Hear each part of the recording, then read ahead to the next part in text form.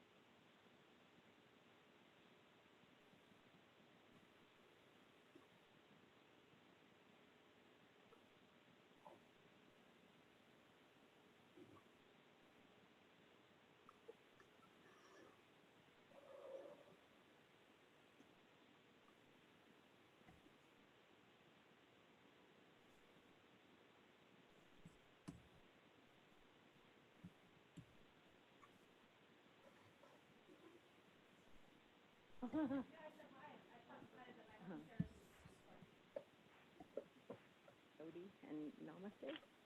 There's Charles.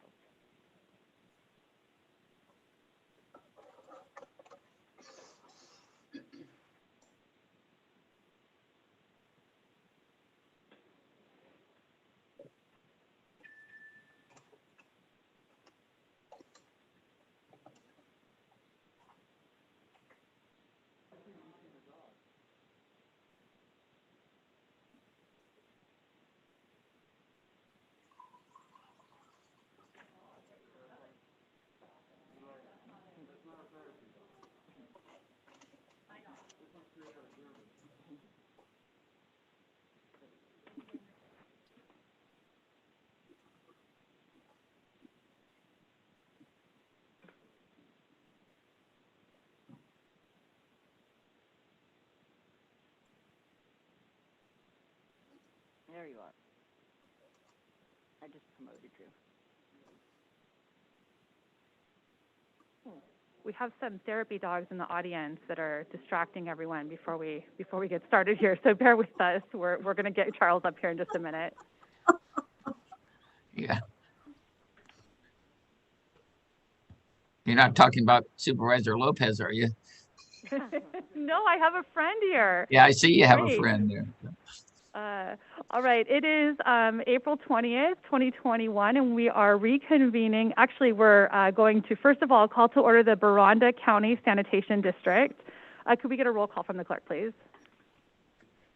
Yes, good morning. Let the record reflect all directors are present, with Director Alejo, Phillips, and Adams appearing via video conference, and Supervisor Lopez and Chair Supervisor Root Askew appearing in person. Wonderful. We are, for anyone who's watching us live on Facebook or YouTube, you may also, you're welcome to join us on Zoom. We're at webinar ID number 224-397-747. I'd like to ask for our Spanish interpretation announcement. Jocelyn Martinez, Se les anuncia que hay interpretación disponible en vivo vía Zoom. Al pie de su pantalla, si selecciona el icono del mundo y presiona lenguaje español, tendrán acceso. En estos momentos, para aquellos que llaman a la Junta, no está disponible el servicio. Gracias. Great, thank you so much. We really appreciate having you here, and we've got Zoom interpreters on online as well, so we want to make sure our meetings are accessible to all of our county residents. I'd like to welcome Lacey Rock for our Pledge of Allegiance this morning. Lacey Rock, in addition to being a close friend of my family, she works in the field of sustainability and environmental policy, municipal government, and higher education. Currently, she is the Director of Sustainability at Cal State University, Monterey Bay. She holds a Bachelor of Arts from the University of Minnesota and a Master of Arts from the Middlebury Institute of International Studies and International Environmental Policy. She's also active on volunteer commissions with the City of Seaside, and we're so pleased to have you join us today, Lacey. Thank you, and we will let you take the microphone to lead us in the pledge. Thank you, Wendy. I pledge allegiance to the flag of the United States of America and to the republic for which it stands, one nation, under God, indivisible, with liberty and justice for all. Thank you, Lacey. Are there any, put you on the spot, are there any Earth Day events at CSUMB that you want to share information about? There's all kinds of Earth Day events happening on CSUMB campus as well as throughout our community. I would encourage you to check out Instagram, the sustainability Instagram page at CSUMB to find out more, as well as connect with your local governments.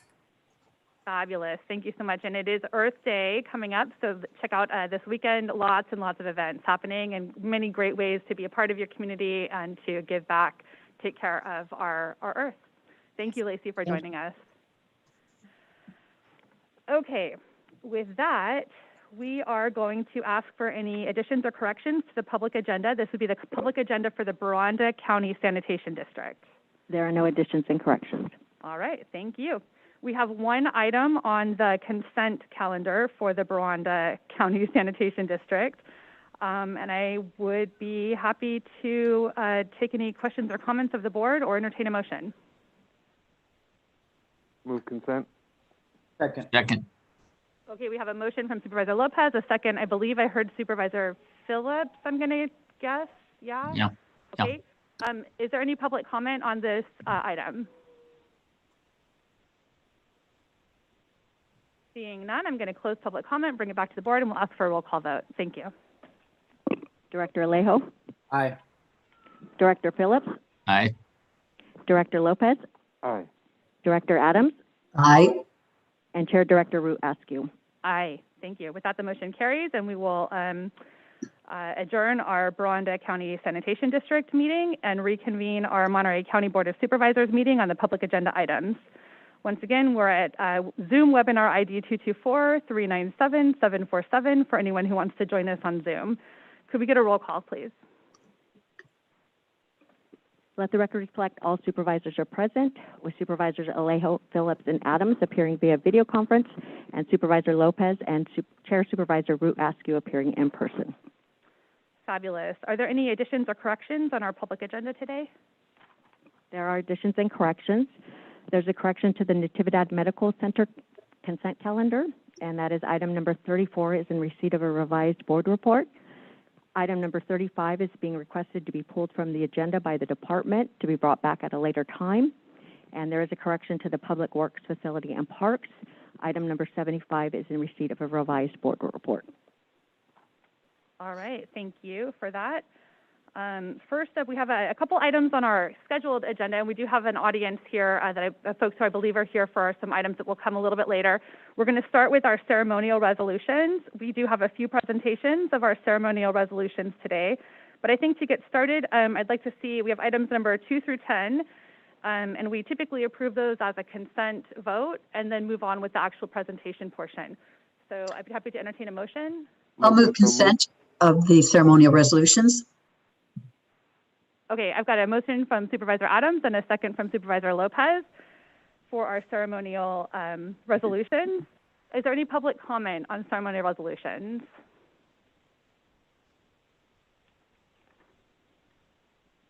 Seeing none, I'll close that and we'll bring it back to a board vote. Can we get a roll call, please? Supervisor Alejo, Aye. Supervisor Phillips, Aye. Supervisor Lopez, Aye. Supervisor Adams, Aye. and Chair Supervisor Root Askew. Aye. And with that, all of our ceremonial resolutions have been approved. We will do a presentation adopting proclamation proclaiming the week of April 18th to April 24th, 2021 as National Crime Victims' Rights Week in Monterey County. We have a presentation. I have our District Attorney, Janine Paccioni, here, as well as Pam Patterson, who's our Victim Witness Program Manager. And I believe we have a few things to say. Would you like to get us started with a couple words? All right.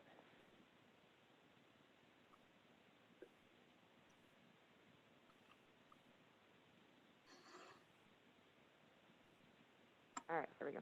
Good morning, Chair Askew and members of the board. Thank you for having us today. I'm Janine Paccioni, Monterey County District Attorney, and with me is Pamela Patterson, our Victim Program Manager. Our Victim Program Unit has been operational for 41 years, providing services to victims, ensuring their rights are protected under the Constitution. Pam Patterson leads this unit, and last year alone, we provided over 35,000 services to 3,800 new victims in Monterey County. It's important that we recognize this week because we have to affirm that victims' rights are as important as the accused rights, and they are an important part of the judicial system and need recognition. We also have with us today Odie and Namaste, two of our facility dogs. They're priceless, and they are so helpful in court with our young child victims. So I'd like to thank you for the resolution. Did you want to say anything? Thank you for the resolution. It's bittersweet to be in here. This would have been our 21st ceremony, and of course, you know, with the restrictions, so hopefully next year we'll be able to reunite and be able to honor victims once again. Great, thank you. And typically we do have a packed house for this ceremony and a full presentation. It's been, you know, not as a member of the board, but as a member of the public, being able to participate and attend. It's incredibly moving, and I am sorry that I won't get to preside over that this year, but I do look forward to restoring that into the future. Just a couple of comments from the resolution that I want to share. You know, crime can leave a lasting impact on any person, regardless of their age, their national origin, their race, their creed, their religion, their gender, their sexual orientation, immigration, or economic status. This commemorative week celebrates the energy, the perseverance, and the commitment that launched the Victims' Rights Movement. Honoring the rights of victims, including the right to be heard and to be treated with fairness and dignity, with respect, and working to meet the needs of victims rebuilds their trust in the criminal justice and social service systems.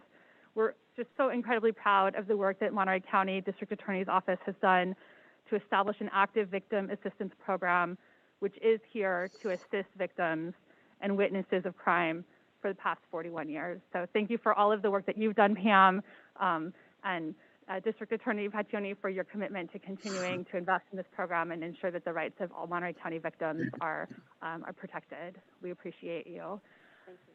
Can I just add that please. Supervisor Phillips was one of the original writers of the grant, and I'm sure that he's very proud of this program. And didn't think you'd see me this long, huh? So I'll take it out to my colleagues for any comments, and then I'm not sure how we do photos. We haven't done one yet with folks here, so we'll do some comments and then we'll just step down and take some photographs. Is that okay? All right, thank you. All right, I'll pass it over to Supervisor Lopez since he's in the room with me today. I see the privilege of being in the room. Thank you so much for helping bring this resolution forward. I know that I've shared several times at the ceremony itself. My family's been touched by violence. We lost people, and the fact that we had that moment and opportunity to share in our grief, but also to work towards solutions together through this place that you've created. I know that there's so many things you do that you don't necessarily put in the spotlight, because it needs to happen for our communities, specifically for those young victims of crime.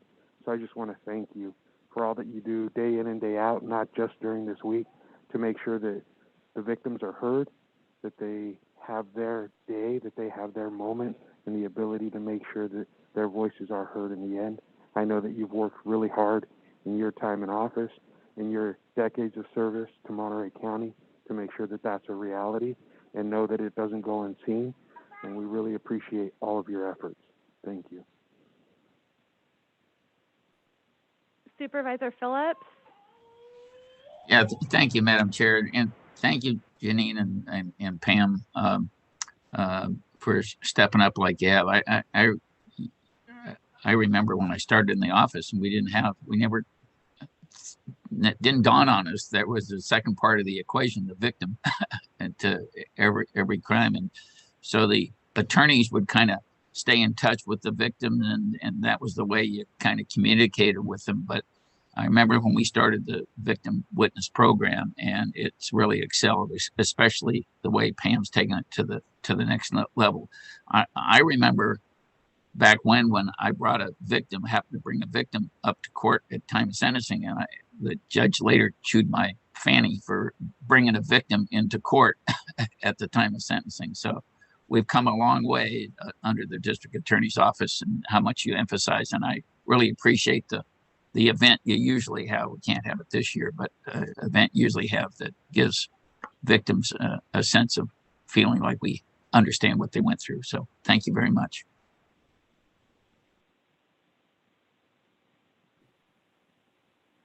Supervisor Adams? Thank you very much, Madam Chair. And thank you, Pam and Janine, for the years of work that you have put into this program. You know, anyone who has been a victim of crime or a friend or partner of someone who's been a victim of crime understands the importance of what it is that you do, because it isn't just the security that you get at the moment, it's the security that you get afterwards, because of the fear that I think a lot of people carry around, and the shame and the insecurity that comes with being a victim of crime. And to know that there's a program and that there are people at the other end of the phone and in person when needed, I think is really important. And you carry forward a lot of wonderful memories from people who have gone through this. And I think a sense of empowerment that victims are given by knowing that people like yourselves are right there for them. So thank you very, very much for the work that you've done, and congratulations. And Supervisor Alejo? Yeah, I just wanted to weigh in to thank DA Paccioni and Pam for and all the team, frankly, because they got a great team and under that to help victims. But anyone knows, going through criminal court as a witness, as a victim, it's not a very easy thing to do, especially if you've suffered traumatic experiences. So having some staffing to help prepare and help them before and after court appearances, I think really goes a long way, especially our youngest victims, victims of domestic violence and what have you. I think those services are critical. And I do appreciate the event they do every year where you see mothers and fathers who have lost loved ones. It's their ongoing way to heal, but yet remember the folks that they have lost to violence or crimes within Monterey County.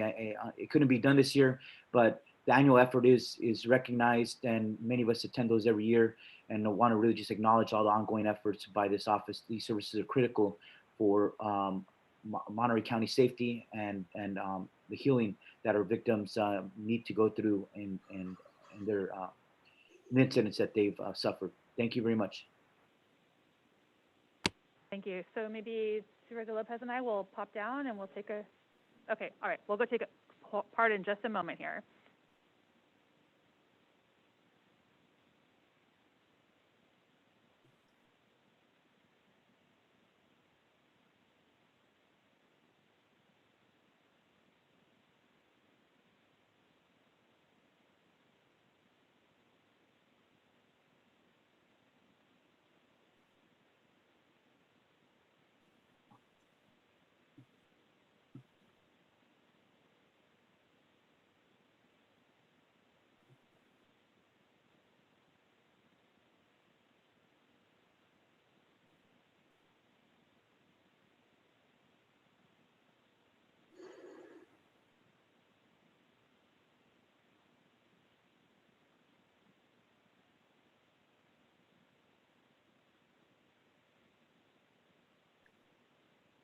All right, our puppies are leaving the room.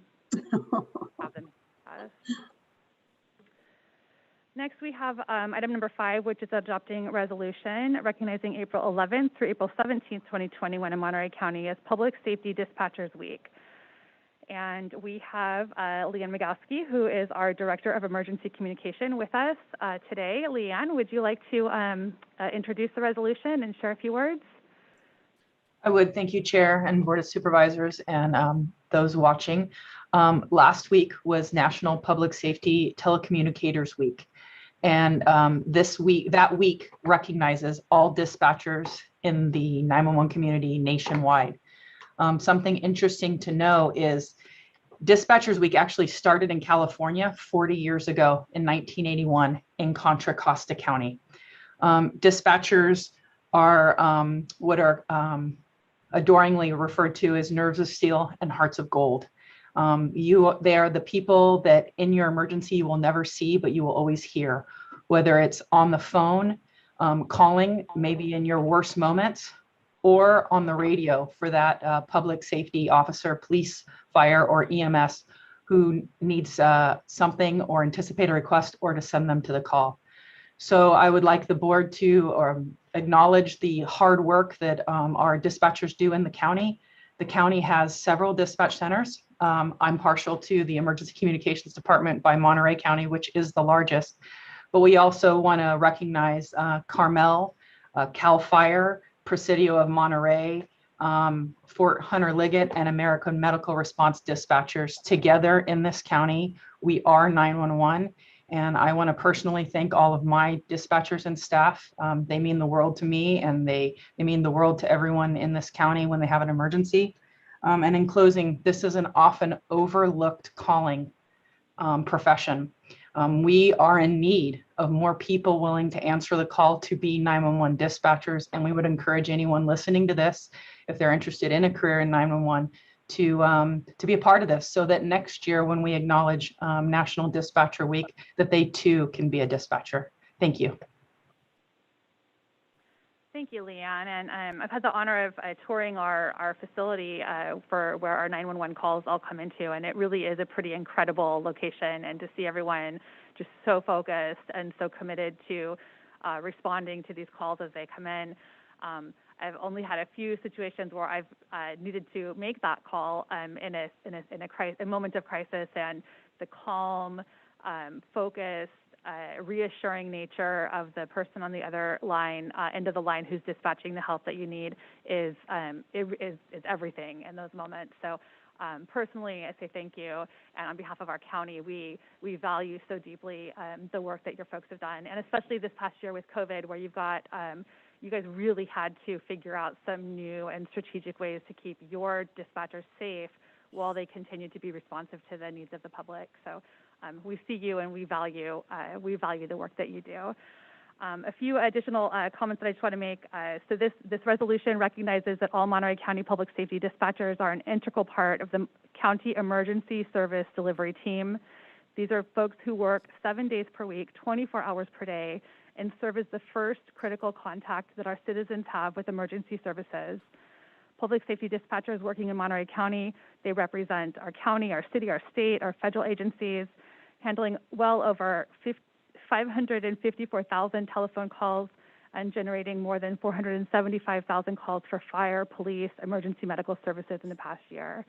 And I'll add, I'm not sure if it was in the resolution, but the new service that you're offering with text messaging. So for folks who aren't able to make a phone call but can send a text message, really incredible. I was able to report a forest fire that had started with the text message capacity when cell phone reception wasn't strong enough. So just innovative and really looking to serve the needs. I will pass it to my colleagues for any further comments. Supervisor Lopez. Yeah, Leanne, I just hope that you'll share with your entire staff, as well as those partners that you talked about, throughout the county that might not be housed there with you in the main 911 center that we have, how much we respect the work that they do and value what they do. I have a cousin who does this work down in Ventura, and I know how much stress it can bring. I also know how rewarding the field can be, and so I wanted to echo your comments about encouraging young people in our community who are looking for a line of work that might fit that desire to give back in a unique way, this is a great way to do that. So, if you're out there listening, please consider this as a wonderful way to contribute to the safety of your community. When I think about those tough calls that folks take, it breaks my heart, some of the things that you hear now with everything being recorded and things that get released in court cases. And so I just want to thank them for being that first responder and over the phone that often stays with folks during some of those most critical situations that they will experience in their life. So please share our appreciation, share our thanks, and know that we support you and your team. Thank you, Leanne. Thank you. Thank you, Supervisor Lopez. Any other comments from members of the Board of Supervisors? Supervisor Adams. Thank you. I'm going old school here. I had the opportunity as well a couple of years ago to tour the facility soon after Leanne had joined our county team. And, talk about cool, calm, and collected. That's the feeling that you get when you go into the 211 dispatch center, 911, sorry, 911 dispatch center. I'm so accustomed to 211, but I was really impressed with it. And in fact, the day that I was taking my tour, so was Kelly Cordoza, who was the captain and chief here locally of the California Highway Patrol. And it was just as we were launching the text 911, and we did a little dialogue back and forth of what it would be like to try to do a text for 911. And it really turned out to be a big boon for people, because often you are in a circumstance where there is no way that you're going to be able to speak and be heard. So the opportunity to text is really wonderful. But I really applaud the work that you do, Leanne, and the team that you've assembled, and all of the dedication that it takes. I know it's really, really difficult work. And I think sometimes people don't understand the importance of the first line, which is what exactly you are. So thank you very much for the effort and everything that you put in, and congratulations. Thank you. All right. I don't see any other hands raised, so we'll move on to our next presentation. We have item number 10. Our therapy dogs have left the building, but we do have a canine who has joined us, a police canine from Soledad who has joined us here. I will pass the microphone over to Supervisor Lopez. Do we have a mobile mic ready? We have Officer Tanay and Canine Huro who are with us today. So we'll get a mobile mic set up and some words from Supervisor Lopez. Thank you.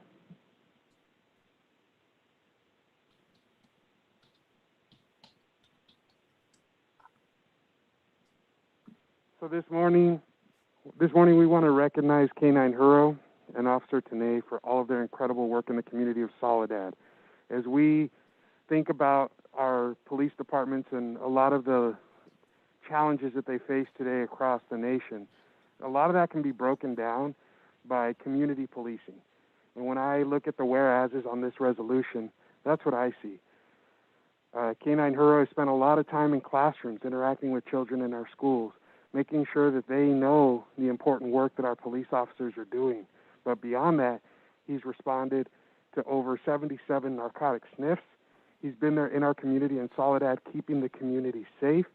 And we know that these pups spend a lot of time doing incredible and important work that often goes overlooked. But as he heads into retirement after 5 years in service in Soledad, we wanted to make sure that he was recognized, but also his handler, Officer Tanay. So today, the county takes time to recognize you and your incredible partner upon his retirement. And we wanted to give you a little time to share with us maybe some of Huro's plans for retirement. I just want to say thank you so much for this opportunity and for the recognition as well. I'm just the guy that holds the leash. Huro's mainly did all the work, every call that he went to, every school that he visited. It was all him. So I was blessed to have Huro as my partner. He enjoyed. Well, I enjoyed as well, showing the kids, interacting, building that bridge with the police and also with the next generation. And that's what we're here for, is for that next generation to be successful. So having Huro with many of the demonstrations and things like that was a blessing as well. So his his plans for retirement is just to hang out with my family, with my other dogs as well. He's not a lot of handlers get a chance to take their canines home. A lot of them get injured on the job. It's very, very dangerous. So he's a dual-purpose dog, narcotics and apprehension. So just seeing him with me is a blessing. So I'd just love to, represent Monterey County and the city of Soledad as well. Thank you, sir. Thank you so much.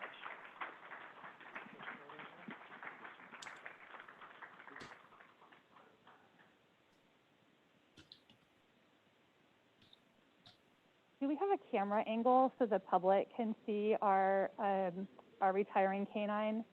Is there a spot in the room where our puppy can walk through the camera angle?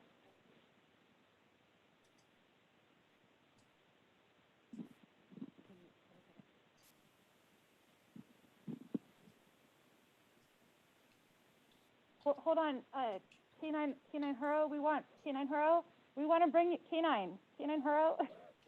We want to bring you back for a camera debut before retirement. We're working on the camera angle right here.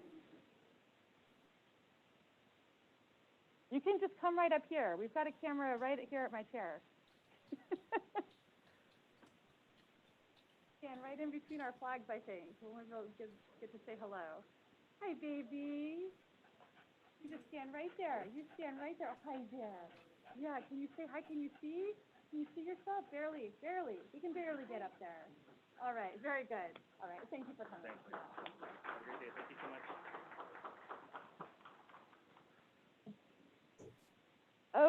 Okay, we are moving right along to appointments, which is items number 11 through 20.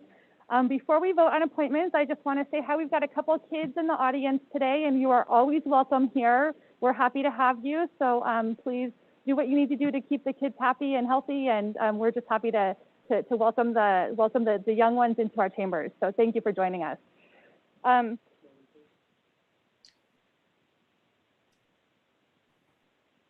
Oh, thank you. I missed that part. Yep. Okay. Sorry. Before we move on to appointments, we're going to do Carla Stowbridge. Would you like to make any comments in regards to our the resolution we just approved? Yes. Great. We'll pass the mic to you. Thank you. Can you hear me right now? We can. You're on. Okay, perfect. I just wanted to give a big thank you to the Board of Supervisors and Supervisor Chris Lopez for recognizing Officer Tanai and Canine Huro. As you know, Canine Huro was a very special canine for our city. Being the only canine in South County, he not only provides services for our city, but also the South County as a whole, and CHP, the prisons, and the Sheriff's Department. But not only that, but he was very loved by the kiddos in our community, and I know that they already miss him. So I just wanted to give you a big thank you for recognizing him. And I really feel having a canine in our city is really important. People can kind of relate to having a dog as a friend or a family member. And I feel that kind of helps paint our officers a little bit better and helps bridge that gap a little bit more with our police department, and especially having a dog like Huro. I sent Supervisor Lopez a picture of myself and the dog where the dog is literally hugging me.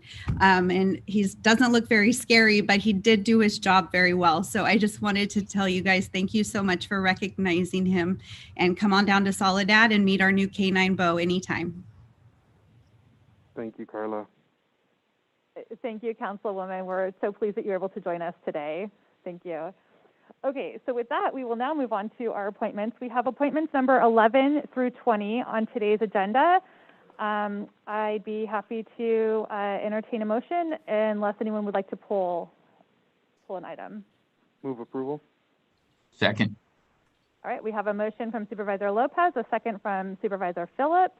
We'll go out to public comment on our commission appointments. Seeing no hands raised, I'll bring it back to the board for a vote. Before we vote, I just want to comment. I'm just really pleased that John Wizard is going to be filling the District 4 Housing Advisory Committee seat. We've been really thinking hard about how we can bring additional knowledge and passion to the board advisory committees as we work to increase housing opportunities that are affordable for all workers, families, and seniors throughout Monterey County. And I just want to thank all of our volunteers. I believe it might even be Volunteer Week, but that was one District 4 appointee that I'm just really pleased and excited about today. And if I could, just before we vote, also wanted to, quickly shout out Chief Allen, who's joining the Behavioral Health Commission. To have a police chief from Greenfield joining that incredibly important committee at this time as we deal with the behavioral issues in our community is just so wonderful to see. So I want to thank him for setting aside his time to join us in those efforts. Excellent, thank you. Well, big thank you to all of our volunteer committee, commission, and board appointees. And with that, we'll do a roll call vote. Supervisor Alejo?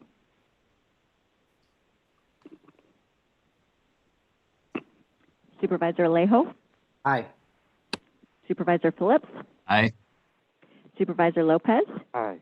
Supervisor Adams?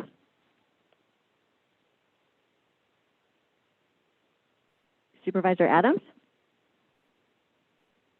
And Chair Supervisor Root Askew. Aye. With that, the motion passes, and we welcome all of our committee appointments.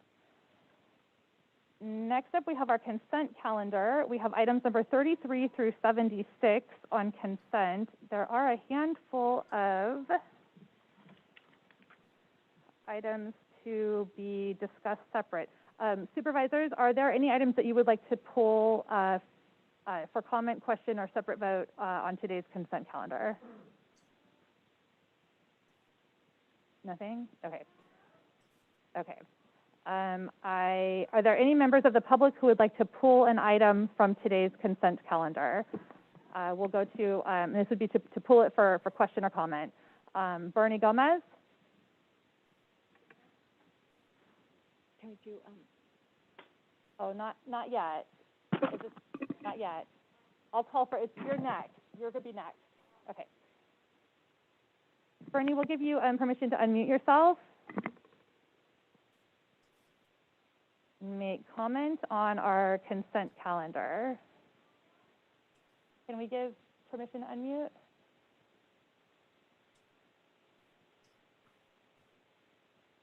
Okay, Bernie, you should be able to unmute yourself. Thanks for joining us today. Yeah, thank you. And foremost, good morning to Chair and the board. Yeah, I was just wondering if the board be willing to, pull item 51, 2, and 51, 52, and 3. It's around the sheriff's request for funding, right? And maybe be able to integrate it into his to his presentation later on this evening. So that's my only comment. Just there's a lot of money being requested from this department at this time. I know last week he was sent back to do some modification to his budget request, and so I'm seeing all this extra money going around and being, I don't know, so it's trying to understand the process. So I was just wondering if he could speak on it in front of the public, and to the board too, so that we the public can have some input in it. I mean, but thank you. Okay, thank you very much. So that was a request to pull item 51, 52, and 53. So we'll come back to those. Next up, we have John Farrow. We'll need to give John permission to unmute himself.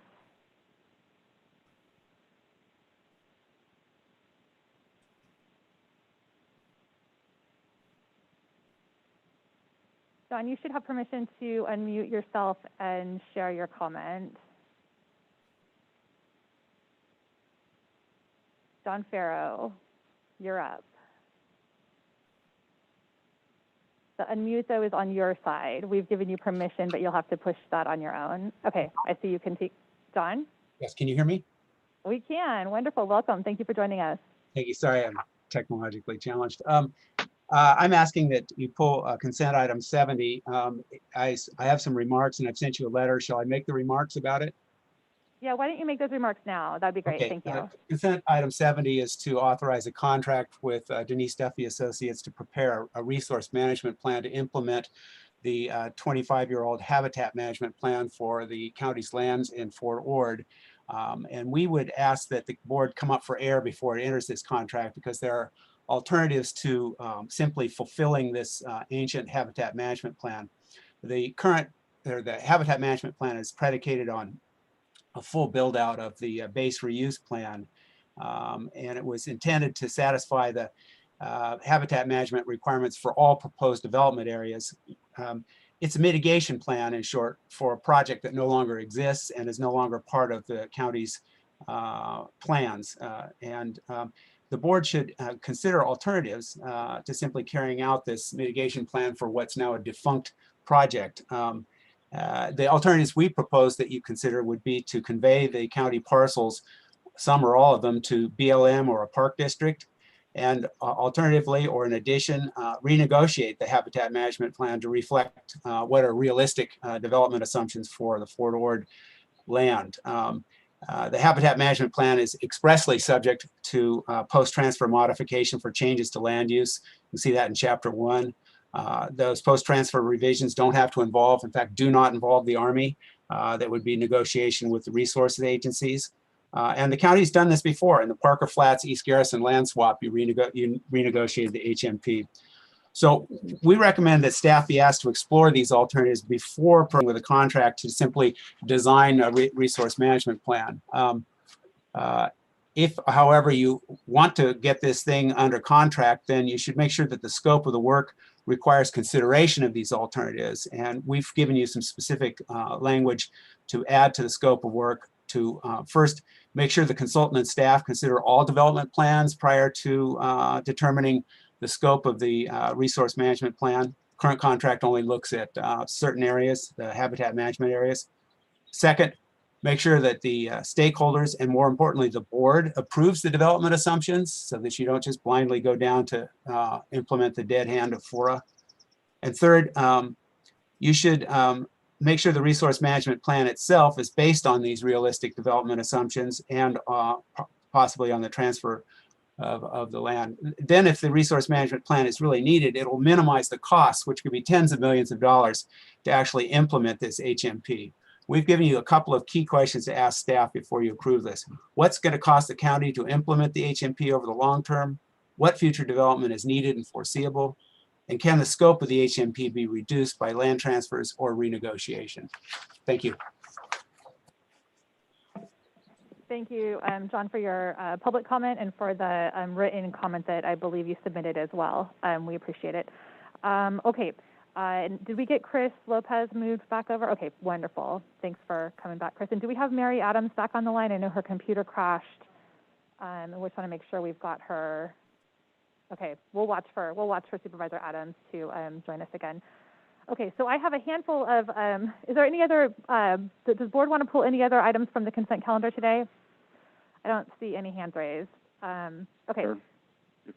Yep. I'd like to pull item 69, please, for modification. Okay, so it looks like we have just referencing that 34 has a revised board report. 35 was pulled by the department to be brought back at a later time. 75 has a revised board report. And we have a request to have a separate vote for item 69. I would like to request a separate vote for 70. And there was a request from the member of the public to have 51, 52, and 53 considered at a future part of the agenda today. I did have a question about item 51. I'm not sure if the sheriff is on the line, or it looks like Under Sheriff Minot is here. But my question about 51 was, this was an agreement with the Monterey County Sheriff's Office for lease of 13 vehicles from Enterprise for 48 months. It says it will be used for covert surveillance. This would take the place of the current county vehicle replacement program for those unmarked cars. I just want to make sure that I understand, if the board approves this agreement, is this a de facto authorization of the Sheriff's Office to stop participation in the county vehicle replacement program, or is this only for those 13 unmarked cars? Thank you, Chair, members of the board. John Minot, Under Sheriff. Chair, it's not all of our patrol fleet, all of our the black and white cars that everybody sees on the road, those are all in VAMP, and VAMP has been a great program to take care of our patrol cars. This is just for investigative cars, and the reason that we had asked, and Chief Thornburg and I had met with Mr. Woods to discuss some of this as far as moving away from VAMP specific for these cars, and really the biggest thing is it gives us a lot more flexibility as far as being able to recycle or move cars if we need to. These are used for surveillance by our investigations personnel. They're also, when we're contacting victims of sensitive crimes and we're trying to help protect their confidentiality and their identity, this gives us a chance to utilize non-standard government looking vehicles. It gives us better access to some of the import cars and things that just don't traditionally look like a cop car, so we can help protect victims and witnesses and their ID and their confidentiality when we're doing investigations. And then also, when those detectives are out there doing work to surveillance and trying to tail various suspects. I mean, we did a ton of that last year with the projectile case when we were working with CHP and trying to protect the identities, or so in that case that guy that was tearing up all those cars on the highway, so he didn't know that we were onto him. So this gives us a different avenue. VAMP has worked excellent for us for patrol cars, and we certainly want to keep that commitment to VAMP. This will give us the same kind of sustainability in that it will spread the payment out over time, and then it also gives us a chance for just an operational.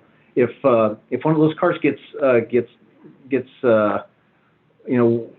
sometimes the people that we're trying to surveil, if they get onto us or they learn that, okay, that car belongs to the sheriff's office,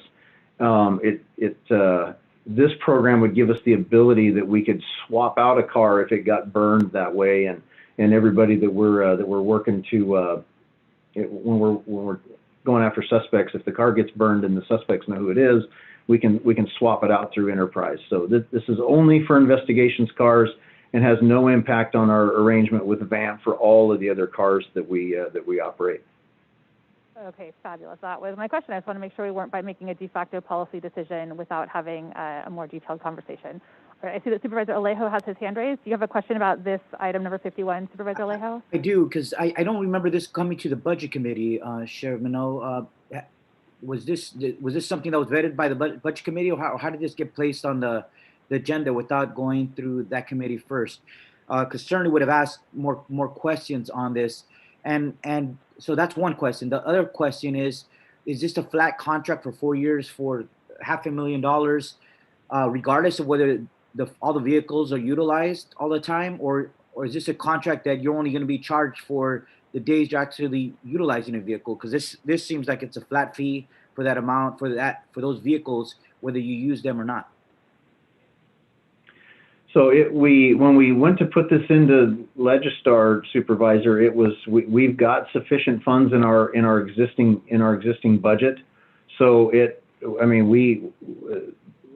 we put it in, and we intended to go to Budget Committee, but the short answer was it didn't have to, because we weren't asking for any additional funds. It was a contract to be approved by the board. So we followed the guidance that we got in that regard. And then on the other piece, these are cars we need, so they're not going to sit.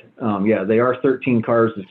It's an annual lease payment, but these things aren't going to just sit around and not get used. We've got detectives that are out following up and working with victims and witnesses every single day, and doing surveillance on suspects all the time. So these things aren't going to sit in a parking lot and not get used. We need them, and frankly, if we had sufficient funds and we could just make a purchase of $500,000 of cars right now, we would. But this was a way to get them in the door, get them into use, but then spread out the pain of the finance piece. Well, I never heard of a department saying they didn't need to come and get approval and vetting from the Budget Committee just because it was within their budget. Every other department, and especially like Natividad, has a lot of expenditures that get vetted before the Budget Committee, and it would allow us as supervisors and the public to ask more questions, especially on big contractual items like this, and including the next item that's over $3 million. These are all items that we have a budget committee for a reason, so that the public could get more notice and opportunities to provide public comment and to see and review these these large contracts, and as well as the supervisors. That's my responsibility as chair, and Supervisor Askew as another member of that committee.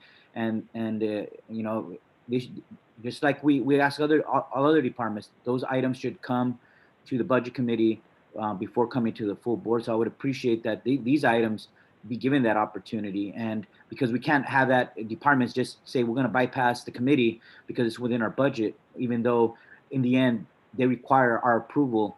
The final approval is based on all the 5 supervisors to be able to do that. So that's my position, and I hope my colleagues would make sure that the purpose of the budget committee remains an important one, to provide that kind of oversight before we have a full board. This is on a consent agenda. Had we not even pulled this, there would have been very little questions asked, because it was not vetted through the budget committee, and so that should not happen in the future. Thank you. So, are you asking Supervisor Alejo that these 3 items go back for some additional vetting? It sounds like there's more questions. Are these timely? Under Sheriff Mino, what is your timeline? Well, the challenge with the cars is obviously, I mean, it's the same challenge as everything, Chair. We run up against manufacturer deadlines and cutoffs for purchase dates and ordering, and they typically see a 3 to 3.5% increase each year on the car prices as they go from one year model to the next year model. So trying to get them on as quick as we could was, certainly had to do with keeping the cost as manageable as we could keep it. And Madam Chair, but this cannot be rewarded. This has been an issue in the past with the Sheriff's Department on bypassing the budget committee. So this is not a new time. It's happened before, it just hasn't happened for a while. And otherwise, items are held to the last minute, and then they're rushed, and then they say, oh, we have to because now we have a deadline. That's, if we allowed every department to do that, then we would be undermining the purpose of having a budget committee and rewarding delays like this. That should not happen. And in this case, there is no imminent deadline. It can go back to the budget committee for proper vetting, including the other large items that I think should have been sent to our committee first. And at the minimum, the department head should have called the chair of the budget committee to check and as some have done, when there is an urgency, they check with the chairs to see if we could bypass the committee under rare circumstances, but that did not happen in this case. Well, I just want to say we work with our budget analyst on all of these proposals, and we certainly rely on their expertise as to what has to go and what doesn't. This isn't a question of circumventing the budget committee or not trying to get vetting. And then obviously we go through all of the steps that's required as we try and put something into Legistar to get it on the agenda. So this had nothing to do with service. I'm going to jump in here. As the chair, I'm going to jump in here. And I think there may be some clarification needed from Budget Committee about what the expectations are so that we can be clear. But I do think that it would make sense at this point that given the questions that have been raised to delay a vote on these 3 items so that we can get some clarification about the process that we want to follow moving forward. If that's okay with you, Supervisor Alejo? I'm going to pull these out as a separate vote so we can vote to delay them. Okay. All right. So given that, so I have we have changes to 34, 35, and 75. We're going to do a separate vote on 51, 52, and 53. We have item number 69 that Les Gerard has asked for a separate vote. Do you want to speak to item 69? Yes, thank you, Chair, members of the board. Item 69 is actually a fairly, as styled, is a fairly routine series of amendments to an agreement with the Sports Car Vintage Racing Association for some events out at Laguna Seca. There was one amendment that was not included in the board report that we recommend being made. The current contract, which was approved a couple of years ago, had a aggregate limit of insurance that the sponsor was to provide of $20 million for these events. This event is not going to be they're not going to be spectators at the event this year.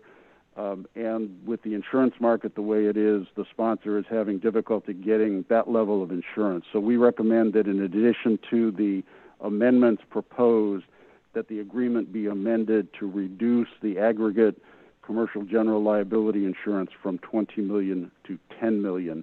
As your risk manager, I believe that is an appropriate level of insurance. Mr. John Narigi is in the meeting, I believe, if you have any questions for him. Yes, I'm here.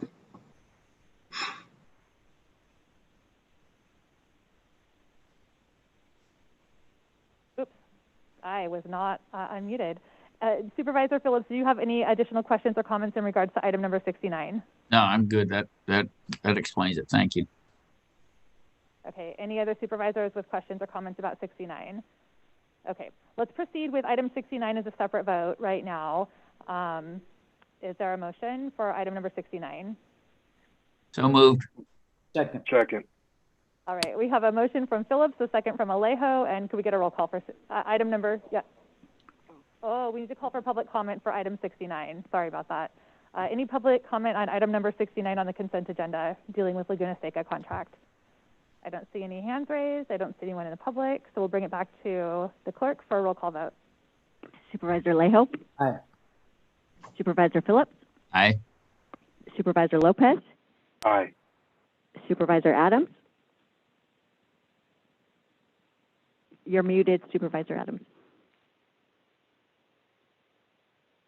Oh, Supervisor Adams is on a new computer. We've got to give her some grace here. You got a thumbs up for us, Supervisor Adams? Yes. Can you hear me now? Yep. We can, yeah. And this would be a vote on item number 69. Item number 59. 69. 69. I'm going to have to abstain. I'm so sorry. It's okay. We understand. I missed the entire discussion around it. So I'm so sorry that I do not feel like I'm capable of voting for it because I don't know what the outcome was. If the board wants to indulge me with just a quick down and dirty on exactly what the outcome was, I would really like to be able to vote on this, and I'd really like to be able to vote on this. Chair, I can just quickly summarize. Supervisor Adams, I pulled it to make a recommendation that the contract be modified by reducing the necessary commercial general liability from an aggregate of $20 million to $10 million, because there are not going to be any spectators this year, and the insurance market is difficult, and the sponsor is having difficulty getting the $20 million worth of insurance. As your risk manager, I recommend that you approve this. It's an appropriate level of insurance for this event. And this is item 69 in consent? Yes. I must admit that I'm afraid that my agenda must be off because I'm showing this as something that deals with... It's an amendment to an agreement with the Sports Car Vintage Racing Association for certain events at Laguna Seca. I apologize. I see that I have, mine shows that it's a Denise Duffy to deal with installation-wide multi-species habitat management.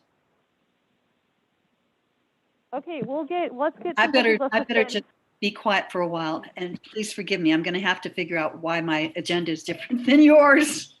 That's the next item, item 70. We will get that sorted out. Okay, so we're in the middle of a vote, a roll call vote. And Chair Supervisor Root Askew. Aye. So we have 4 with 1 abstention in support of item 69. Thank you. 69. Okay, and then the next item that was pulled that John Farrow asked from the public to pull, and I was also going to ask to pull, was item number 70. Item number 70 is a contract for habitat management parcels for the county to contract with Denise Duffy and Associates. There are a number of questions that were raised in a letter to the board. I would love to ask staff to either be able to respond to those publicly now, or it may be more appropriate with the level of detail to have this item delayed so that we can get some clarity around the information and move forward with the rest of the items on our agenda this morning. But I'll pass it over. I see Wendy Stremling is on the line. Right. Well, first I'll defer to Melanie and then I'll talk after Melanie. Thank you. Good morning. I'm Melanie Beretti with the Housing Community Development Department. So staff did have the chance to review the letter from Landwatch regarding the Habitat Resource Management Plan ahead of today's meeting. So I would like to just provide a few points of clarification and then some suggestions from staff. So one, just to be clear, the County Habitat Resource Management Plan is to be developed, that's to be developed pursuant to the contract before you today. It only implements the Fort Ord Base-wide Habitat Management Plan. The resource management plan that the county would develop has nothing to do with future development per se. There is limited allowable development on the habitat management areas, but those are primarily to support habitat management and open space recreation.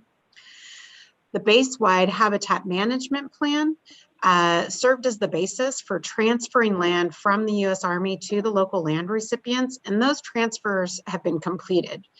And as a condition of receiving the former Fort Ord habitat management properties, the county did agree to abide by that base-wide habitat management plan. And the requirement to do so is also in the property deeds. I do want to clarify that the CEQA analysis and the incidental take permits that are referred to in this professional services agreement are solely related to the county's resource management plan and implementation of the habitat management activities to be laid out in the plan. No other development or anything will be permitted by this actions. To respond directly to some of the points in Mr. Farrow's letter. So regarding the question of the cost of the county resource management plan, staff will be working with the regulatory agencies while developing the plan to align the plan to the extent we can with the resources that the county has available. Our goal is for it to be equal to or less than the anticipated interest earning income on the approximately $13 million that we did receive from FORA for habitat management activities. But we won't know until we've done the final plan and that's been approved by the regulatory agencies what the actual costs will be. In reviewing Landwatch's proposed modification to the scope of services, staff does support adding Landwatch Monterey County to the list of stakeholders as requested, and we look forward to working with Landwatch and the other stakeholders in this process. Regarding amendments proposed to task 3.2, staff would support adding the suggested final sentence proposed with minor modification so that it would read, comments on the identification and definition of potential future development assumptions within habitat management areas shall be solicited from stakeholders. So given the limited purpose of the county's resource management plan, staff doesn't feel that adding the requested reference to task 3.2 to include non-HMA parcels is appropriate. We are not talking about non-HMA parcels, we're just talking about the habitat management parcels. Staff also doesn't think that it would be appropriate to add task 3.3. We don't feel it fits in the scope of this particular project. Regarding that, it is appropriate, should the board desire, to look at the use and management of the county-owned Fort Ord lands, including potential general plan amendments, rezoning, alternatives to who could manage, but those discussions can happen separately from the resource management plan. And staff is planning to come to the board in June or July with an update and presentation regarding the Fort Ord lands, which could serve as a platform to begin those discussions with the public and the board, should the board desire. With that, I'm available, as is County Council, if you have any questions or clarifications. And if you do want to take action today, I can repeat the elements that staff would recommend, is comfortable with adding to the contract, and we have authorized it with our consultant as well. It's no problem. Thank you. Great. Thank you for the additional information, Melanie. I'm just going to jump in. I mean, my preference would be to have a sit down so that we can hash out some of these questions and ensure that we're in alignment moving forward, and that we understand what the concerns are and how to best address the needs.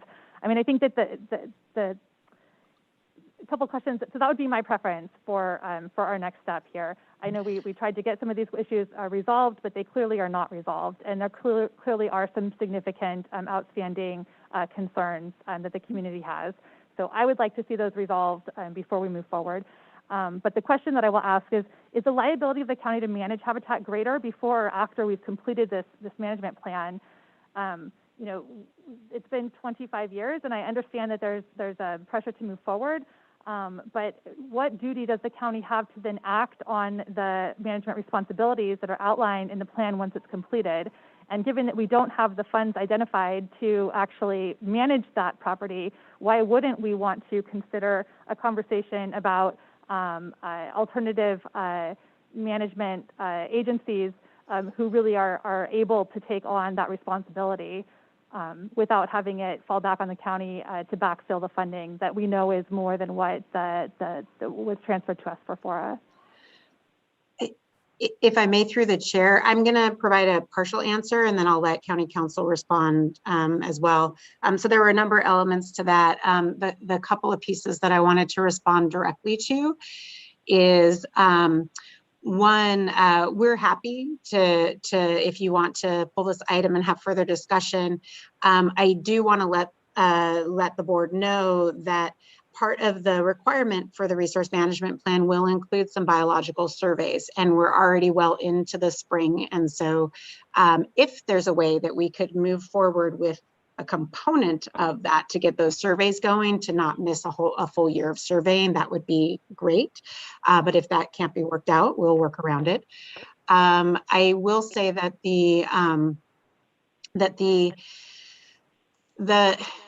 actually, I think I'm going to pass the rest over to county council because Wendy, I know you're going to have a better nuanced explanation. So I'm just going to let you go ahead and respond to the rest of that. Thank you. Well, Melanie, I think you covered it very well, but I want to emphasize a couple points. First of all, this habitat management plan was a base-wide plan approved between the Army and U.S. Fish and Wildlife Service back in the 90s. And the purpose, it was necessary under the Endangered Species Act in order for the Army to transfer the land. So not only to transfer the land to FORA, but also it was a precondition for their transfer of land to the University of California and California State University. So it was needed for the land transfers, which, as Melanie has stated, have already occurred. To amend this plan, Mr. Farrell's right, it doesn't require Army requirement, but I believe it would require amendment. It would require agreement by all the signatories, who include Caltrans, Bureau of Land Management, Monterey Peninsula College, the UC Regents, York School, City of Marina, Monterey Regional Parks District. So we'll be back into a multi-regional negotiation over the HMP. Now, so that document exists. Not only that, the Board of Supervisors in 2003 signed on to it, agreed to concur. We concurred with the requirements of it. It requires us to develop this resource management plan. We didn't do it until now because until FORA dissolved, there was this effort to do the base-wide HCP. Now that FORA has dissolved, now it falls on each of the landholding jurisdictions to actually go ahead and to develop the resource management plan for the habitat lands within their jurisdiction. The way this worked is the county got the lion's share of the habitat management land, the majority of it in the former Fort Ord, kind of in exchange for the development that the other jurisdictions got to pursue. It's on that basis that FORA actually gave the county, when it dissolved, we got something like 80% of the money that had been set aside as part of the special tax for habitat management. That's FORA transferred 13 million plus to the county for this habitat management. Wendy, I don't want to interrupt, but I think what my point is that there is more conversation to have occur here, and I would like to be able to get this resolved. We have a lot on our agenda today. We've got 2 more items this morning. So I guess Supervisor Adams has her hand up, but I would like to recommend that we pull this item, that we convene a meeting within the week to get some clarity on the issues that have been raised and to bring it back for the board to vote on at our next possible date. So that would be my preference, but Supervisor Adams and then Supervisor Phillips. Considering what you just said, if that is a form of a motion, I would second the motion and lower my hand. All right, perfect. So we have a motion, we have a second to delay this item for a meeting to hash out the details later this week. Supervisor Phillips. Yeah, I feel like I'm back at 4. I thought we were over this, but is a delay, Melanie, what kind of a problem does a week or 2 delay cause for you? The main thing is the biological survey component that we recently learned that we need to do. And again, we're well into spring. So any delay at this juncture, in fact, our consultant was hoping they could start ahead of today's date. I don't know if they're, that being said, again, if it's the wish of the board, then we will work out what that means with the regulatory agencies and our consultant team. Thank you. Thank you. And I saw Supervisor Alejo's hand go up, but go back down again. I have no problem moving forward, so I'll do an alternative motion to approve this item. But with the language that Ms. Beretti had recommended to include, if you could just restate what that language and what provision was that language that you're willing to accept into it. I think it was 3.1. Sure. So for Supervisor Alejo, that would be to support adding to the list of stakeholders in the scope of services, Landwatch Monterey County, and then to support adding as a final sentence to task 3.2, the sentence that would read, comments on the identification and definition of potential future development assumptions within habitat management areas shall be solicited from stakeholders. Okay, so a motion approved with that language that was just read by Ms. Beretti. I mean, this is nothing new. This has been going on for a long time, and we knew this was coming and a part of the conversations before for quite some years. So nothing new. Thank you. I'll second that. It's Lopez. Okay, we have a secondary motion from Supervisor Alejo, a second by Supervisor Lopez. We need to go out to public comment on that, so I will go to John Farrow, and we are watching the clock today, so we're going to do 90 seconds for public comment for the remainder of the day. So I'll do John Farrow, you're up. Can we give permission to unmute yourself? But didn't you already speak on this item? Yeah. Well, we now have a different motion than what was proposed. Is that additional public comment? Didn't you allow members of the public to speak twice on every item? Well, I'm going to get County Council's opinion here. Thank you, Chair. I think it would be appropriate to allow Mr. Farrow to comment on the nature of the motion. Okay, great. Thank you. John Farrow, you may speak. We've got 90 seconds on the clock. Thank you. Yeah, the motion proposes some, but not all of the amendments we make. The critical amendment is that the would not include consideration of all the development assumptions. Just to speak to that, the Habitat Management Plan is not simply to address the transfer of the lands. It's based on the transfer of the lands with the space-wide reuse plan set up. If you look at the Habitat Management Plan, the entire discussion is predicated on a specific base-wide reuse plan that involves specific parcels being designated, specific amounts and scope of habitat management being dictated by the scope of the planned development. It's clear that if you sit down with the agencies, you can renegotiate this thing without anywhere near the same scope of obligations for habitat management if you don't develop as much land. The county is potentially going to pay tens of millions of dollars to mitigate development by other agencies. And I think it behooves the county to be fiscally prudent and look at alternatives. And that means you have to look at the whole scope of development, not just the development on the habitat management areas. So the proposal that the scope of the contract be limited to looking at development assumptions on just those areas that are habitat management doesn't get to the meat of the question, which is, if we're not going to be doing the whole scope of development, why are we doing all this mitigation for it? And why is the county paying for it?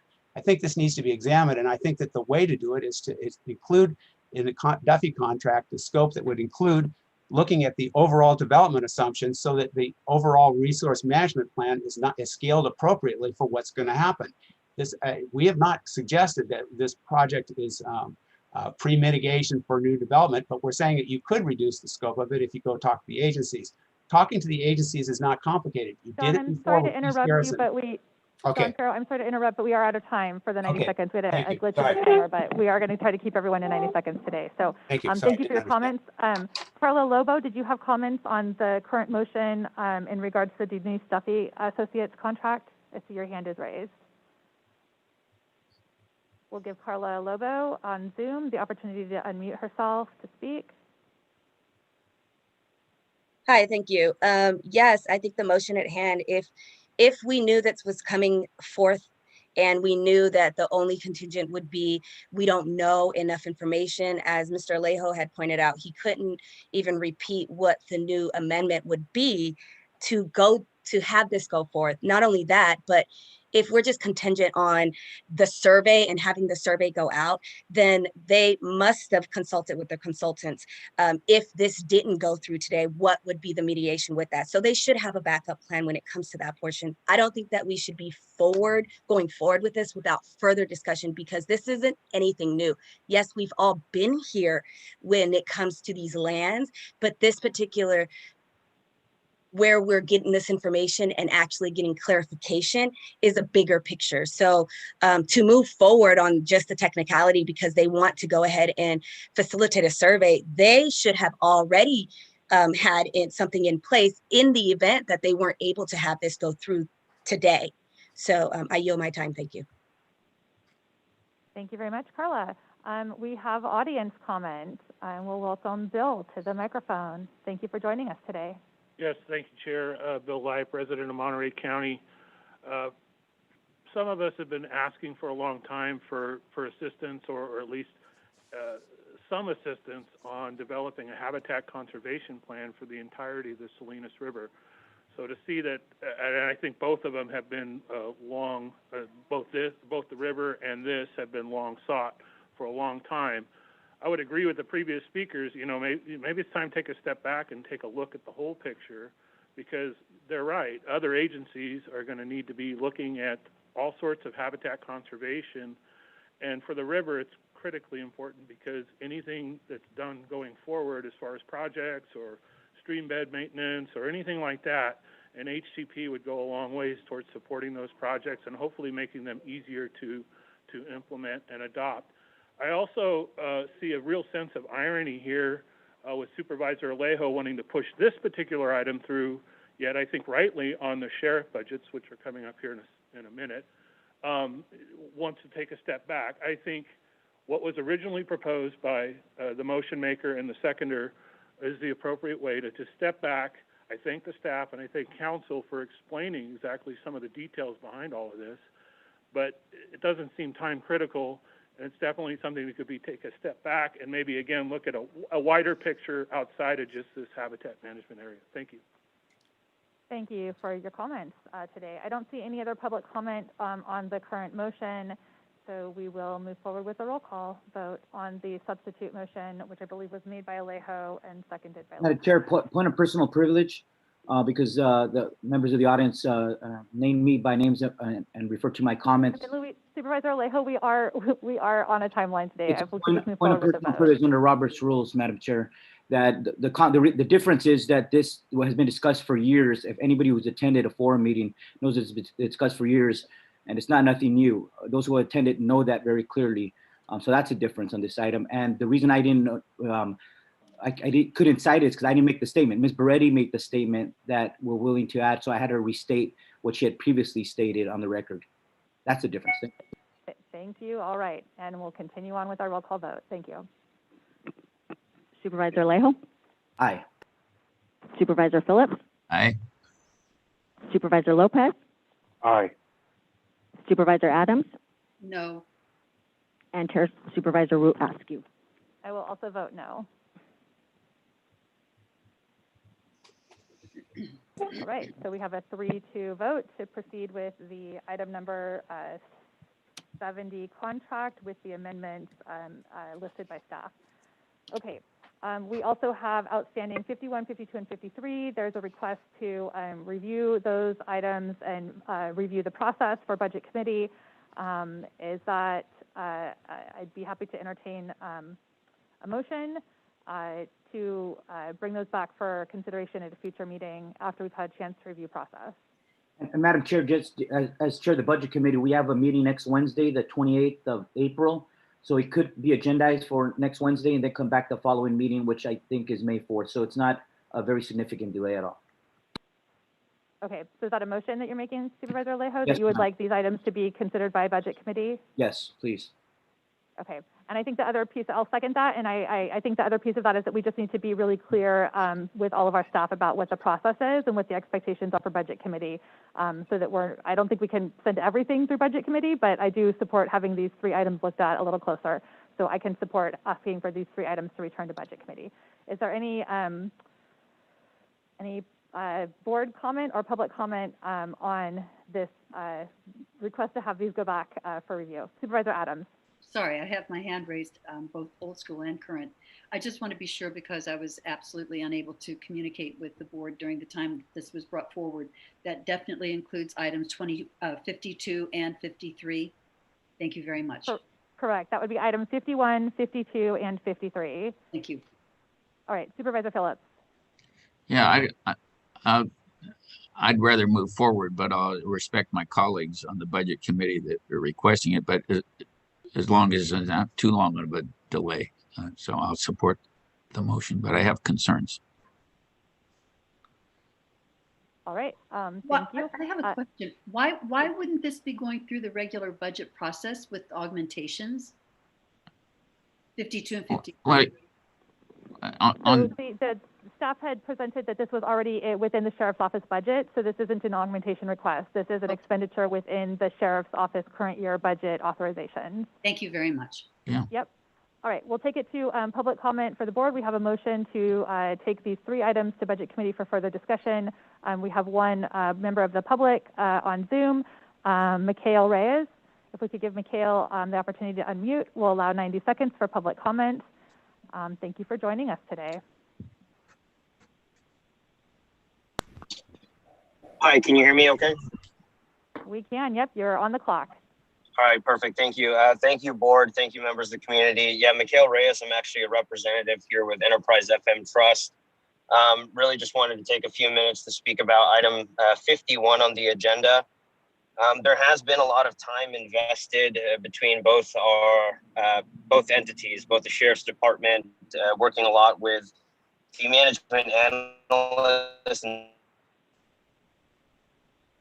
budget analyst on this, along with our team.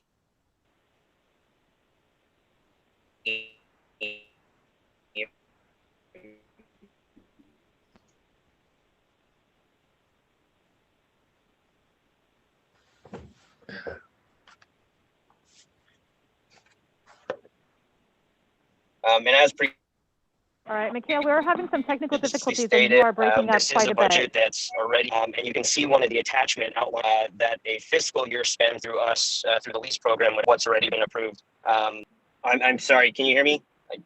Hello? Yeah, you're breaking up quite a bit. We've only got a couple more seconds on the clock, but if I think we'll let you continue. We'll keep going.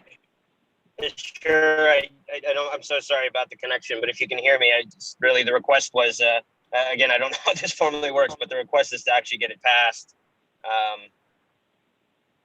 And I just ended there with my connection kind of being bad here. Okay, well, thank you. And, you know, this is for an urgent item right now that you're speaking to, but you're also always welcome to contact the board via email at cob@co.monterey.ca.us. Okay, we have Bernie Gomez to speak specifically to the motion to bring these items to the Budget Committee for further conversation. Bernie, you may unmute yourself, and we've got 90 seconds on the clock.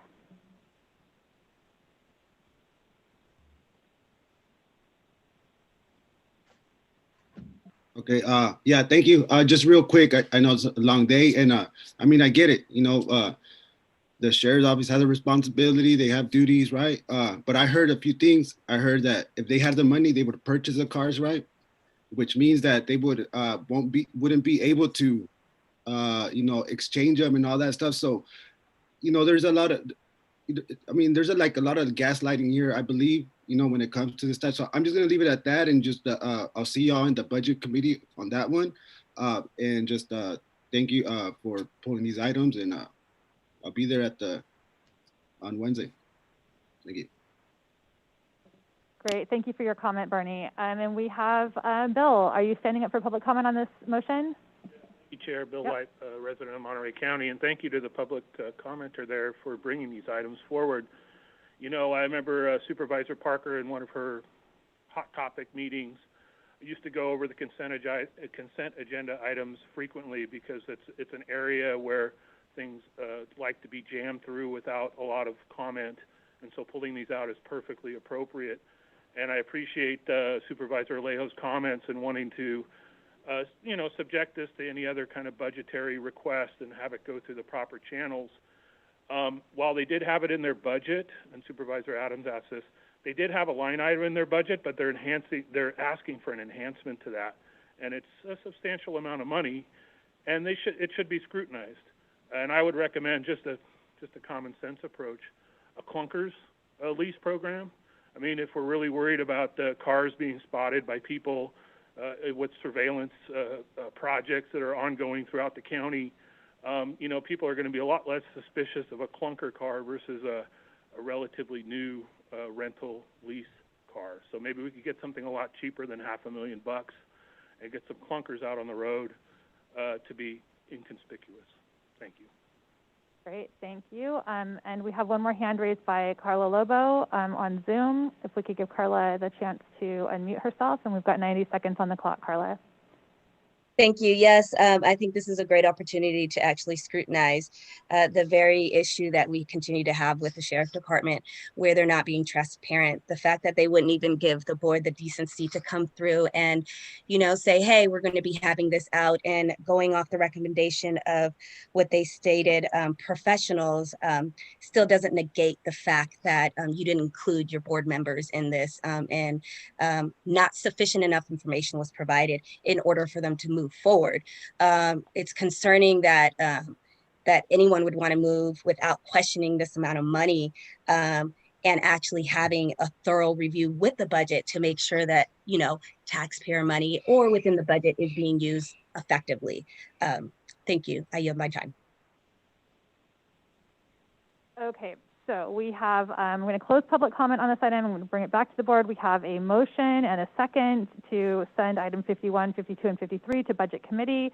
I will ask for a roll call vote, but first I see Supervisor Alejo's hand is raised. Supervisor Alejo. Very quickly, Madam Chair, just for a point of clarification, these are not, at least the first two items that I looked at are not items within this year's budget.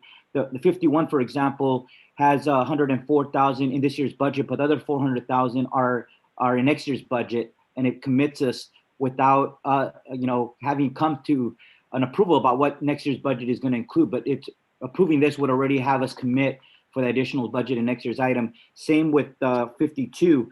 It makes assumptions in the next fiscal year's budget. So these were clearly not items that we're just talking about the current year's budget, but they're making assumptions and making us make commitments in future years without fully vetting these items. All right, could we get a roll call vote, please? Supervisor Alejo? Aye. Supervisor Phillips? Aye. Supervisor Lopez? Aye. Supervisor Adams? Aye. And Chair Supervisor Root Askew. Aye, thank you. With that, we will see 51, 52, and 53 at Budget Committee next week. So remaining on consent calendar, we have item number 34, which was, I'm sorry, we have consent calendar. We have items 33 through 76. There is a revised board report for 34, and there is a revised board report for item 76. And we've already voted on 51, 52, 53, 69, and 70, and 35 was pulled by staff. So I'd be happy to entertain a motion on the remainder of the consent calendar. I'll move consent calendar move forward as amended. I'll second. Second. Okay, I have a motion, I believe, from Supervisor Adams, a second from Alejo. We need to go to public comment once again. Public comment on the remainder of the consent, and we have a motion to approve. I don't see anyone in the audience standing to speak, and we don't have anyone on Zoom, so we'll ask for a roll call vote. Supervisor Alejo? Aye. Supervisor Phillips? Aye. Supervisor Lopez? Aye. Supervisor Adams? Aye. And Chair Supervisor Root Askew. Aye, thank you. Our consent calendar is complete, and the motion carries. So we're moving on to other board matters. It is 12:03. I'm just doing a time check. We typically break for lunch at this point, but we do have still remaining board comments, public comments, CAO, administrative officer comments and referrals, as well as an item that many folks have been waiting patiently for us to hear on the right to recall ordinance. So I'm going to suggest that we continue to work our way through the morning agenda and get as far as we can. So I'll pass it over to Supervisor Alejo for board comments. I'll be quick, Madam Chair. I just wanted to thank all our volunteers. We've now volunteered for 7 Saturdays vaccinating farm workers in King City and the Salinas Rodeo grounds. And I really appreciate all the community volunteers who have stepped up to help on the outside with parking and answering questions, including some of the members of the United Farm Workers, UFCW last week, and Líderes Campesinas who sent several dozen folks to help us out. And I really appreciate Supervisor Lopez and his team and Dominic Dursa of Assemblymember Robert Rivas, who have really helped coordinate volunteers and deal with a lot of logistics. Another successful event last Saturday, and look forward to another one at the Salinas Rodeo grounds this Saturday. Thank you. Supervisor Phillips. I had some comments, but the way morning is going, I'll yield. I'll sit down. Thanks. Supervisor Lopez. Thank you, Madam Chair. Just echo Supervisor Alejo's comments and thank him and his team for being out there every weekend as well. We've sacrificed 7 Saturdays in a row, but the numbers that you see folks come through in and the relief that they walk out with is definitely worth it. So just want to make sure to continue to thank Clínica de Salud Grower Shipper for their efforts to vaccinate our farm working population in such huge numbers. I just wanted to briefly share that tomorrow evening I will be co-hosting with King City Council member Rob Cullen a meeting along with Waste Management and our folks from the Salinas Valley Solid Waste Authority to discuss issues around the smart truck technology, which I know has had some issues down in the South County area. So I encourage folks to look for that Zoom information online. It'll be from 5 to 6 tomorrow evening to have a conversation about what we can do to make sure we true up some of those concerns for the community and answer any questions that we might be able to. Thank you, Madam Chair. Supervisor Adams. Thank you very much. I'll be brief as well. Just want to give a very special thank you to Caltrans, who worked 7 days a week for the last few months to be able to hit Highway 1 at Rat Creek and open it sooner than even predicted in the best of senses, which is now this Friday, April 23rd. It was just what we didn't need in the middle of a pandemic to have Highway 1 go down again. But I'd like to also thank all of the residents of Big Sur whose resilience continue to be awe-inspiring. Secondly, I would like to thank Julie Packard, Executive Director of the Monterey Bay Aquarium, for her work on making remarks on the PSAs regarding the safe opening of the aquarium for our community. Most of us realize that the aquarium is really a comfort and a beacon to our community, and to have it open is really important to all of us. So I think many people join me and can't wait to get back and go to the aquarium and to have visitors come and enjoy it as well. And then finally, now that we're in the orange tier and so many people have been vaccinated, I encourage people to get out and enjoy all that your hometowns have to offer. Visit local businesses and restaurants and help us return to the thriving community that we love. Thank you. Thank you. I'll be on Zoom tomorrow evening with Covia Home Share and the Home Match program, talking about innovative housing solutions. Last week, we hosted United Way to talk about some of the important rental assistance programs and who's eligible and how to access that. I look forward to anyone who wants to join us to learn more. I want to welcome Tanya Costa, who will be joining the District 4 team on a temporary basis to provide some assistance getting vaccinations out to District 4 residents. We're thrilled to have her on board for a period of time. And really important news to announce. I got vaccinated this morning, and it's so exciting, and I just can't stop smiling. You can't see, but I'm smiling under here, and I'm so excited. So if you haven't had a chance to get your vaccination, we do have clinics with appointments that continue to pop up. Check My Turn, make your appointment. If you have questions, talk to your doctor. If you need help, call 211. We can help everyone get vaccinated. Madam Chair. Comments and referrals. Supervisor Adams. I'm so sorry. I neglected to indicate that we're having this evening a community meeting on Jack's Peak. Wanted to make sure that the community knew about that. It starts at 6, and you can get additional information by coming to District 5's Facebook page. Thank you. Fabulous. Thank you. Charles McKee. Yes, thank you, Madam Chair.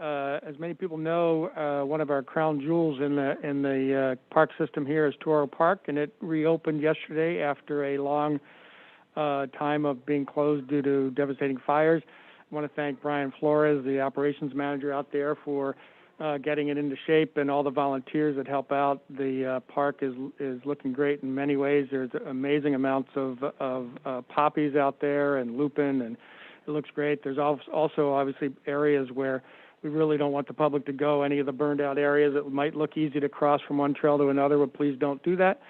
We want to keep the park in top shape, and it is an amazing park.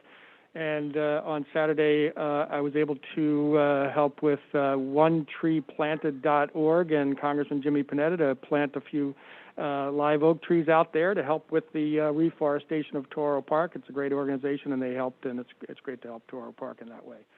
Also, I want to highlight one of our stars here in the county is Ashley Paulsworth. I think everybody knows that Ashley, as our sustainability program manager, does a fantastic job, and she was recognized by Procure America as their 2020 CSAC County Sustainability Manager for the Central Region, and it is well deserved, and we thank Ashley for all the work that she does.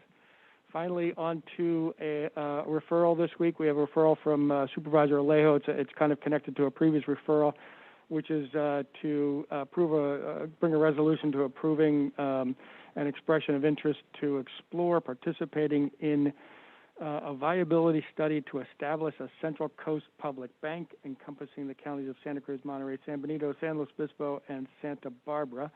And if it's approved, they would do the viability study potentially to look at the ability to have that public bank, and Mr. Woods will be handling that referral and bring it back to the board at a future date. Thank you. And just to clarify, Mr. McKee. Thank you, Supervisor. Thank you, Charles McKee. Let's see here. We do have public comment in response to the CAO's comments, but I see that Supervisor Alejo would like to speak. Go ahead. Thank you, Madam Chair. I just wanted to clarify, this is only a statement of interest that if the other Central Coast counties also provide statements of interest, and there would be a separate item to bring back any proposal for a feasibility study. So that would be completely separate. This is just having a statement of interest. That's all. Thank you for the clarification, Supervisor. All right, I'm going to take it out to board comments. This would be board comments specifically in regards to the CAO comments that he just made, that Charles McKee just made. I see one hand raised with the phone number ending in 902. If we could, I think you need to press *6 to unmute yourself. We have 90 seconds today on the clock for public comment, and this would be specifically in response to the CAO comments and the referral. No, this was about general public comment. Okay, well, we'll be at that next. All right, I see someone in the audience for public comment. Bill, we've got 90 seconds on the clock. Thank you, Chair. Bill Light, a resident of Monterey County, and just based on the deferral, and great for Toro Park. I'm glad it's open. I grew up right there, and it's been kind of sad to see it closed. I know a lot of people in our community use it, so thank you for that. Thanks, staff.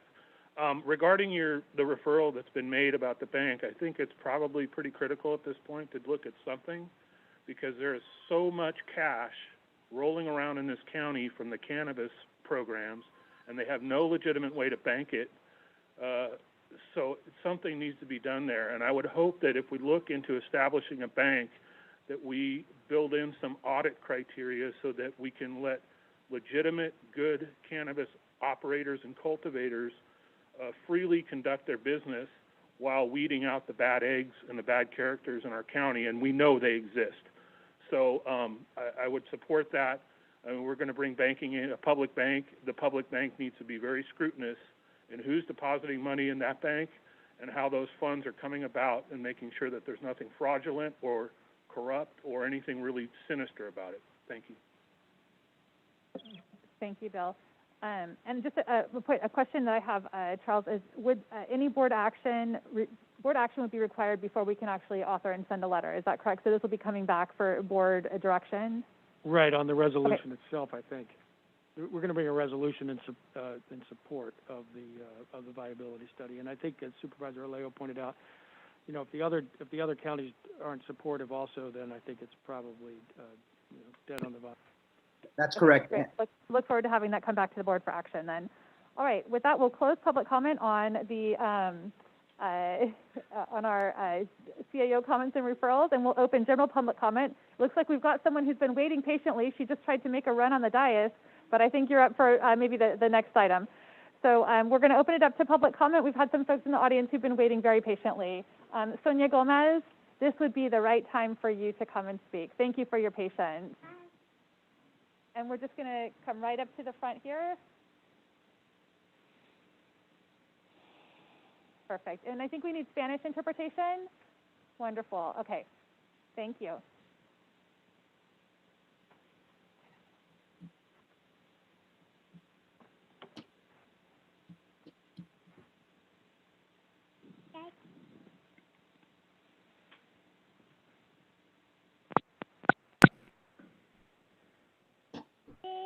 Buenos días.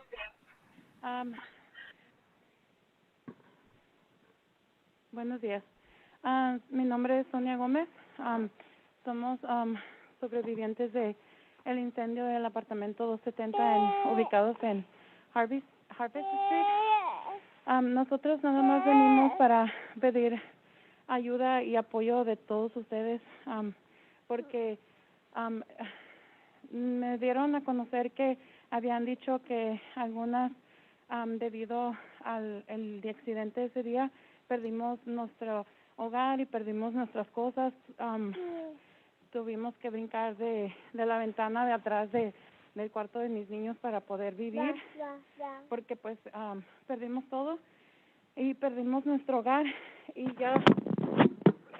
ya tenemos 2 semanas que pasó este incidente y todavía no hemos podido conseguir nada para dónde vivir y estamos y escuché que habían hecho comentario de que no sé qué persona o qué programa habían dicho que nos habían dado vivienda, pero eso no es cierto.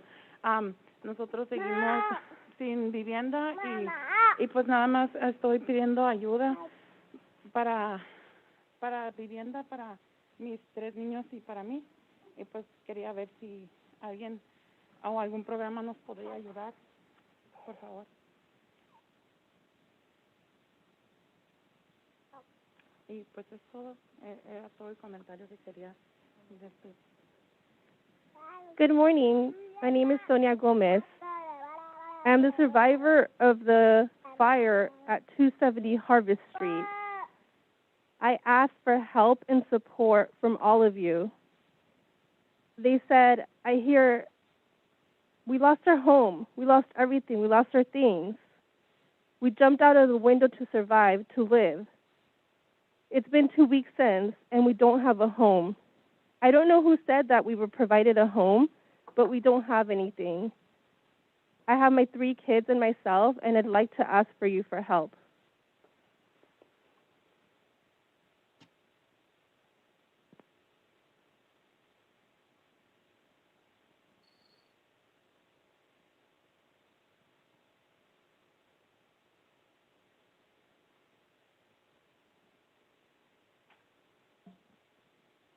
Thank you for your comments today. Thank you for your patient waiting, and it's nice to have little ones in the audience. And we have your phone number here, and I believe that Supervisor Alejo's office will be following up again.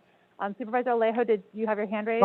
No, that's, they dropped off some letters and we didn't have any phone numbers. So certainly, Ms. Sonia Gomez, if we get a phone number, we'll follow up and not only talk to the Red Cross, but see what other resources we could connect the families to. Thank you. Yep, definitely. All right.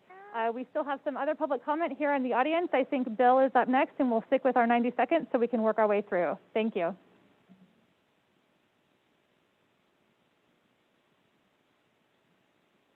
Okay, there we go. Thank you, Chair. Monterey County lost a good man and a dear friend, and those folks that are lucky enough to dined, had a breakfast at the House of Knowledge, knew who Dennis Caprara was. And this, I think, sums it up very well. Well, a simple kind of life, never did no harm, raising me a family and working on the farm. My days are all filled with an easy country charm. Thank God I'm a country boy. Well, I got me a fine wife, I got me old fiddle. When the sun comes up, I got cakes on the griddle. And life ain't nothing but a funny, funny riddle. Thank God I'm a country boy. I wouldn't trade my life for diamonds or jewels.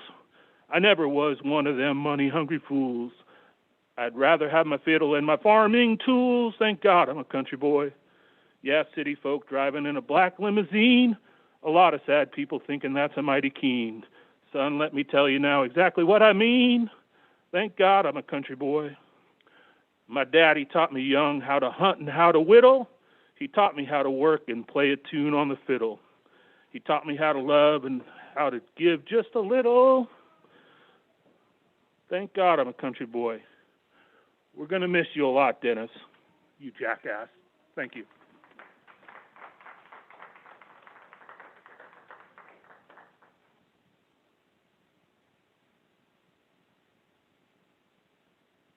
Thank you for joining us. We've got 90 seconds on the clock for public comment.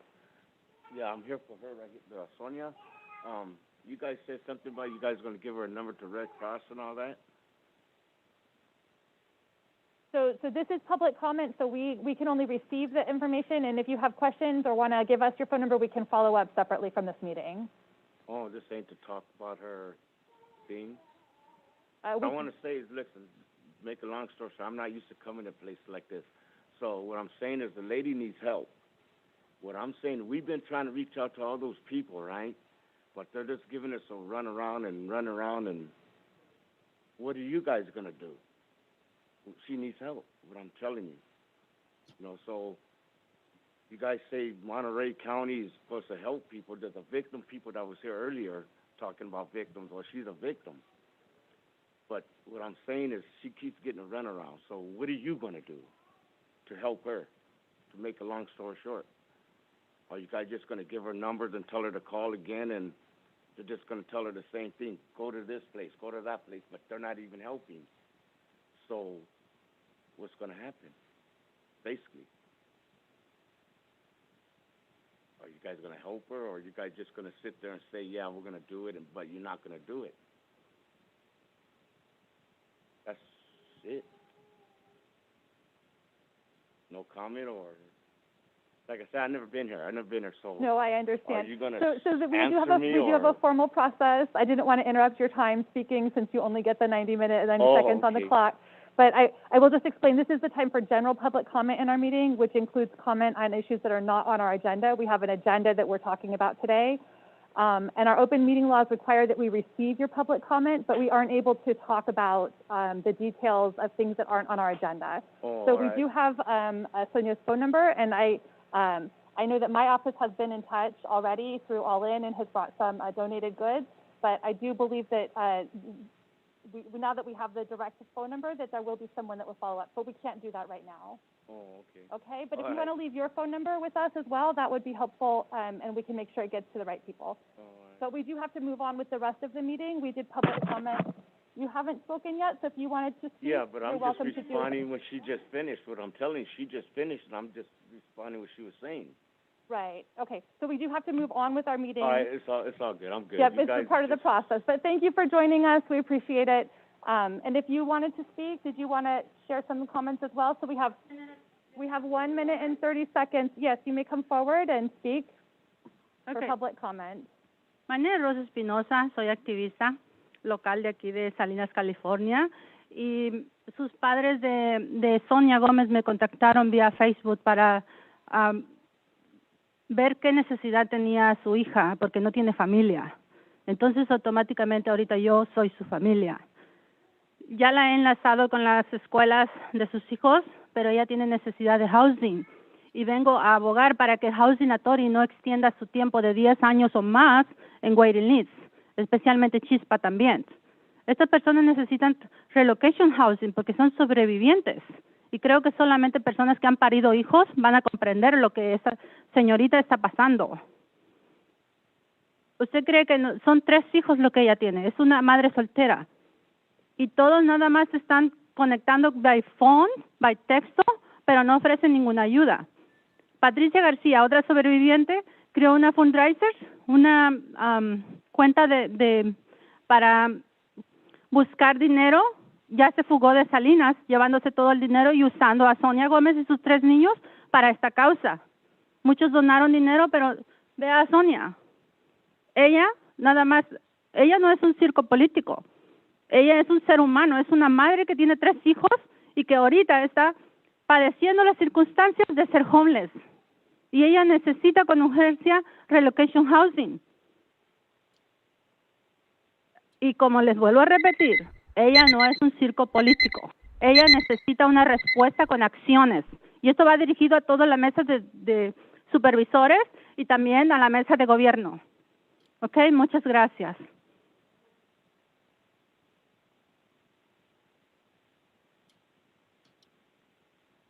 I'm an advocate. Sonia Gomez's parents contacted me via Facebook. She does not have family, and I'm her only connection. I'm advocating for her housing. She needs relocation. She's a person with 3 kids, and only someone who has bared a child would understand what she's going through. They connect us to help, but there is no help. Patricia got funds, and she left the city. This is not a political circus. She's a person, and she needs housing. She needs relocation. ¿Explicaste sobre que housing tiene 10 años de waiting list? I can't hear it. So I'm sorry, but we have to follow the public comment process. Okay. So we have the translation. Nick Chulos is going to follow up with you guys right now to make sure we have everyone's contact information. Thank you. We have a couple comments on public comments on Zoom. I'm going to go to phone number ending in 902 for public comment. We have 90 seconds on the clock. Thank you for joining us this morning. This is Nina Beatty. I wanted to alert the board to the situation with Fukushima. The Prime Minister last week okayed the dumping of over 1 million tons of contaminated water into the Pacific. It's not known what time span this is going to be over. This has been protested by the Chinese government and the Korean governments, as well as the fishing industry there. I'm not sure that anyone has been informed in this country, including the fishing industry, of this. The Kuroshio current brings Fukushima radiation, as it has since March 11th, 2011, to California's coastline, specifically the Central Coast. Dumping this amount of radiation into the water will worsen the impacts already being experienced in the marine environment. The Monterey County General Plan has provisions prohibiting dumping in coastal waters of the county, and I request that you contact your officials in Sacramento and get a response to this decision by the Japanese government to halt this dumping, to halt further degradation of our precious marine resources. Thank you. Thank you, Nina, and thanks for your patience getting into the right public comment time. Next up, we have Robert Roach, your colleague in from Zoom. If we could give Robert permission to unmute. We've got 90 seconds on the clock. Thank you for joining us today. Thank you. The MCCIA strongly supports the budget augmentation request of the Department of Housing and Community Development they presented at the budget hearing. And we make this request not only for Arcana businesses that are trying to stand up their operations and comply with county correction notices, but for all the other people affected by fire and mudslides and all the other businesses that need their services as the economy struggles towards normalcy. Of course, disaster takes first priority. It would be irresponsible to ignore the Citygate recommendations at this point, which called for a reorganization and the alignment of resources with workload. It was recognized that reorganizing the behemoth RMA would be complicated and the budgets of the 2 child departments would have to be reevaluated. You must follow through. And one more thing, when you hire a new leader for the HCD, please hire somebody who can be an agent of change, who'll stick around, and not a person looking to increase their pension and leave in a short time. Reorganizing and providing adequate resources is only the beginning of what is needed.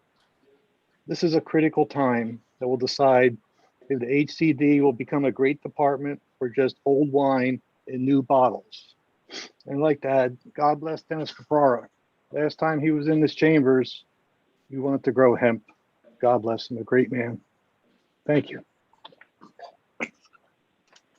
Thank you, Robert. Thank you for your comments. Irene Zhang, you're up next.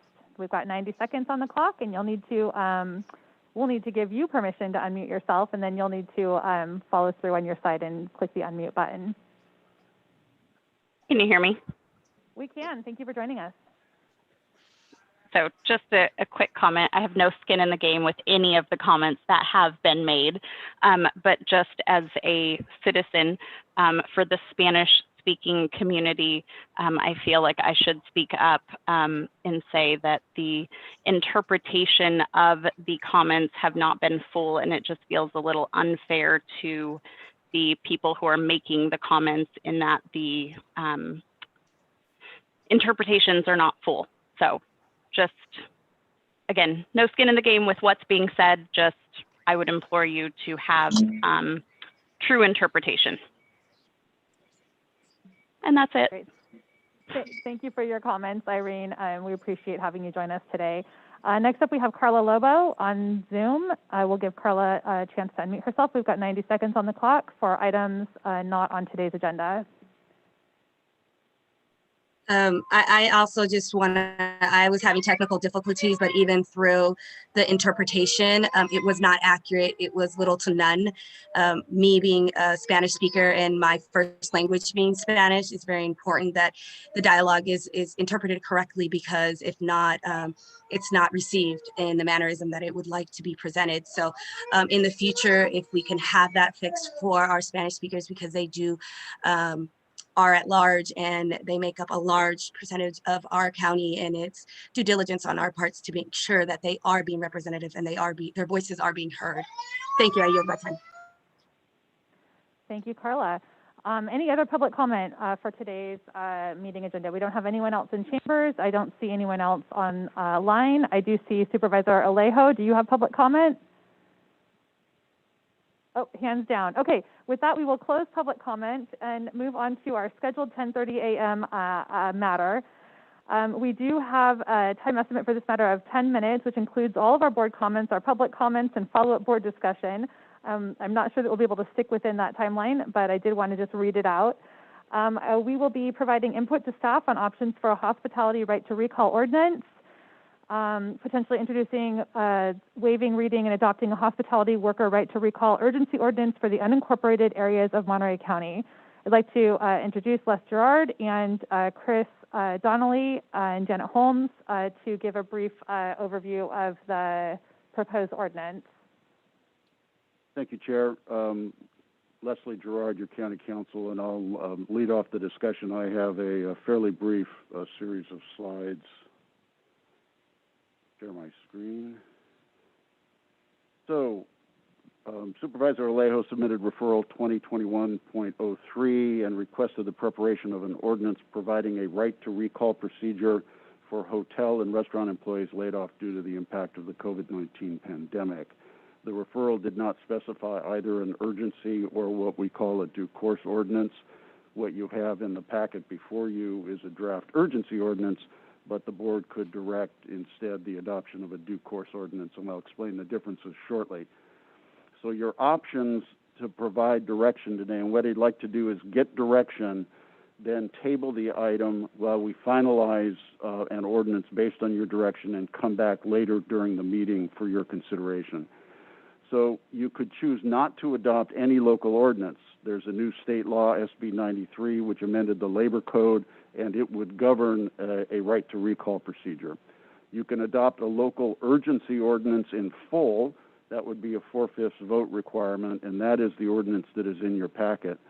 You could adopt a local urgency ordinance that supplements SB 93. That would also be a 4/5 vote, and I'll explain what supplementing means in a few minutes. And then you could adopt either local ordinance, either the full ordinance or the supplemental ordinance, as a due course ordinance. That only takes 3 votes, but it takes a second reading and would not be effective until 30 days after the second reading. So the current draft of the ordinance before you applies to hotels and restaurants in the unincorporated area. It applies to hotels with 50 or more rooms, restaurants with 50 or more employees, and franchises with 500 or more employees, no matter where they are located. A laid-off employee is an employee who worked for 6 months out of the 12 prior to January 31st, 2020, and has been laid off for a non-disciplinary reason related to the COVID-19 pandemic. The current draft also applies to managers and supervisors, not just frontline employees. If notified that there is an opening for which the right to recall applies, the employee has 5 business days to respond. The employer can make simultaneous notices rather than have to do it in seriatim. Qualifications for recall: the employee must have held the same or similar job prior to being laid off, or they can become qualified with the same training as given a new employee. The employees will be recalled in order of seniority if there is more than one that has been notified and wishes to be recalled. The current draft ordinance provides that a successor employer, for example, if a business has been sold, reorganized in bankruptcy, or something similar, a successor employer may provide a performance evaluation after 45 days to determine whether the employee should continue to be retained. There can be a waiver of the recall provision under a collective bargaining agreement if the waiver is explicit and waives the right to a recall process. Enforcement of the ordinance is by a private right of action in the Superior Court. The urgency ordinance is effective immediately. We do need some guidance with respect to when it terminates. Let me briefly discuss SB 93. As I mentioned, it amends the labor code. It is similar to the current county draft ordinance with some differences. It does not apply to restaurants. It applies to some things we don't have here in Monterey County: airports, convention centers, sports arenas, and the like, but it does not apply to restaurants.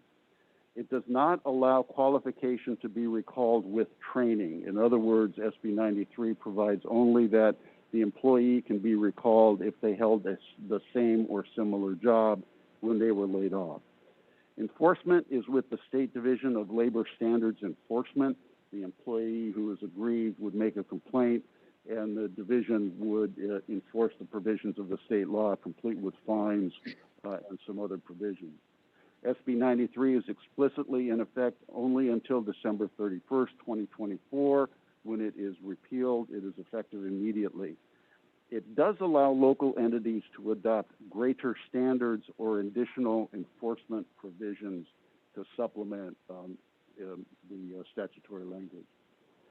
So a supplemental ordinance would supplement SB 93 by adopting provisions that are not included in SB 93. For example, a local supplemental ordinance could make the provisions of SB 93 applicable to restaurants in the unincorporated area of Monterey County. It could require that qualification be allowed through training, and it could provide for enforcement through a court action. And again, the termination date of any supplemental local ordinance would need to be determined. So the difference between an urgency and a due course ordinance: an urgency ordinance is effective immediately but takes 4 votes, a minimum of 4 votes. A due course ordinance takes 2 hearings, 1 week apart, and then is effective 30 days after the second reading. So if the board were desirous of implementing an urgency ordinance, the board would introduce, waive reading, and adopt the urgency ordinance today. If the board wanted to do a due course ordinance, you would introduce and waive reading and set for a future date, perhaps April 27th, for adoption. And then we would come back on the 27th for adoption, and it would be effective 30 days thereafter. So that concludes my presentation. Chris Donnelly is available if the board is interested in any statistics regarding hotels and restaurants in Monterey County. And Janet Holmes, Deputy County Counsel, is also available for any questions. All right, thank you. Thank you, Les, and thank you, Chris Donnelly, and thank you, Janet Holmes, for the work that you've done on this so far. I will bring it to my colleagues. I think we'll do questions first and then take it to public comment and then bring it back for discussion. So if you have questions about the ordinance, please go ahead and raise your hand. I will call on everyone. We'll start with Supervisor Alejo, who initiated this with his referral.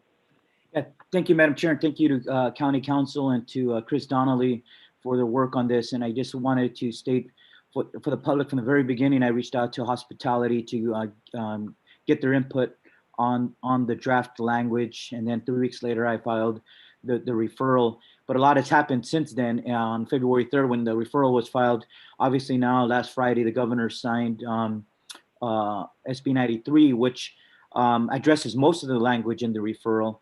And so I am open to perhaps making it more streamlined and easier for the public and for all of us to be able to focus on just what are those provisions, those components of the original resolution that are different than the state law, because the state law obviously will supersede. But Les pointed out on one of those charts that there's 4 areas that we could augment and add additional provisions that would better, I think, protect our workers. And I think they're very reasonable. And they are what the other 3 cities and Los Angeles County have done similarly, and they haven't shown to be onerous or difficult to implement. And there certainly hasn't been a flood of lawsuits in the other areas that have instituted this ordinance. So when people say there's going to be a flood of lawsuits, these other Oakland, San Diego, Santa Clara, and Los Angeles County have had this in place for months, and there has not been a flood of lawsuits at all. The only jurisdiction that got sued by the industry was in San Diego, but not in the other 3 areas. So to make this easier, I think this chart that Les just put on the screen, it would help us be able to focus on those. And I want to hear certainly from my colleagues. And I think from my standpoint, we would like this to go into effect. But if that's not possible, certainly considering a due course ordinance and bringing this back after the 37 days, I think is not ideal, but workable, so that we could get this through. And so I think what we're asking for in terms of the enforcement provisions is to me is not controversial, because it's standard in labor law already. Having the right of action in court is something that is pretty standard in labor law. So that's nothing new to the workers, not new to any employer, because it's pretty standard throughout the labor code. The other pieces about being able to train employees for jobs, I think that's very workable. The other question that we have to decide is whether this applies only to hotels and restaurants associated with hotels versus standalone restaurants is that other key provision. And I think that would help focus our conversation to these limited issues, and hopefully the majority of our board could be supportive of moving these few provisions that augment what is now state law as of last Friday. Supervisor Phillips. Yeah, I had a question for Les. Can you clarify for me the difference of enforcement in SB 93 and who it would be enforced by, and how that differs from how we would enforce this local ordinance? Thank you, Supervisor. SB 93 is enforced solely through the Division of Labor Standards Enforcement Division, and not in Superior Court. The law preserves to an employee the ability to file a lawsuit for wrongful discharge, but in terms of enforcing SB 93, the state has appropriated, I think, something like $6 million to give the Division of Labor Standards.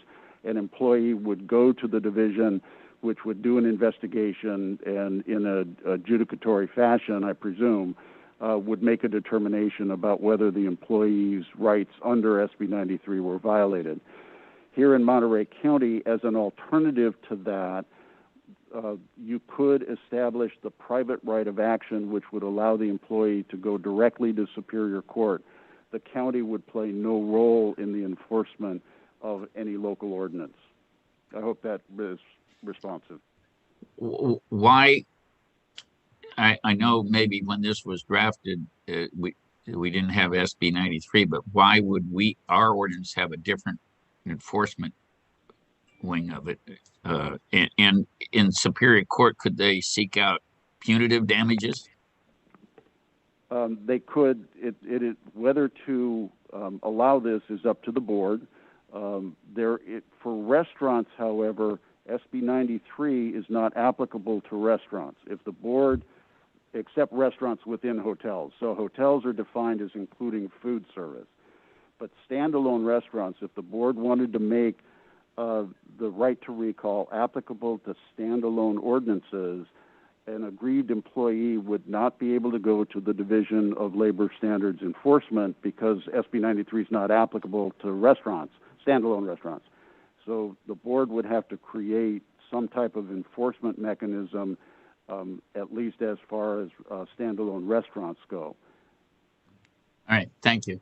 I have obviously some comments because I have one of these things where I have pretty strong feelings about this right to recall, but I'll wait till after public comment, Madam Chair. Thank you.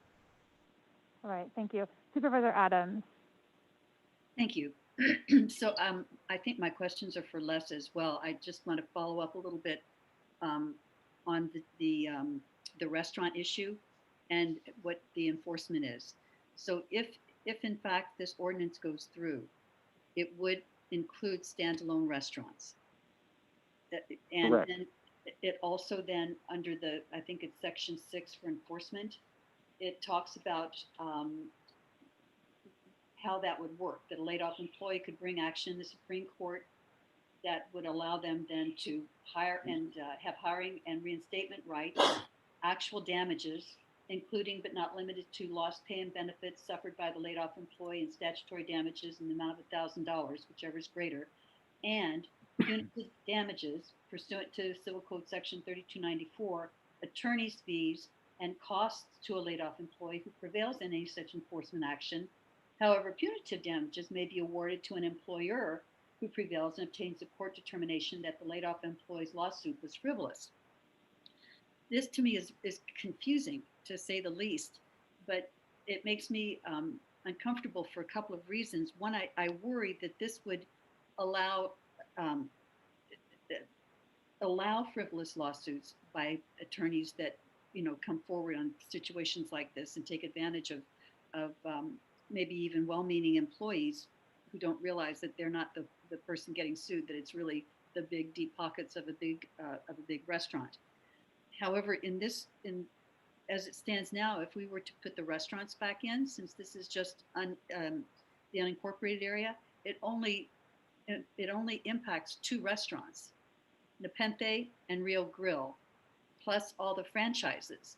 So that's the mom and pops. That's the Subway, who's owned by a small family, because it counts all of the employees that are employed by the franchise, no matter where it's located in the country. So I just have some grave concerns about this element, the enforcement element, and wanted to know if you can explain to me, help me understand how that would work, how this would work. I think the state law, as I understand it, you can go through the Department of Labor and then they're your advocate. Here, it sounds as if we go through with what is being put forward, it's going to be an attorney who is your advocate. Do I kind of have that basically correct? Well, I would presume that an employee, even if they went through the Division of Labor Standards, might have an attorney. I don't know. That'll be up to the individual employee. Let me first point out that the board can choose what provisions of the enforcement section they want to have in an ordinance. If, for example, you don't want punitive damages to be allowed, we can delete that. If you don't want attorney's fees to be allowed, we can delete that. You can limit the remedy to getting the job and perhaps getting back pay and compensation for benefits. Those kinds of things are included in SB 93. So you don't have to accept the full panoply of remedies that are in the draft ordinance. When we drafted this ordinance, we looked at a number of them around the state. A lot of them are fairly similar in a lot of ways, but the closest model that we felt appropriate was the city of Oakland, which does have this private right of action in it. But again, you can choose not to include certain elements of the remedies if you think that would be too onerous with respect to the restaurants that are in the unincorporated area. I will say that typically things like this are there to, in part, create an incentive for the employer to comply with the regulation. But again, you can choose not to have certain aspects of the remedies in a local ordinance. Okay, thank you for that. I'll probably have some more questions and definitely have some comments as well. Thanks. Great. Thank you for your question. Supervisor Lopez, questions for our county folks? Yeah, I just had a question for Les in terms of the option screen that I'm looking at. Wouldn't there also be a fourth option to create a supplement, due course ordinance supplementing SB 93? That was included in the fourth bullet, Supervisor. You could adopt either the supplemental or the full ordinance as due course. Yes. Okay. That's all I needed to know. Thank you. Okay, great. And I see Janet Holmes has her hand raised. Was that in response to a question or additional staff information before we go to public comment? Thank you, Chair. So I just wanted to add or answer question with respect to enforcement. First of all, Monterey County has no authority or jurisdiction to send enforcement matters to the Division of Labor Standards Enforcement. So we can't send people to the same place that the state SB 93 is sending people. And another option that they used in Oakland was to create an enforcement division, a whole new department. And we just felt that was maybe a little bit onerous for the county under the current circumstances. So the Superior Court option is the most frugal, if you will, and the parameters of that referral are within the board's discretion. But the Superior Court option is the most frugal that we have available. That was the reason we included it. Thank you for that clarification, Janet. Okay, so I don't see any other supervisors with hands raised. I am going to, I think, take this out to public comment. I'm assuming that we'll have quite a bit of public comment, and so we're going to stick with our 90 seconds for public comment. And if we could just have folks primed and ready to roll through. I don't see anyone lined up here ready to go, so I'm going to go to Zoom first, if that's okay, and then we'll come back to the audience.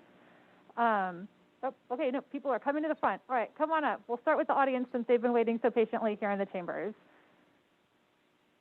And we'll just, if you could line yourself up so that you can roll through. And please do respect the clock. I'd rather not have to interrupt anyone. Thank you. Thank you, Chairperson. Thank you, everyone in the supervisors, Board of Supervisors and the staff. My name is Hector Aspelcuera. I'm the Secretary Treasurer for the Hotel Workers and Restaurant Workers Union, Unite Here, Local 483. We are calling on the Monterey Board of Supervisors to pass the Hospitality Workers' Right to Call Ordinance, which will guarantee recall rights to all the Monterey County hospitality workers. 1 year into their unemployment, Monterey County's hospitality workers are asking for one thing: the right to get their former job back as the industry returns. Unfortunately, many of the county hotels have yet to make a simple commitment to rehire their former employees as business returns.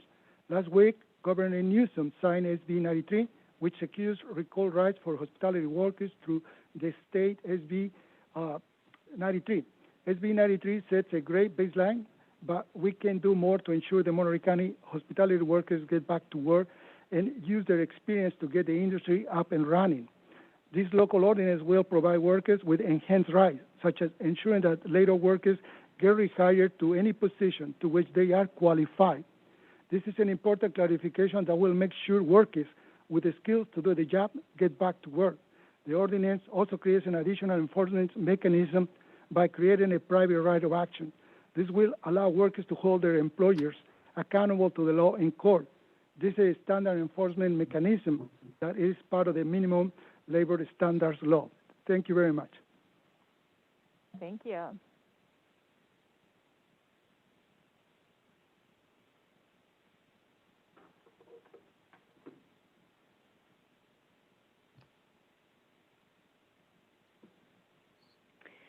Good afternoon. My name is Jacqueline Simon. I am an elected official as well in this county. I take my position very seriously. I'm a servant to the community. So I'm here simply to implore all of you, most of you I know well, we need to take care of our workers. This pandemic has been horrendous, horrific. I work in a company that has been testing and helping people recover from COVID. COVID is not over. It's just getting started in some respects when it comes to the variances. Many people have been laid off. Many people I have spent time, and so many of you as well, helping to feed them for the past 12 months. In my county, North County, we have people that have been laid off, that have been just dying to get back to work. You have an opportunity to help and support them. At the end of the day, I look at one main thing.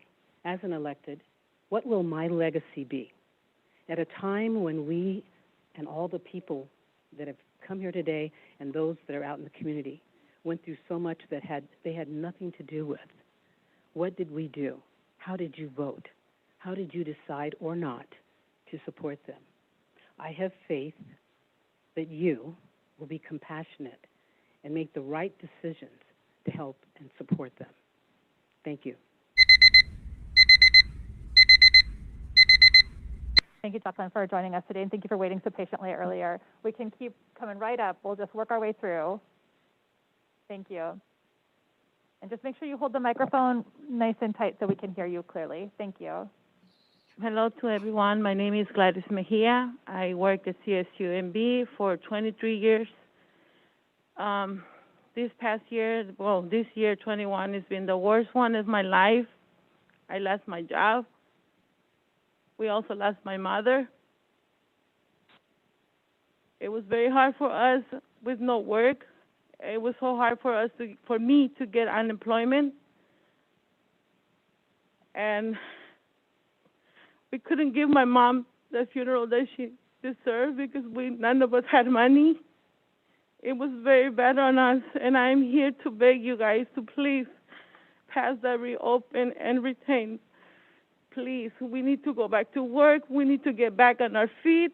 We need to go on with our lives as safe as we can. If we need new training to be more safety, that is amazing for us. I am just begging you guys, please. We had enough this 21. It was so sad for us, my family, to go through this. None of us had money. We had to use it. The little savings that I had, I raised 5 kids on my own. So as you could know, I did not have a chance to save more than what I had. I had little savings, and they're gone already. And it's hard to be standing here and speaking to people that I have never seen before and begging to please reopen and retain our job. Thank you. And I know it is hard to come up into a big room like this where you've never been before and to have to share such personal experiences, but we appreciate having you here. We can just come right up next. As soon as the next person's done, the next person can come on up. Thank you for joining us today. Hola, buenas tardes. Mi nombre es Enriqueta. Tengo 30 años en la industria hotelera. El 13 de marzo del 2020 me pararon de trabajar por la pandemia. El último hotel que trabajé llevo 6 años con la compañía. Me gusta mi trabajo y los beneficios como el salario, la pensión y la aseguranza, la cual mi esposo también tiene uso de la aseguranza porque está enfermo de diabetes. Necesita servicios médicos y medicamentos. Tengo más de 1 año sin trabajar y ahora me informaron que llamaron a casi todos mis compañeros en mi departamento. A mí no me han llamado. Me siento triste, preocupada, discriminada. Por favor, supervisores, ¿nos pueden ayudar a que esta ordenanza pase? Nos ayudaría mucho potencialmente a regresar a nuestros trabajos. No entiendo por qué no me llamaron. No es justo que no me regresen mi trabajo. Espero que tomen en cuenta mi historia. Gracias.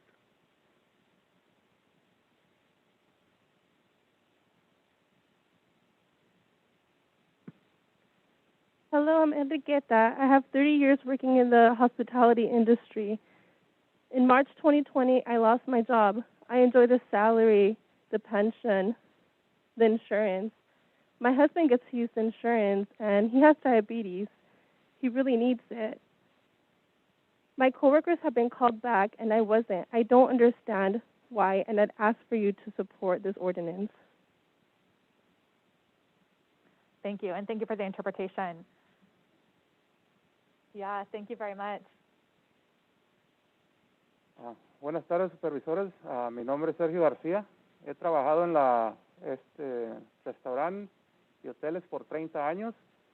Este año 2020 y este 2021 ha sido muy duro para mí, para mi familia, porque no tenemos los ingresos que teníamos antes de la pandemia.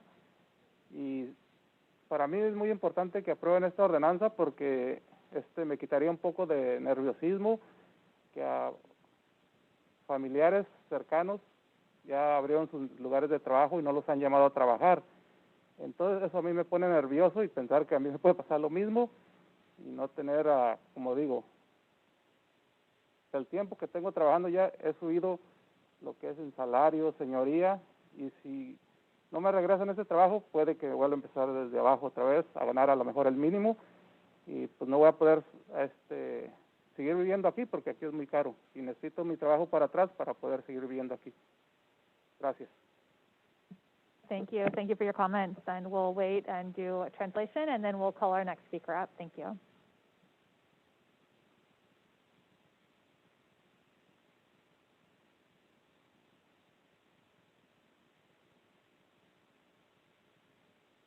I'm Sergio Garcia. I have worked in the restaurant and hotel business for 30 years. 2020 and 21 have been really hard for me.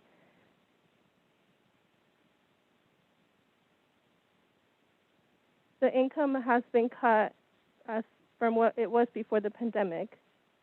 The ordinance is very important to me for it will relieve my nerves of losing my job. I have relatives that have not been called back and they lost their jobs.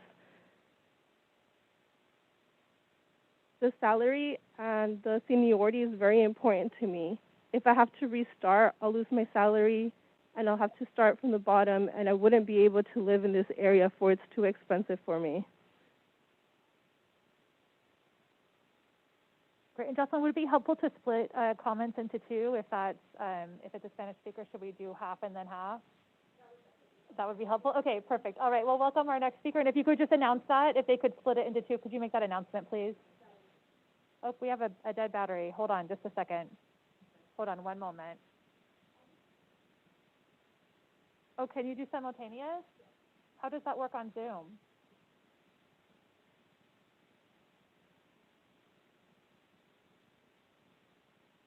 Okay, we're going to attempt simultaneous translation. So if you could just let everyone know what our plan here is.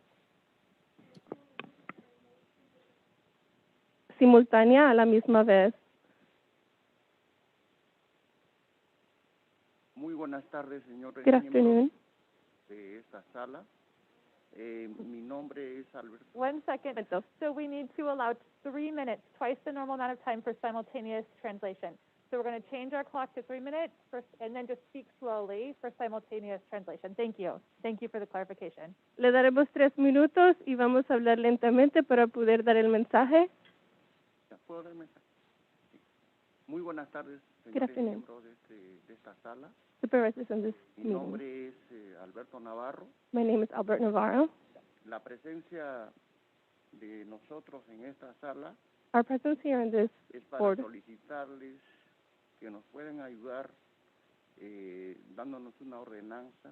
is to solicit that you can help us, giving us an ordinance, Regresemos a nuestro centro de trabajo. so we can go back to our employment, our centers of employment. Las empresas The nos companies sigan brindando los mismos beneficios como nos brindaban antes de la are pandemia. not giving us the same benefits as they did before the pandemic.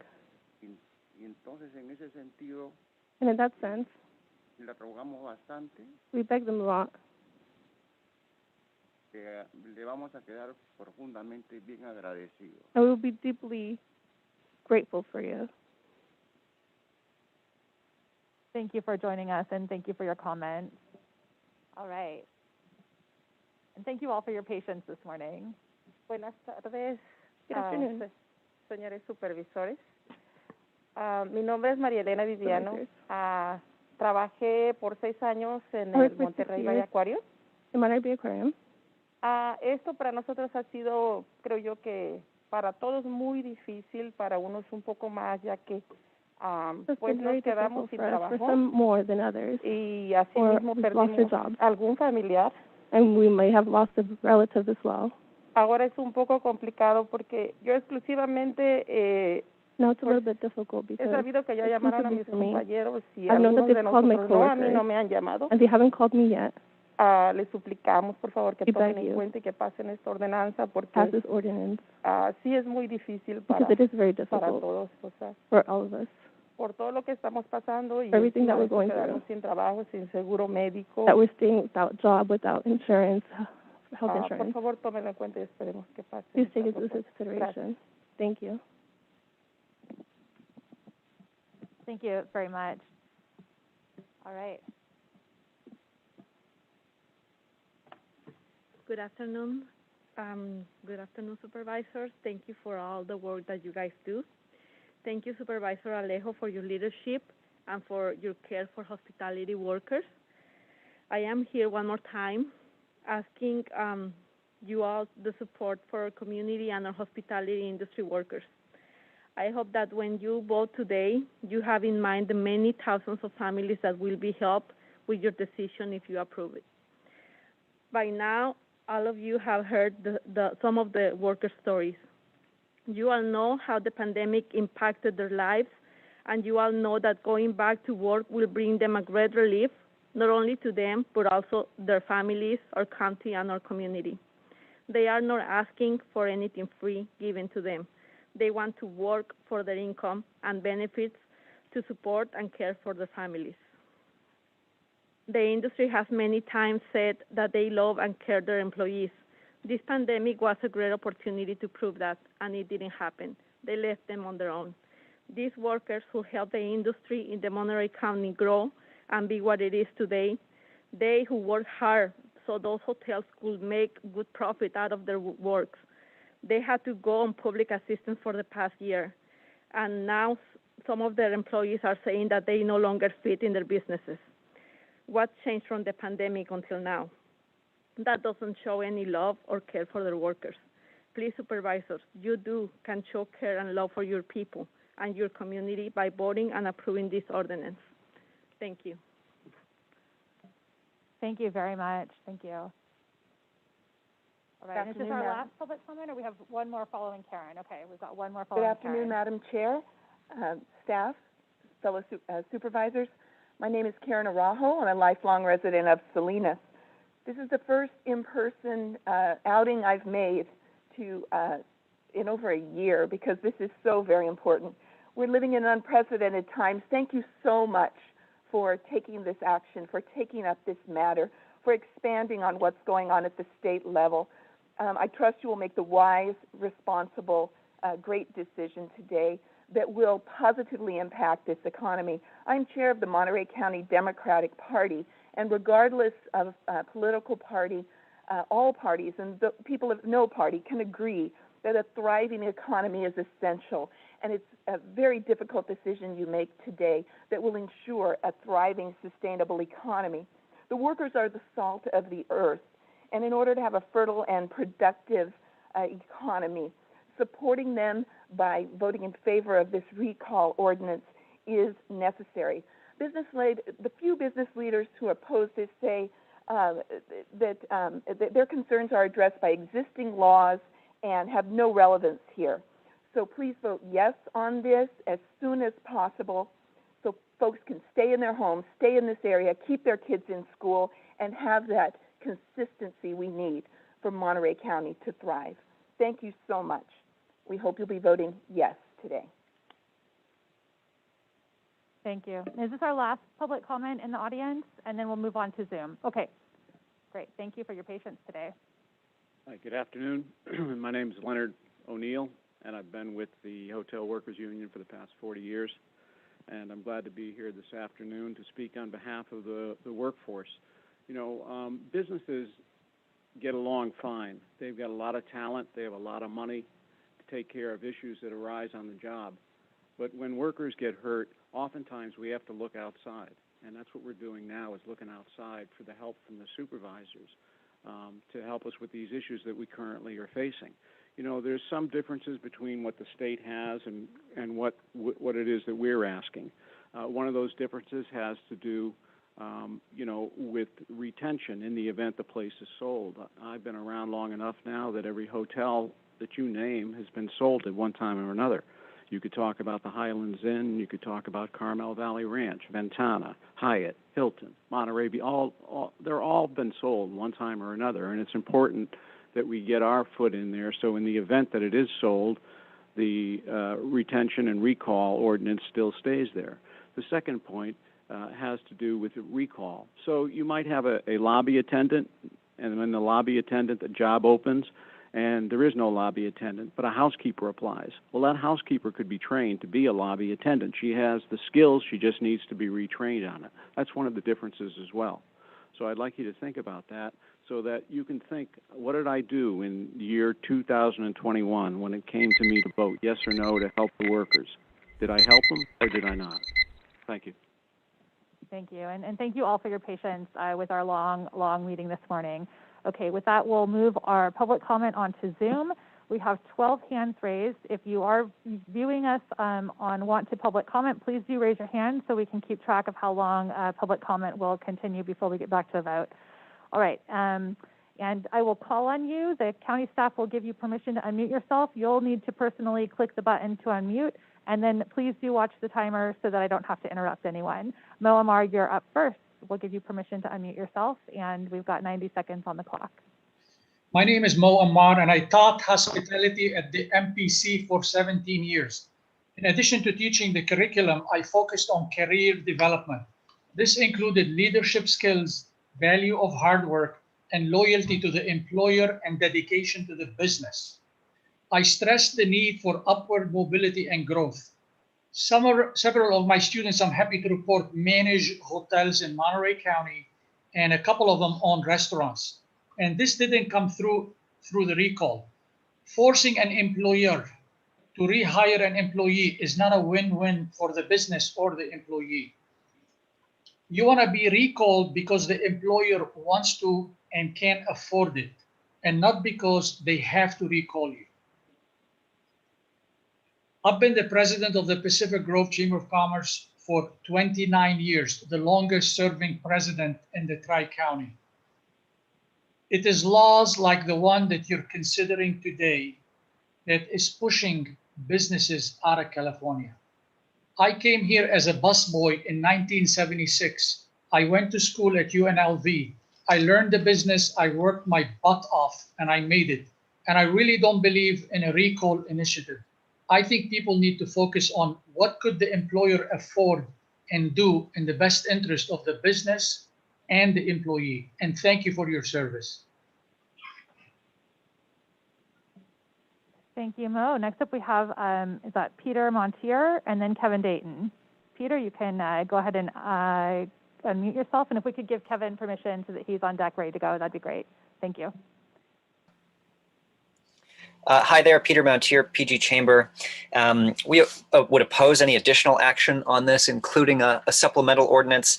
Given that SB 93 has been signed, the state has already acted on this issue, which obviates the need for additional county level action related to rehiring or policing bad actor employers. We would concur with Supervisor Adams' comments on the risks of adding a private right to action clause, given that that would only impact a handful of businesses. Is hugely problematic, and those employers would no doubt feel unfairly targeted. However, if you were to lower the threshold to include more restaurants and hotels, you would just subject already strained mom and pop businesses to onerous rules and litigation exposure that they can't risk. Passing a supplemental ordinance to require qualification for recall through training is more burdensome than SB 93 because it still increases training costs associated with rehiring old employees for different positions or positions that may have been consolidated. It slows down the hiring process. People are already having trouble finding people to fill their positions. And when the two largest visitor serving employers on the peninsula are holding job fairs, the problem isn't new labor coming in to replace veteran employees. The problem is there aren't people here to fill those positions. So if an employer wants to bring someone back, and they can, they no doubt will, but they should be able to do it with more flexibility and less risk, which is provided for by SB 93, without depriving employees of a given path for recourse. Thank you. Thank you. Next up, we've got Kevin Dayton and then the Salinas Valley Chamber of Commerce. If we could give them both permission to speak so that they're primed up and ready to go, that'd be great. Thank you.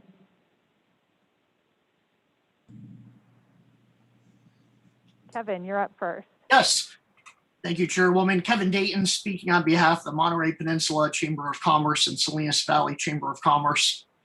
First, thank you to the Board of Supervisors for all of your work in collaboration with business groups and helping to get businesses through the coronavirus public health orders and all the restrictions that came in during that time. And those were good times. I have to say, maybe it's a good sign that things are recovering because we're getting back into the more traditional world of fighting between labor interests and business interests. But here we are today. 2 points I'd like to make about this is I think that government needs to be very cautious about getting involved in the employment hiring practices of individual businesses. This could start you down the road to everybody saying that they want to have rights for rehiring. And I don't know if you want to go that way or not. Another issue that comes up is you should be uncomfortable about passing laws for problems that don't seem to exist. And I've been challenging this board, now this is the third meeting, provide some evidence or examples of hotels and restaurants that are not rehiring back their employees. I haven't found any of it yet. I'm skeptical that this is going on. I personally think this ordinance is full of traps and dangers for the business community. I urge you to vote no on it. Thank you. Thank you, Kevin. Next up, Salinas Valley Chamber of Commerce, followed by Norm Groot. Thank you. This is Paul Farmer, the CEO of the Salinas Valley Chamber, and I'm speaking on behalf of the Monterey County Business Alliance, which is all of the chambers throughout Monterey County, as well as hospitality members. We did send a letter to the supervisors on Friday expressing our position. I will just bullet it out why we oppose this legislation. We think that government should not be telling the employers whom to hire, that businesses should be able to do that based on their business conditions. The policy subverts existing collective bargaining agreements. It exposes businesses to additional legal vulnerability. And we have not found or heard any documented evidence that this is really going on where, where employers are getting rid of more senior employees and replacing them with cheaper alternatives. Finally, I just want to say that there has been a real human cost to COVID. We hear that from all of the workers who expressed their personal stories today, but that's also true for employers. And we need to make sure that businesses are able to survive so they can hire workers in the future. We believe our local employers are acting in good faith, but they have to deal with the most challenging business environment any of us have experienced. And we need to work together to help the businesses pull through so they can help hire employees in the future. So let's please not add additional burdens like what this legislation would bring. So the Monterey County Business Alliance and the Salinas Valley Chamber asks you not to vote to oppose this legislation. Thank you. Thank you. Next up, we've got Norm Groot, followed by Frank Geisler.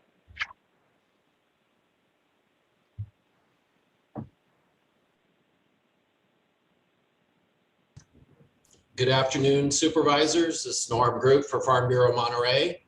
We submitted a letter in opposition to this ordinance, and I'm not going to detail all those points here. There is no demonstrated evidence that this ordinance is needed at this time, and it sets a dangerous precedent for interfering with hiring practices in private businesses, particularly those local businesses that are family operated. Local hospitality employers are good operators and should not be exposed to further legal actions. Let hospitality recover on their own terms and without interference. So we definitely ask you to not approve this ordinance today or in the future. Thank you for your time. Thank you, Norm. Next up, we have Frank Geisler, followed by Kurt Gassel. Good afternoon, Madam Chair and Supervisors. This is Frank Geisler, I'm President and CEO of Monterey Peninsula Chamber of Commerce, and also a co-leader with my colleague Paul Farmer of the Monterey County Business Alliance. We oppose the proposal that is in front of you, and we ask for a return to economic recovery and job creation for all residents in a spirit of cooperation, not division. As it was stated before, we believe that after a long year of adverse conditions threatening the survival of our business, local businesses, why impose more restrictions at the time where some constraints are lifted? And also, does the county or the government in general have the constitutional right to determine for employers which employees they should hire? We think not. Also, it subverts existing collective bargaining agreements that employee and employers have negotiated. Why come to the bargaining table if one party can turn to government officials to impose their side if they did not prevail in negotiated agreement? We think it's immoral. There's also a possibility of class action lawsuits targeting businesses that do not hire back every worker laid off because of the public orders. We object to that. So in that spirit, we ask that the board says no to this ordinance. Thank you very much. Thank you, Frank. Next up, we have Cesar Laura, followed by, let's figure that out. We'll go with Cesar Laura. Good afternoon, members of the Board of Supervisors. Cesar Lara with the Monterey Bay Central Labor Council, with our 80 unions and 37,000 union members in support of what's being proposed today. And for working families in the Monterey County area, it's been a hard year. And, you know, hospitality is our second largest industry. And, you know, I want to thank Supervisor Alejo for proposing this. I want to thank Governor Newsom for passing SB 93. And now before you on the Board of Supervisors, I kind of take issue with a comment by an earlier speaker about being immoral. I think it's immoral for employers and this Board of Supervisors not to take into effect the future of working families in Monterey County. But the second largest industry, it's been a challenge. It's been a lot of heartaches and a lot of pain for workers. And the Board of Supervisors has an opportunity to build upon what Governor Newsom passed on Friday and do more safeguards, because when you pass a statewide legislation, it's hard to have everything in there, and we ask the Board of Supervisors to step up and support the working families with those two provisions that strengthen the law. As we look forward to elections and the future of elected officials, we want to make sure that we know who stands with labor and who doesn't. And so we support this proposal. Thank you. Thank you, Cesar. Next up, we have Sarah McDermott, followed by Marietta Bain.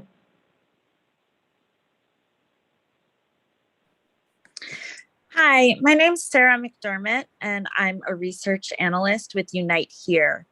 I want to first off state everyone here today, industry, the union, the Board of Supervisors, all has a shared interest in rebuilding the industry quickly. We believe that these provisions do nothing to slow down the industry. And in fact, we think it's helpful for employers to be bringing back their experienced employees. You heard from a lot of our members today who are really scared, and that's because they have not gotten a guarantee of rehiring from their employers. That's the lack of evidence.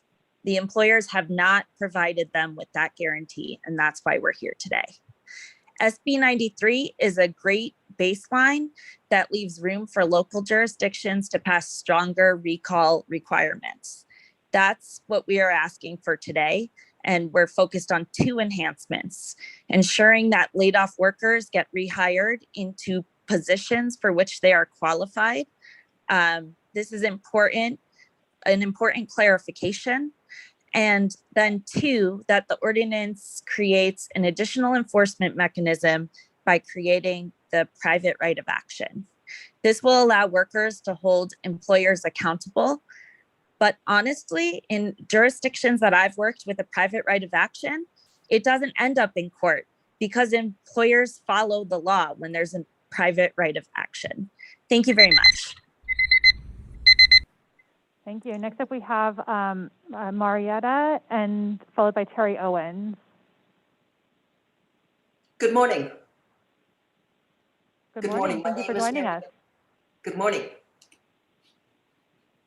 We've got you on the clock for 90 seconds. Thank you for joining us for public comment today. Good morning. My name is Marietta. Thank you very much to you and the supervisors.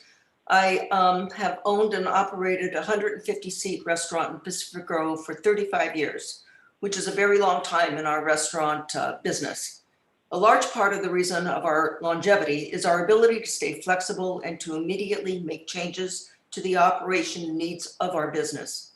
Our employees are like our family. During COVID, we were able to pay our employees both in the kitchen and dining room because we wanted and needed to retain them even at our own personal expense. Most of our employees have been with us for 25 to 35 years. They are our lifeblood, and without them, we would fail. Why would we not hire back our treasured staff? Who in their right mind wants to train new hires when we have qualified past employees ready to get back to work? By allowing us to stay nimble, we will be in a better position to operate our business more efficiently as we try to regain our clientele. Some of our businesses have closed. Their doors have changed for their job descriptions may have dramatically and drastically changed as jobs are being revised or consolidated, depending on the needs of business. I assure you that if this ordinance is taken seriously, the burden it creates will only hurt more employees than it's intended to help. Please don't force us into running our businesses as government deems fit. After all these months of hardship, I can't believe that we are looking at having outside control who we can and cannot hire. Thank you. Thank you for your comments. Next up, we have Terry Owens and then Rick Aldinger.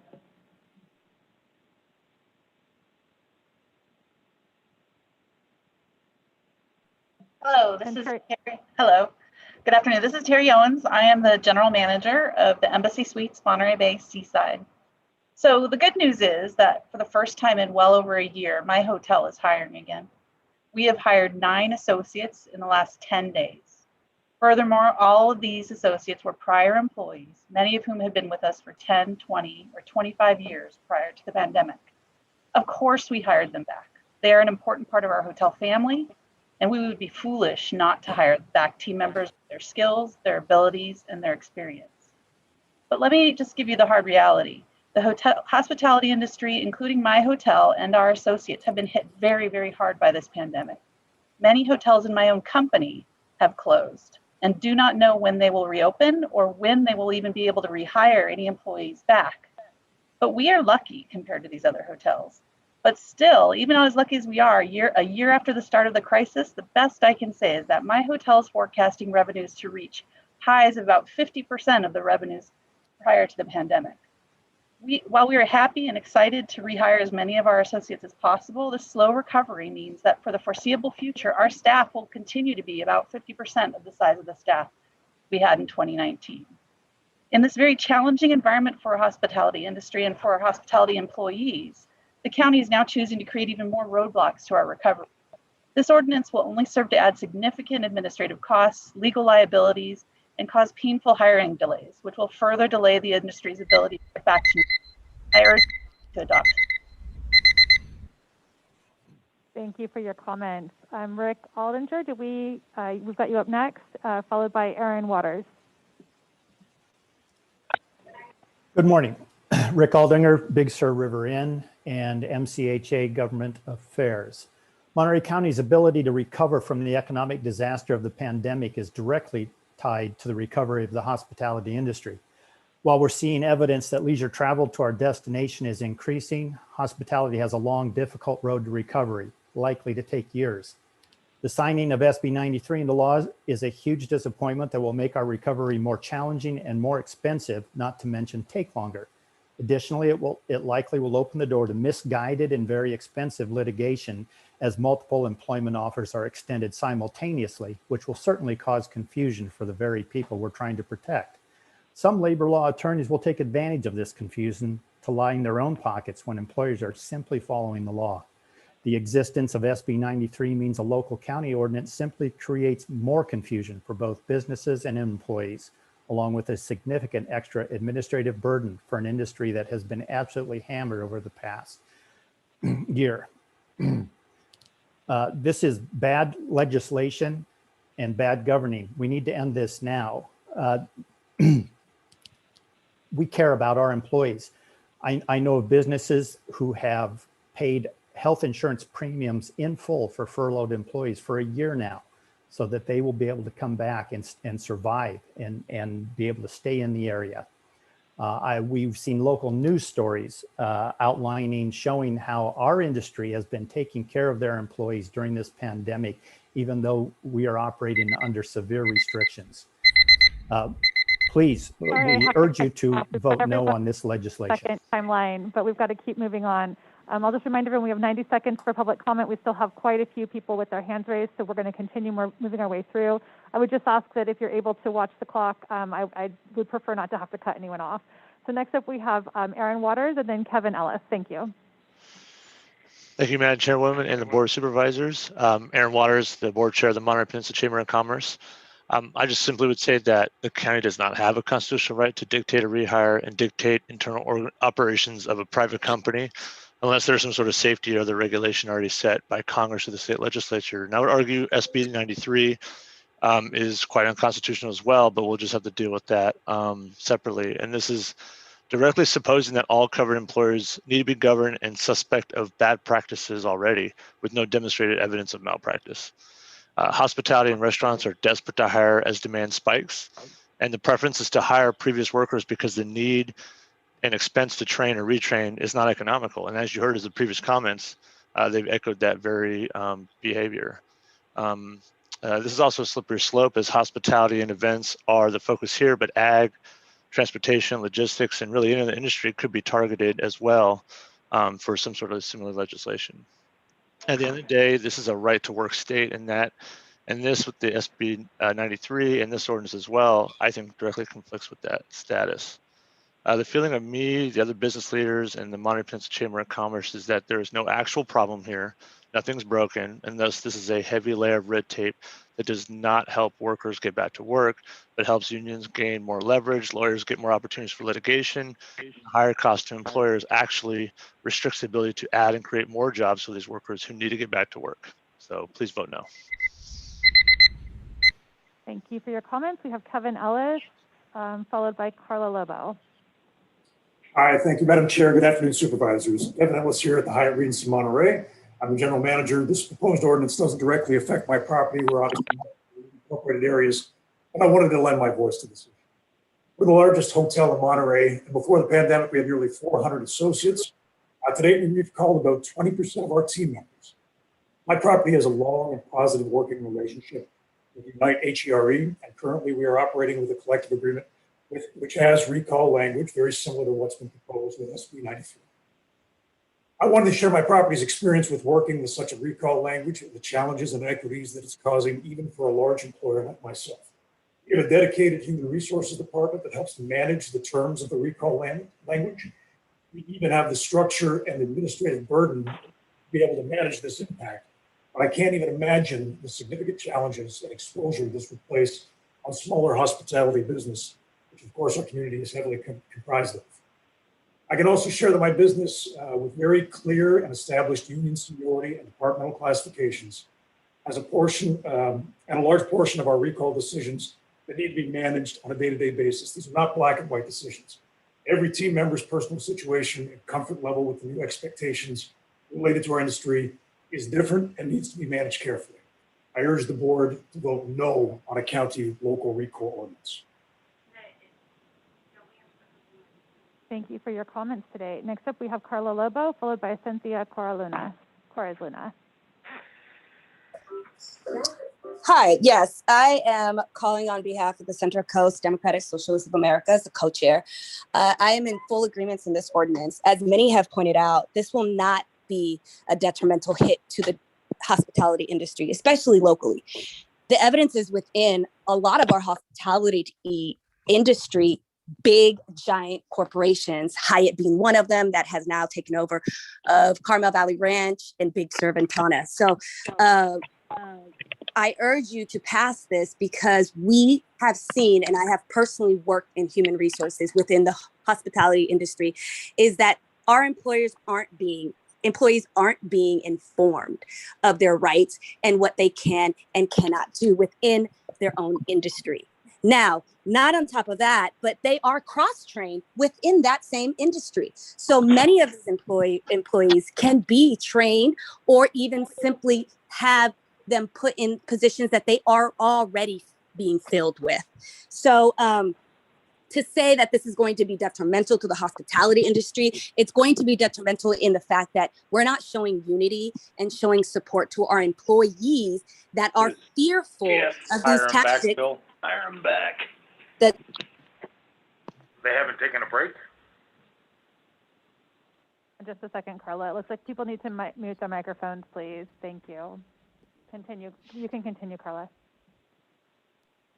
I'll end with just stating that the evidence is with a lot of folks coming out here being fearful that they're not being recalled back to fill the positions. And a lot of them are a Latino population that are fearful that are the backbone of Monterey County. And right now we are not showing unity because if there is litigation that is going to come Carla, by, we are it's out because of time. We are out of time, but I just want to we had to cut you off there. So, but thank you for your comments. We're going to move on to Cynthia Juarez Luna and then Lee Stribe. Hola, buenas tardes a todos. Mi nombre es Cintia Corres. Soy trabajadora de la cafetería de Monterrey, del Acuario, por 14 años. También soy miembro de Unite Here, del local 483. El motivo de que hoy me presento My name is Carla Torre, and we're part of the union. es porque he entregado de 10 a 14 años en la cafetería del Acuario. Entonces, estoy desde marzo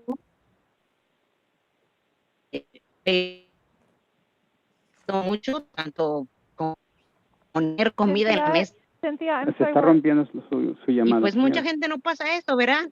Desgraciadamente somos la clase trabajadora todo el So we're working class. tiempo. Entonces, estoy aquí porque nosotros no pedimos que nos dieran libros. So we're here to ask Okay. for this. Entonces, nos afectó mucho a la clase trabajadora. Cynthia, hold on Tanto just a poner moment. comida en la mesa como pagar A ver, bills. párale ahí. Párale, Cintia. No se está escuchando. Se está rompiendo su llamada. Ok. Trate de hablar más ¿Me claro. escuchan ahora? Sí. Ok. Ok, empiezo desde el principio. Así con su comentario. ¿Sí me escuchan? Sí. Ok. Entonces, desde marzo, pues estoy desempleada, ¿verdad? Debido a la So I've pandemia. been unemployed since March. Nos afectó mucho, It's been tanto affecting poner us a comida lot. en la mesa como pagar bills. So we want to put food on the table. No poder comprarle una simple paleta a los niños por la situación económica, ¿verdad? So I can't buy things for my Es kids. difícil, It's difficult. ya que perdimos seguro médico. Y pues So we've el desorden y la lost, incompetencia del medical desempleo insurance. nos ha afectado no solamente a mí, sino yo pienso que a muchos. Nosotros no So it's tomamos la affecting us. decisión de quedarnos en It's not casa. just affecting me. It's affecting a lot Fue of que people. por salud pública nos dijeron que nos quedáramos en casa. Entonces, So hoy yo vengo a for helping pedirles issues, they told us to stay at home. a la mesa de supervisores que apoyen So a we're su asking clase the board trabajadora. to help the working class. Por favor, se los estamos Please. pidiendo, la clase We're asking. trabajadora con nuestro The corazón working class is humano. asking.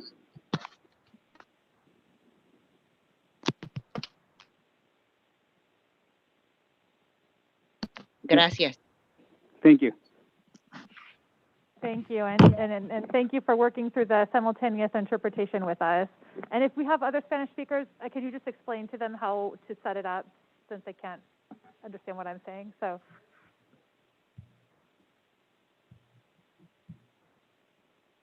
Yeah, or just frame it, start off and say, okay, perfect. All right, we're going to continue on.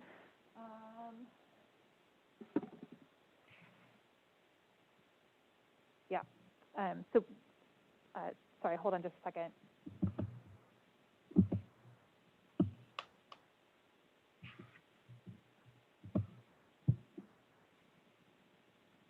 Okay, so we're going to continue on. Next up, we have Lee Stribe and Mark Watson, followed by Mark Watson. So Lee, we've got you on the clock. Thank you for joining us. Hi, can you hear me? Yes, good afternoon, Supervisors. My name is Lee Stribe. I've worked on these recall policies in several locations around the state since the pandemic began. And I just wanted to add a few comments to the discussion today quickly. First off, I'm real glad to hear industry people saying that they plan to rehire folks. You know, that's great. It's very good to hear. And if it's true, then frankly, this policy should not create any issues for them. They shouldn't have anything to worry about, no matter what the enforcement mechanism is, whether it's private right of action or whatever. So good to hear, but they shouldn't worry about what this ordinance would do. Secondly, regarding private right of action, it's not something out of the ordinary. It's a common enforcement mechanism used for various minimum labor standards policies. And again, with this added on as an enhancement to the state law, it's only going to result in litigation if employers don't follow the law. Otherwise, no problem. Lastly, a slightly different point. In taking this action to supplement and build upon SB 93 in different ways, we ask that you make sure that whatever you do, that you have in place the requirements of this ordinance for long enough that you really make sure that you don't end the effectiveness of your added ordinance prior to the end of the pandemic. So making sure that the recall requirements and the enhanced requirements are in effect for longer than 18 months. Thank you very much for your comments today. Next up, we have Mark Watson, and we'll follow that by Pepe. We still have quite a few hands raised for public comment. I know that we are waiting on some national news that'll be released soon. So when that happens, we will take a 15-minute break and we'll return to continue the conversation. So we'll continue right now with, I think I had Mark Watson, followed by Pepe. Sorry, we'll go with Mark Watson. We'll go with you next. Thank you. Thank you, Madam Chair, and good afternoon, everyone. My name is Mark Watson. I'm the General Manager for Inns by the Sea, operator of 5 small hotel properties. I'm glad that others have spoken already today on the details of why this proposed county ordinance is problematic and unduly confusing, given the state having passed SB 93. Given limited time to speak today, I can tell you instead about my business a little bit. I'm happy to report to you that we have hired all of our staff back, except for those that did not come back or left the area. Like most operators I talk to, we are still trying to hire to fill those job vacancies. But my limited service properties do not cater to groups or conferences, nor do we have the jobs that support those aspects of hospitality, which has not yet recovered. And those jobs have not yet returned. Still, despite this, it is apparent to me there are more jobs available now in hospitality than there are workers. The state law is consistent statewide, so I urge the Board of Supervisors to vote no on adding yet another layer of bureaucracy to the Monterey County, on top of the numerous challenges we already face as we work to get our industry, especially the restaurant operators who've been devastated, back on track for recovery. Bureaucracy does not stimulate our economy. Quite the opposite is true. Thank you for your time. Thank you for your comments today, Mark. Next up, we have a phone caller with the last digits 500, and it looks like you've been given permission to speak. This is David Hoyk at Pebble Beach. Am I up? Fabulous. You're up, David. And all right. Good afternoon, Madam Chair. On the clock. I got you. Good afternoon, Madam Chair and members of the board. In addition to my comments today, for the record, we submitted a letter via email to the clerk of the board yesterday, so I won't go through all of that again. The proposed ordinance would apply to 9 hotels in the unincorporated area of the county. Pebble Beach Company is the largest of those hotels and employs more people than the other 8 hotels combined. SB 93 now sets the standard for worker recall statewide. Plus, many of us already have a collective bargaining agreement with recall provisions in place. We, along with other businesses targeted by this ordinance, will be complying with SB 93 and our collective bargaining agreement. The proposed ordinance is simply unnecessary. It would do nothing more than incentivize litigation, penalize local hospitality businesses, and disadvantage the very best hospitality employees. We ask that you let SB 93 set a uniform standard across the state, and we urge the board not to adopt this ordinance. Thank you for your comments today, David. Next up, we have Pepe and then Guadalupe Coria. Good afternoon, everybody. Rich Pepe here. I own 3 restaurants in Carmel by the Sea, and for over 30 years, I've historically been the largest employer in the town, even more than City Hall. Some of my employees have been with me for decades, upwards of 30 years too, and we right at this moment, we are feverishly looking to rehire as many people as we can. I am the chairperson of Visit Carmel, and I'm in constant communication with the hotels and restaurants in Carmel. And I could also say that they are also in dire need of more and more employees. I agree with the opponents of this ordinance, but I really want to address one point, and that is the training of past employees into new positions. For instance, at my establishments, we're going to have a smaller footprint going forward. We've had many people who really denied being, they opted out to work in new positions, and some have denied returning to work. My question is this, or comment, at what point do they lose their place in line? We've, numbers of times asked certain people, are you willing to come back at this moment? Are you willing to come back? And we keep getting no. What paperwork do I need to do to keep these people to say, I'm sorry, now we've rehired somebody else and those positions are no longer available? What kind of record keeping? And I really urge you to vote no on this. Let SB 93 do its job, and please vote no. Thank you so much. Thank you for joining us today. Next up, I have Guadalupe Coria, followed by Esteban. Buenas tardes. Mi nombre es Guadalupe Coria. He trabajado en Asilomar por 20. He trabajado en Asilomar por 20. Guadalupe, sí. Guadalupe. Sí. Hable despacio. Ok. Mi nombre es Guadalupe Coria. He trabajado por 25 años. Hable despacio y corto, con frases cortas. He trabajado por 25 años 25 years en la industria de hotelería. in the hotel industry. Y quiero que por favor pasen la I would like to Les ask, pido, please, if you can pass this ordinance, porque sin los beneficios que tenemos ahora because without the benefits that we have today, va a ser muy difícil it's seguir going to be very adelante difficult. siendo Continue forward, una persona productiva a continue pasar being a productive person.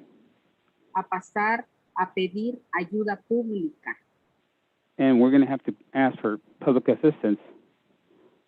Que necesito seguir siendo una empleada I want to be an employee con beneficios y salarios dignos. and with a salary Y beneficios and benefits para poder seguir viviendo en el condado de Monterrey. so we can continue living in Monterey County. La aseguranza médica es muy cara. The medical insurance is very, very expensive. Y si vamos a recibir salario mínimo, no So vamos we're going to a continue poder pagar. receiving minimum wage. It's going to be very difficult. Les pido por humanidad I ask for humanity ayude a todos los trabajadores to help all workers de la industria hotelera del of the condado hotel de industry, Monterrey. especially in Monterey County. Gracias. Thank you. Thank you. Thank you very much, Guadalupe. Next up, we have Esteban, and then Kirk. Kirk, did we already have my memory here? We'll go with Esteban, and then we'll call our next person. Thank you. Awesome. Hi, my name is Esteban. I've been in the hospitality business for over half my life. In hospitality for 20 years. I'm 35 this year. And I'm for this ordinance because I have seen many people, family members, friends in the area that have been struggling over the past year. Obviously, it wasn't any of our fault or the employers, but we do see that things are reopening, and a lot of these people that I know of aren't getting called back, although there is a demand for work. You see all these businesses that are having job fairs. Kind of stop and wonder how come they're having all these job fairs when they want to do good and call back their former employees. How come those positions aren't filled up by those employees already? For my case, I've been waiting to get called back. The hotel has been open the whole time. I know the Hyatt been open the whole time as well. And I just don't see why it's so difficult, why people are opposed to this ordinance when they are about their employees. We're the workers. We're the one asking for this. So please say vote for yes for this ordinance.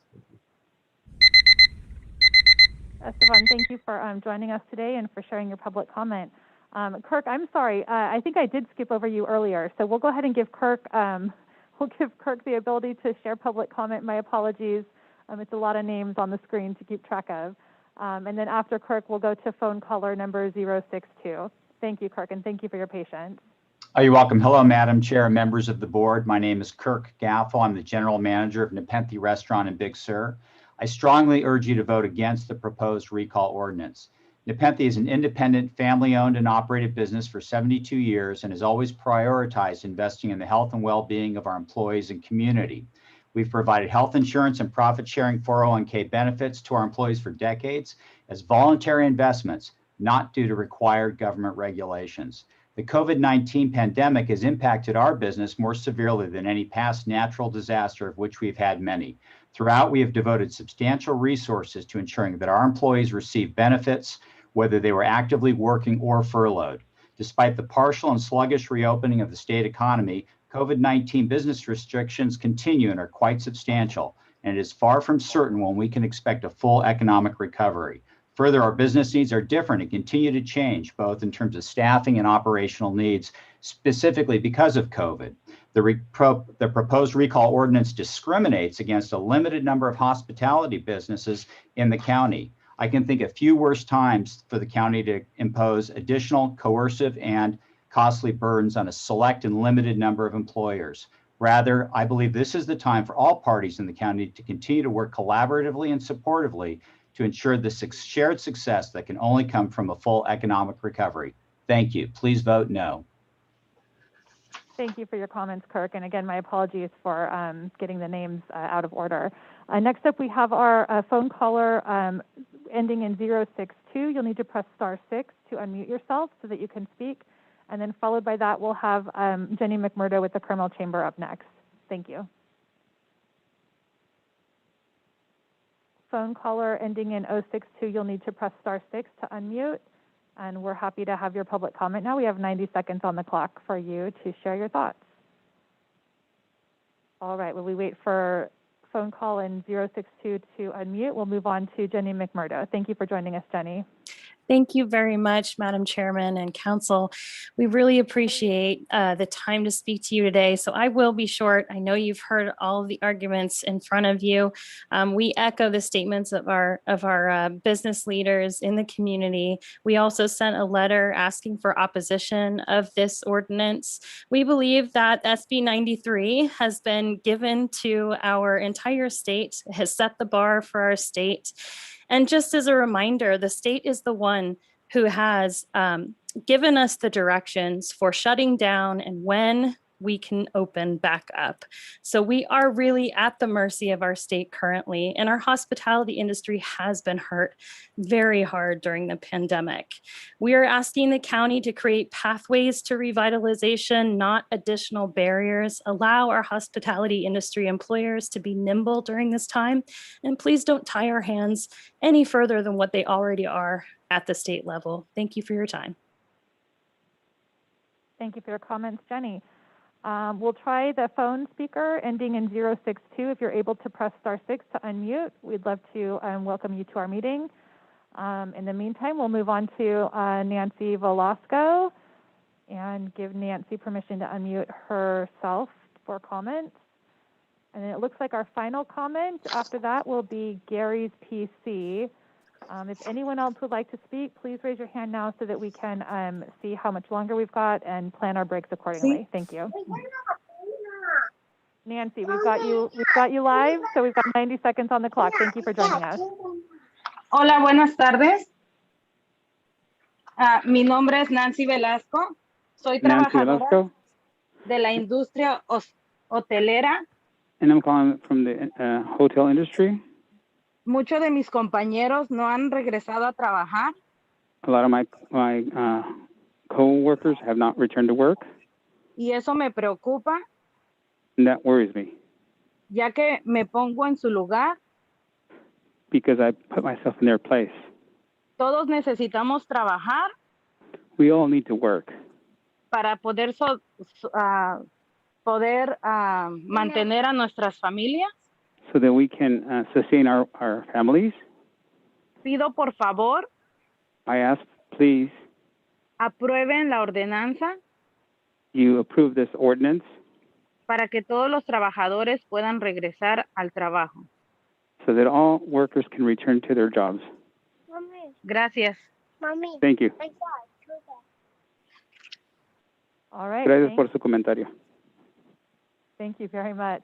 Okay, next up we've got Gary's PC. Gary's PC, you've got 90 seconds on the clock. Thank you for joining us. Thank you, Madam Chair, and thank you, supervisors. My name is Gary Curcio, and I'm the Director of Government Affairs for the Monterey County Hospitality Association. You know, as you all know, last week the governor signed a statewide legislation that sets the standards for worker recall throughout the state. Any additional regulation above that seems strictly punitive.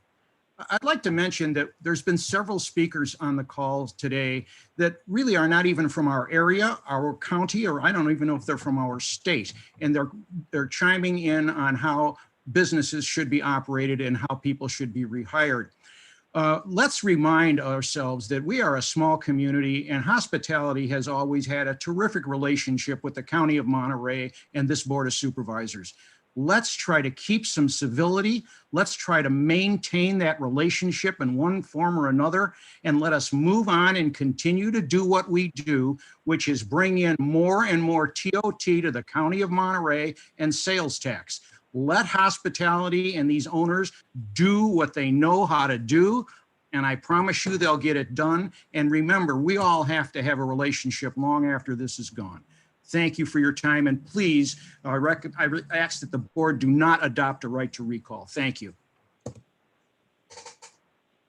Thank you, Gary. We'll try one more time for the phone number ending in 062. We've given you permission to unmute yourself. You'll need to press *6 on your phone.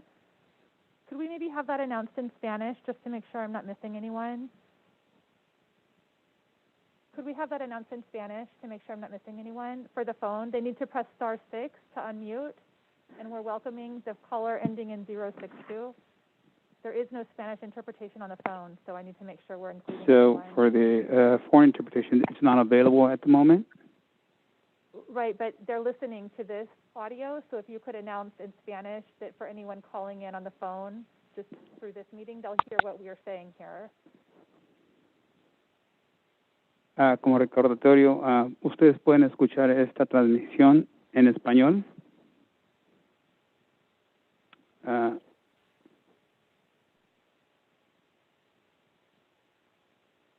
And for anyone dialing in, they need to press *6 to unmute so that we can hear them.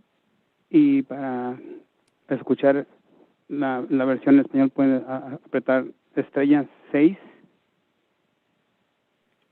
Lo que está diciendo la directora de la mesa es que si quieres hablar con nosotros, por favor, empuje el *6 para quitar el mute para poder hablar con nosotros si estás esperando en línea, si estás llamando de teléfono. Gracias.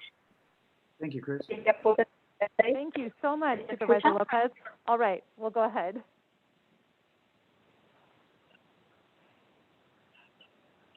Sí, mi nombre es Teresa. My name is Teresa. Yo nomás hablaba por todos mis compañeros para que I'm just regresen, calling from all my coworker friends porque aquí estamos en un lugar que es muy caro y tenemos que trabajar para seguir adelante. So we live in an area that is high cost, and we need to work to continue our lives, Especialmente para poder solventar nuestras familias y nuestros gastos. especially to have put food on the table and have enough for our bills. Ahora que se nos termina la aseguranza, va a ser un poco difícil si algunos no calificamos para la cobertura. Ya So que el it's going to be costo de very la difficult aseguranza, now that our benefits are ending, our health benefits are ending. entonces queremos que aprueben la ordenanza para todos los supervisores. So we would like for the supervisors to approve this ordinance. Muchas gracias y se los agradezco de corazón. Thank you very much, and I truly appreciate it from the bottom of my heart. Thank you. Thank you so much. And thank you for helping us make sure that we got all of our public speakers included today. Okay, it looks like we don't have any more hands raised. So I'm going to close public comment. Phone call 062 has a hand raised, but I think that's the one we just took, correct? Okay, perfect. So we're going to close public comment on this item. I'm going to bring it back to the board. It is 2 o'clock and we haven't had a break yet today. So I was waiting for the federal jury announcement, but I think we'll maybe bring it back to the board for some initial conversation, and I would like to take a 15-minute break when that news gets announced. Supervisor Alejo, I am going to call on you next, but I do want to just make a couple comments. First of all, I want to thank everyone who has taken the time to join us, to stick with us from 10:30 this morning. It's helpful to hear all of the feedback and the different perspectives. You know, as far as I'm concerned, we've had COVID-19 for the past 2 years, for the past year. We've heard from our larger community, our hospitality industry. We've heard calls from this board to take action to protect our essential workforce, particularly those working in the hospitality industry. Members of this board have pushed for reopening our hospitality industry, expressing the need to do so that we can get the workers back into their jobs. The intent and all of the work that's been done to move us into lower tiers to reduce the spread of COVID was with the stated intent of getting workers back to work. Today we have heard loud and clear from the workers themselves, the workers who sit in this audience with me today, the workers who spent their time calling in to let us know that they have not been called back for their jobs yet and that they're looking for that reassurance.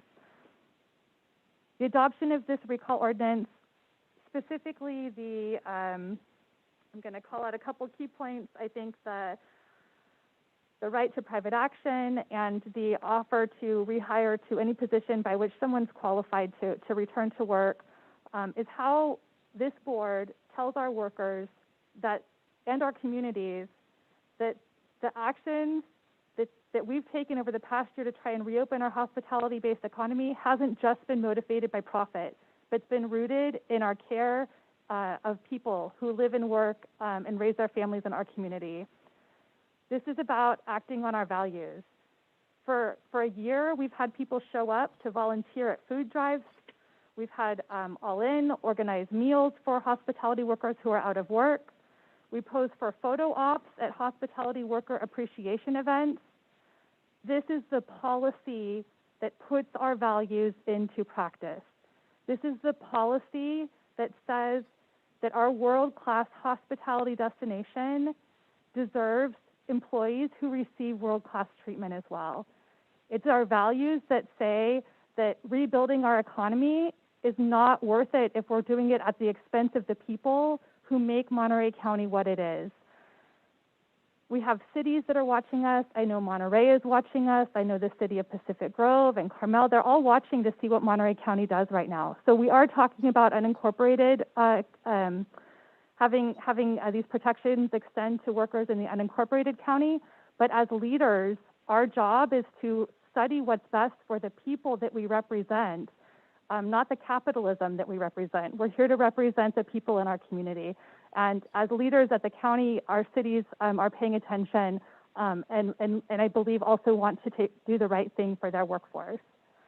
So rebuilding a thriving economy can't happen when we leave our workforce behind. It cannot happen when we leave the people who have built that economy behind. SB 93 was a baseline. I'm concerned that it doesn't include the additional enforcement provisions. I think that that's a baseline. If we have everyone offering their workers back their jobs, we don't have to worry about private rights of action. And what I hear is that employers want to welcome their folks back. And so I'm hoping that this can be something that we agree is the right thing to do to embody the values that we say we care about. So this is our chance to take those actions. And I'll pass it over to my colleagues for any additional final comments. But I think there's some flexibility in terms of how we frame out what action we take today. But the two pieces for me that I feel like are most important, and I'm willing to compromise on other pieces, would be allowing workers to get rehired to any position by which they're qualified. I know that that includes some training provisions, but it's how we take care of people. And the second piece would be the enforcement option of a right to private action that allows employers to hold accountability. Otherwise, we really don't have, we can have ordinances all day long, but if there is no opportunity for enforcement, it doesn't mean much. So that's where I'm at today. I'm hoping that we can, find a way to move forward with at least 3 votes, and I look forward to the conversation from here out. Thank you. And I'll call on Supervisor Alejo.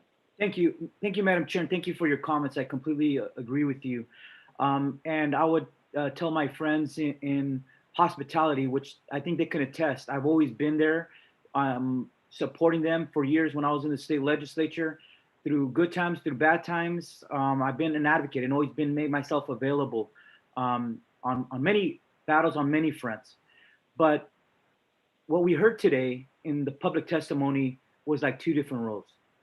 And when you look at who is speaking on the worker side, primarily Latino, primarily women, primarily immigrant, and that's not only what we witnessed before us just today, but also when I go to those hospitality recognition, you see that the far majority are people of color.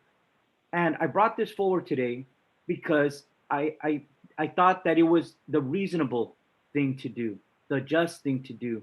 Because when we get elected, it's not just hearing the voices of our business leaders, but it's also equally, and I would say equally important, to heavily weigh the voices of the hardworking people, sometimes those that don't have a lot of money, sometimes those that don't have a lot of influence, sometimes those that don't have the time and ability to speak up at these meetings because they're working 1 or 2, sometimes 3 jobs to maintain their families in a very expensive place to be.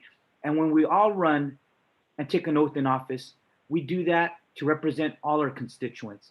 And these are constituents, these employees are people who live in my district, and their stories are important. So I would encourage, don't say they don't exist, a problem doesn't exist, when they're sharing their stories and saying they have yet to be called back over a year after being laid off. That is their reality, and that is their hardship.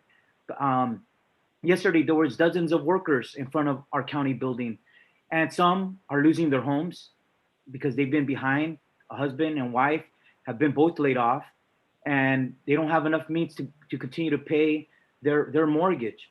Those are the realities that of people that we care about, because in their voices and in their faces and in their names, I see my own family. My aunts and uncles who worked in hospitality, who were housekeepers for decades.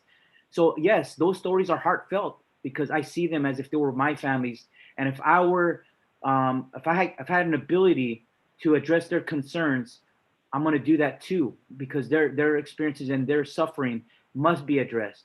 And like I said, I was brought forward because it was reasonable, simply giving notice to give them the first right after decades of work. And when I first brought this, I met with workers who had worked 10, 20, and 30 years, and I listened to them. But then I reached out to Hospitality Association, and I was told that they would not fight this. That they said, we don't think it's necessary, but we're not going to fight this, Luis. Those are the words that I was told, and now we're here seeing something different here. But what we're left with now that the state addressed most of the provisions that were in the original ordinance, we're only talking about a few very reasonable provisions. And as our chair rightly pointed out, the right of action is typical in labor law. It's typical in state law. And yes, every time that this comes up, they always want to bring up those frivolous lawsuits. That's not going to happen. It doesn't happen. It only happens when there is legitimate violations of the law. Those cases move forward. But the most important aspect of having a right of action is the preventative aspect, knowing that there's enforcement mechanisms that will encourage and compliance with the local ordinance, and not have to weigh in on a state agency to take actions for enforcement on an alleged violation. That's why that is important. And it's also important that as there's jobs reopen and there's jobs that we could retrain workers for, that they have that ability to be able to jump in, because they've been waiting, they've been loyal, and waiting to be hired. And if there's a job that they could be trained to do, they should have that ability to do it. And in fact, with some of the comments I heard today, the recognition that SB 93 is state law, the recognition that there's in some cases, some hardship to hire workers, or that they're already hiring workers. This should be embraced by the industry, by all my friends, and this should be embraced. It's the right message to say that we respect our workers. We're going to hire them back, and even perhaps hire many more workers if there is a shortage in some places. This should not be a problem. This should not be onerous to anybody. So I would implore my friends in the industry to embrace this, because it is our responsibility that as we reopen, that we also look after the interest of these hardest hit employees in our county. And when they use the terms collaboration, it should not just be doing what we want, but not doing anything the workers want. It cannot be that way in Monterey County. We have to balance interest. We have to put all interests on the table sometimes when we make decisions. This is one of those reasonable ones. And I think this is the right thing to do. And I think it would certainly be appreciated by the thousands of hospitality workers that we often tell that we support them, that we recognize their dedication and their hard work. Well, what's so difficult about giving them the promise that they will get their jobs back in a reasonable amount of time after waiting over a year to be rehired, after doing what we've asked them to do to stay home and protect themselves and their families? They've done that. Now they're just waiting to be rehired, and these women and these other workers who have said they're still waiting to be called, that has to be addressed. They deserve at least that promise out of respect for what they do and their decades of working in the industry. That is the minimum that we can do. So I would ask my colleagues to please support this, that we could pass this today. I know we have to perhaps repost this if we're going to do a due course ordinance. We have to post it, I believe, for 5 days. So this could be, if we have the requisite majority of votes, this could be reposted perhaps tomorrow, agendized to take up on a first reading next Tuesday. And then I think it has to come back another 30 days after that.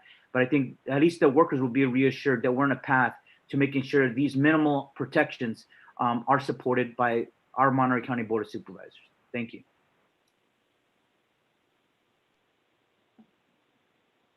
Thank you, Supervisor Alejo. I would like to take a 15-minute break, but I want to lose the momentum of where we're at here, and I think there's a lot of people paying attention to this conversation right now.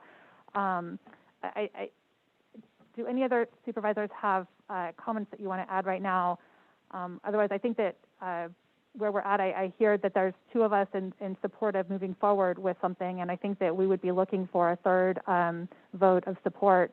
And finding out what it is that you'd be willing to support would help us be able to craft what we decide moving forward. So, Supervisor Phillips. I'm not going to have quick comments. I'm going to have substantial comments. So do you want to take that at another time or take it now? Maybe just, is there a thumbs up for taking a 15-minute break right now? Yeah, I'm fine with that. Okay, yeah, okay, all right. We'll check back in again at 2:30. Thank you.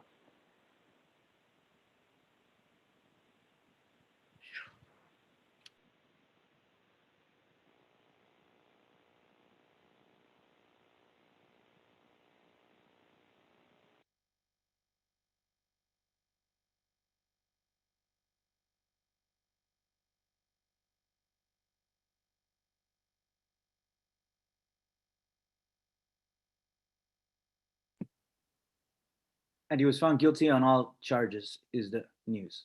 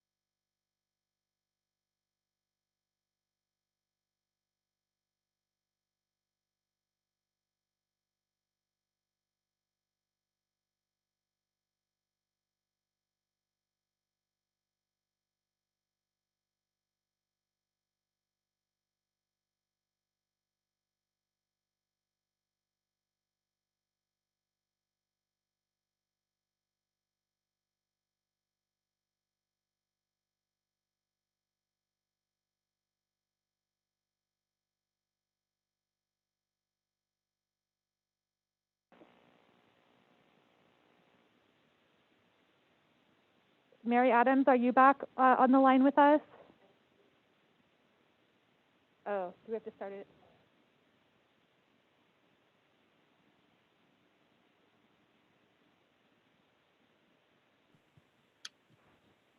Are we back live again? Okay.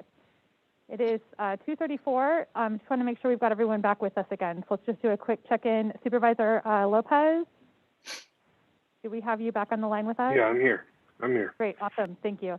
And Supervisor Alejo, are you Yes, I am. back on the line? Great. I see Supervisor Phillips and I see Supervisor Adams. Okay. So we left off, we are still on item number 24, which is our hospitality right to recall ordinance. And staff is looking for some specific direction. Supervisor Alejo shared some comments. I shared some comments. If there is a third vote on this, we will need to figure out who you are and what it is that we can do to make something work here. So Supervisor Phillips, I think you were up next for comments. Thank you.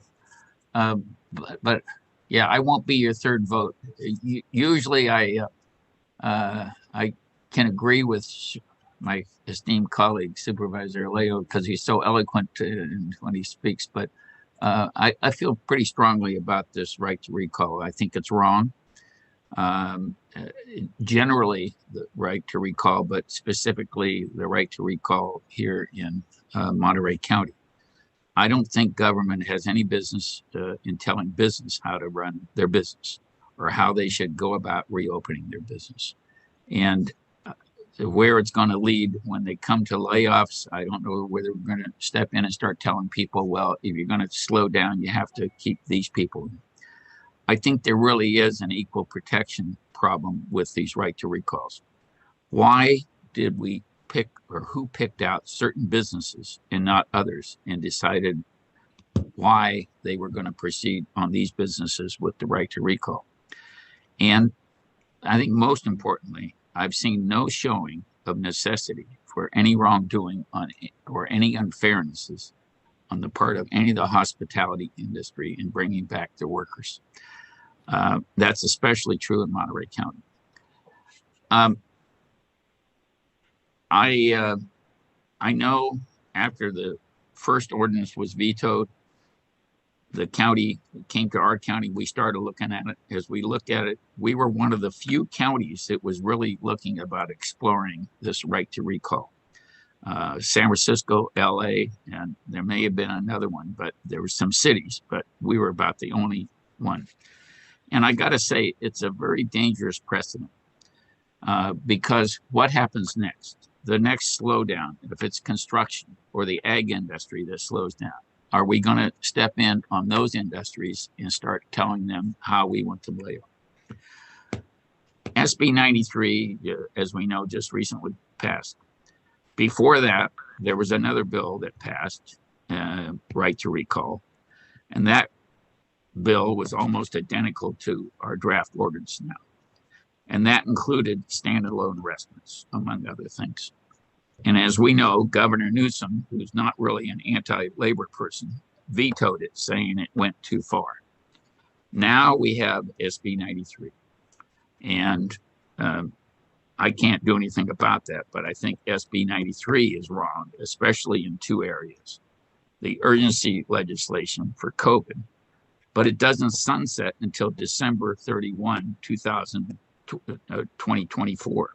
That's over 3.5 years that we're applying this. And it also applies even though the ownership has changed over the last year.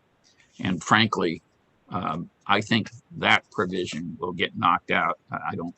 Can't see how it's constitutional. But SB 93 did do one thing.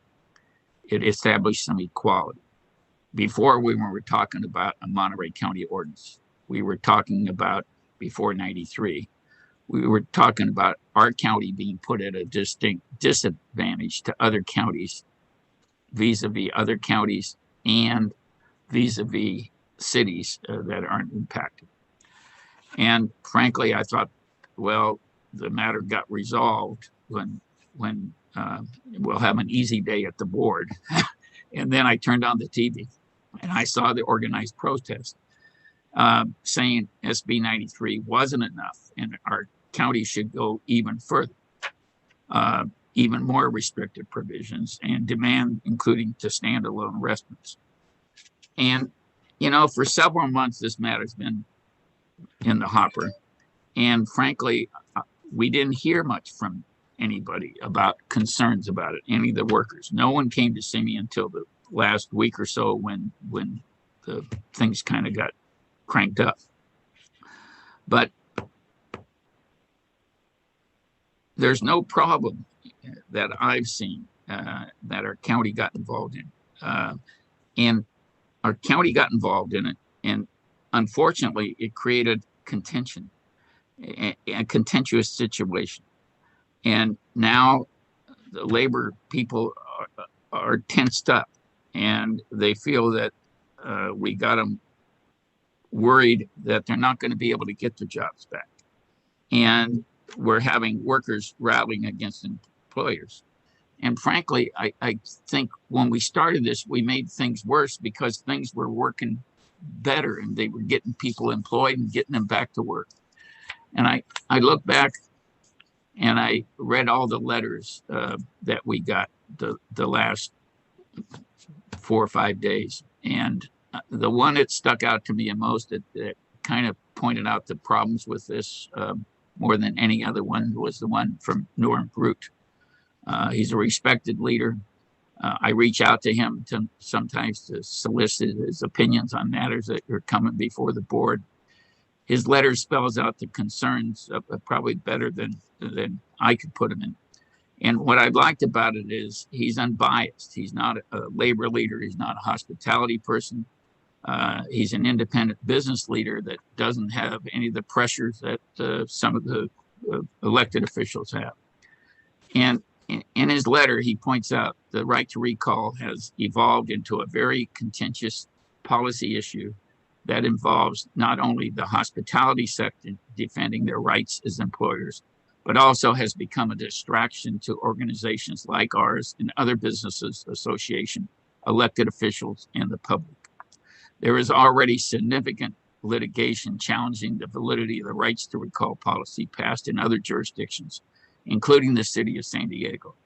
This type of public policy infringes on the rights of employers in their hiring practices, as well as possible violation of existing collective bargaining agreements, exposed to the Monterey County to unnecessary legal challenges, costly defenses of this policy if approved. And he goes on to the promoting of punitive damages by former employees who perceive disenfranchisement by an employer as a pathway to legal entitlements. And as we pointed out when I asked the question of Mr. Gerard, there is the possibility of punitive damages under what we perceived in now, and a private Attorney General Act is applicable. He goes on to say that it requires employers to not only rehire employees that were in the position before they were laid off, but mandates a former employee can be trained for the open position. That's in Monterey County's law. It was not in 93. And that goes back to the front of the house, back of the house, and how these businesses may have to do business a little differently than they did before. Public policy that the County of Monterey knows, it establishes a public policy that Monterey County knows better how employers should conduct their hiring practices. There has been no documented evidence to show that Monterey County hospitality sector employers has discriminated in any way in their hiring practices. In fact, most business owners in general have stated that they would prefer to rehire their experienced employees given the chance when the economy improves, but not under the legal compulsion to do so. And if you looked at the latest national news, restaurants all over the place are having trouble finding the employees to come back. He goes on, we find no compelling reason for this type of emergency public policy ordinance to be rushed into place, especially when it adds extra administrative burdens to hospitality section businesses that are struggling to exist in the pandemic economy. Finally, he talks about the unintended consequences, which I think may have been one of his primary concerns. Further, we express deep concerns that this type of workplace ordinance precedent will be extended to other economic sectors of Monterey County, including our vital agricultural sector and the employers that have done so much for farm workers' safety during the pandemic. So, you know, I look at that and I can frankly find no reason, especially when I look at the hospitality in Monterey County. They were shut down the longest almost of any other county. They had a battle to get their indoors open. They got their outdoors open, then they got them closed down. You look at the hospitality business, you look at Pebble Beach, what they do for, they got their own vaccine for their clinic for their employees. You look at Chris Shake, who provided food for all his people during the pandemic. You look at the Monterey County Hospitality Association employee recognition luncheon that we all go to, and they take so much pride in how well they treat their people. So I think it's completely and totally unnecessary beyond 93. And I really don't want to be a county that kind of sticking their thumb in the eye of our business community that pays our taxes and keeps us going. So I will not be the third vote on this, and I will oppose it. So thank you, Madam Chair. Thank you for sharing your thoughts with us, Supervisor Phillips. Supervisor Adams or Lopez, would you like to weigh in? Supervisor Adams. Thank you. Thanks very much, Wendy. You know, I feel like I've just heard everything, and I appreciate the comments that my esteemed colleague, John Phillips, just made. I feel like I agree with everything that each side has said today. And when I think about the hospitality industry, I think about both. I think about the people who have the businesses, and I think about the people who work in the businesses. And truthfully, it's been the hardest hit of any employer, any industry in the entire county, but especially with the people that I represent. When the industry suffers such a massive hit, it truly means that the employees, the employers, and the community have been hit hard as well. This last year added a completely different level to stress and anxiety for those people who had to go without work and for those people who had to close their doors. We've heard that from so many different people, and I have felt it from the people who came today to testify. When I first met with the labor representatives almost a month ago, I guess it's been now, the proposed ordinance as it was presented at that time, I don't think it had been thoroughly fleshed out. And what I and many other people heard as recall and retain, which is something that I agree with. A valued friend of mine framed it as a proposed ordinance that would require local hotels and restaurants to rehire former employees first, those workers who were laid off because of the pandemic. The union is asking for seniority rehiring. This approach I completely agree with. It's exactly what I believe is fair, and I fully support that. When I had the opportunity, though, after the ordinance had been presented and got to review the language, I found that it imposed far more restrictions on how businesses bring back their employees. It has many ambiguities and loopholes for interpretation that ends up hurting the employees by making it more difficult for the employers to bring people back. And I'll just give you a couple of examples. In the definition, section 3, I was looking at K, that is what's a laid off, what does that mean? What's a laid off employee? It talks about a variety of different things, but it makes no mention of people who may have left the area. People who took, what could be called like a golden parachute. They were able to retire early and were given, significant compensation for their decision to do that. And what's going to happen with the paperwork with those employees now?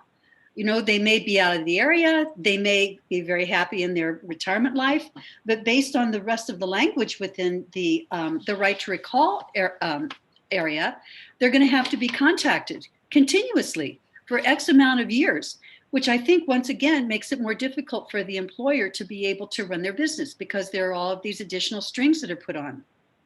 When I read as well under the right to recall under Section 2, it talks not just about the positions that would be same or similar to the covered enterprise at the time that the person was let go or laid off, but that person could also be qualified for the position with the same training that would be qualified for a new employee. So say during the restructuring of a company that's had to go through whatever to be able to keep their doors open, a restaurant or a or a hotel in primarily the unincorporated area, which means primarily in my district. So an accountant is let go. So a position comes up for a server, a waiter. Does that mean that that accountant has to be sent the information about how to be to come back because there's an opportunity for you to get another job here as a server? Yes, you could be trained. I'm sure an accountant could be trained, maybe not, but I think that that's the language is what's printed on the paper. It's not what we think about. It's not how it's meant to be. It's the words that are on a piece of paper, and that's what the words say. The same thing that we talked about earlier that I was concerned about with the on Section 6 with enforcement. The kind of litigious community and country in which we live now is going to be full of people who are just trying to go behind the bar to ensure that people like the good people, the people who have been doing all of the things right, like John was mentioning earlier, like the sheikhs, even though they don't qualify for this because they're not in the unincorporated area, but like the Pebble Beach Company, who not only took care of their employees in many, many ways, made sure that they all got vaccines that they paid for, not the county, not the state, not anybody else, that they paid for. That the paperwork has to be so absolutely specific in what they do, because if they make one error in the work that is outlined in this ordinance, definitely there are going to be viperous attorneys who just jump down the opportunity to catch on to it so that they can file a lawsuit against it. And if we don't think that that's not true, I think we'd better look back to what happened when the American Disabilities Act took place. A perfect act, a wonderful thing. But how many businesses had to go through just bogus lawsuits because of what some attorneys who are not represented in the group that I know, not represented in the people with whom we all interact, but they are out there and we all know it. So honestly, as I talk about this, as I said, I feel like I just see things from both sides so clearly. When I had the opportunity to meet with labor again, a number of the workers that I met with, none of whom actually would have been impacted by this local ordinance, told me that they were not doing this for themselves, but they were doing it for other people who were impacted or who could be impacted. And I think that that's exactly what the state's recently passed SB 93 does. It levels the playing field for all employers and for all employees. All hospitality workers will be saved, so to speak, from what could happen to them by difficult or unfair bad actors in the hospitality ownership area. I'm concerned that this ordinance impacts only the hospitality industry and how this industry operates when they've already been struggling to make ends meet. And as I said, when I say hospitality industry, I mean both sides, the workers and the ones who own the buildings.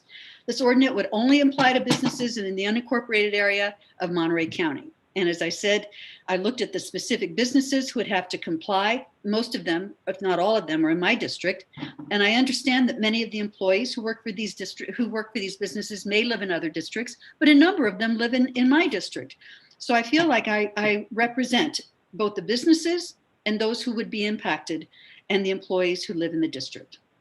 I hear from employers that it's difficult to rehire staff because many staff have moved out of state, moved out of the area, just because they were laid off, they were feeling anxious and insecure about their future, and it made life very difficult for them, as it has for so many people. But I think the other pressure that we're finding within the hospitality area right now is that with CSUMB not being here, there are so many, I mean, the university is here, of course, but many of the students are not. They're taking their online classes. We're missing a whole segment of employees who would typically work in the hospitality industry and who would do the more of the part-time positions than what a lot of the returning workers are now finding themselves being asked to do. I also hear from employees, most of whom work in the local jurisdictions, that are not hearing from their previous employers and are feeling very anxious and insecure about their future. I would really just encourage all of the hospitality, all of the business owners who live in our area, who are intending to reopen if they have not done so yet, or who have the opportunity to expand the work that they're doing, to please just communicate with those workers who you've not brought back on yet. I know that it would really help a lot. Frankly, I just also want to thank all of the people who came here today, all of the employees who have shared their stories with us. There is just so much heartbreak that has happened throughout these past 14 months. When I think about the woman who spoke to us, Miss Mejia, losing her job, losing her mother, you know, many of us have had to go through just awful times through the past 14 months. And I give condolences to Ms. Mejia for what she's had to endure. The stress caused by being hired back and then laid off, and then more recently, those who've gone back to work but at reduced hours or at limited benefits, this is dreadful for people. And I want you to know, those of you who came here and those of you who have friends here, that please don't think that your efforts have gone unheard, because they have been heard. And I know it's easy to simply say, well, you know, hang in there because we're almost there. You know, soon you're going to be hearing. It's not going to erase the trauma that so many people have had to experience these past years. It's experienced difficultly, but shown difficultly for employers, for employees, and for all of us.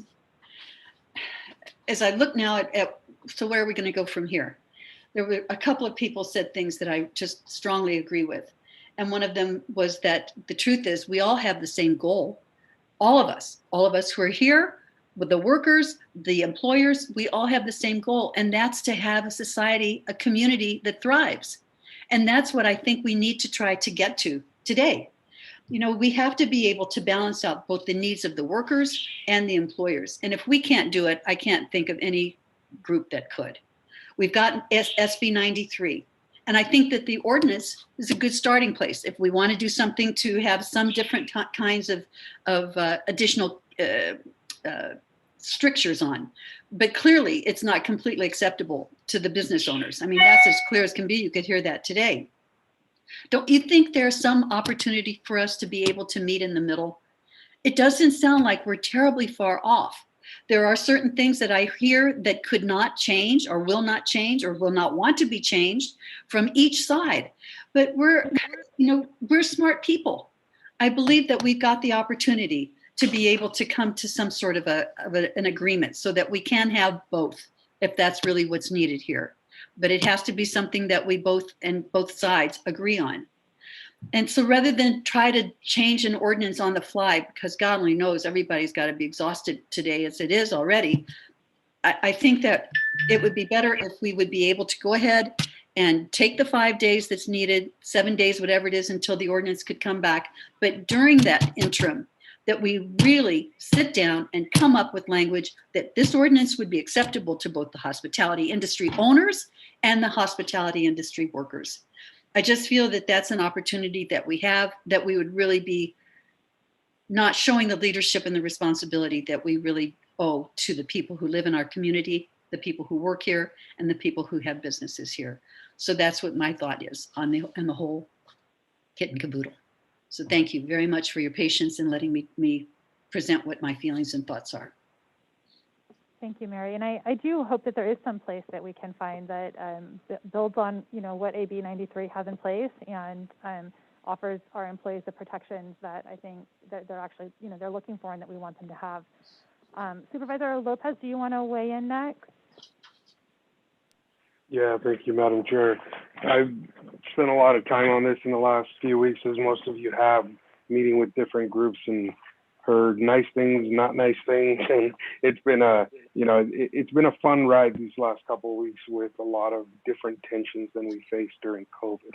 And I'll say that I thoroughly did not enjoy the last week and a half of a lot of these meetings and back and forth. But, it's been the topic of discussion between my wife and I every night for the last few weeks. And we've been going back and forth on a lot of different questions. What is missing? What is the piece and that the workers really want to feel? What's the piece that the employers are afraid about? What are these competing concerns and where can they meet? And much to Supervisor Adams's, kind of questions there at the very end of her comments.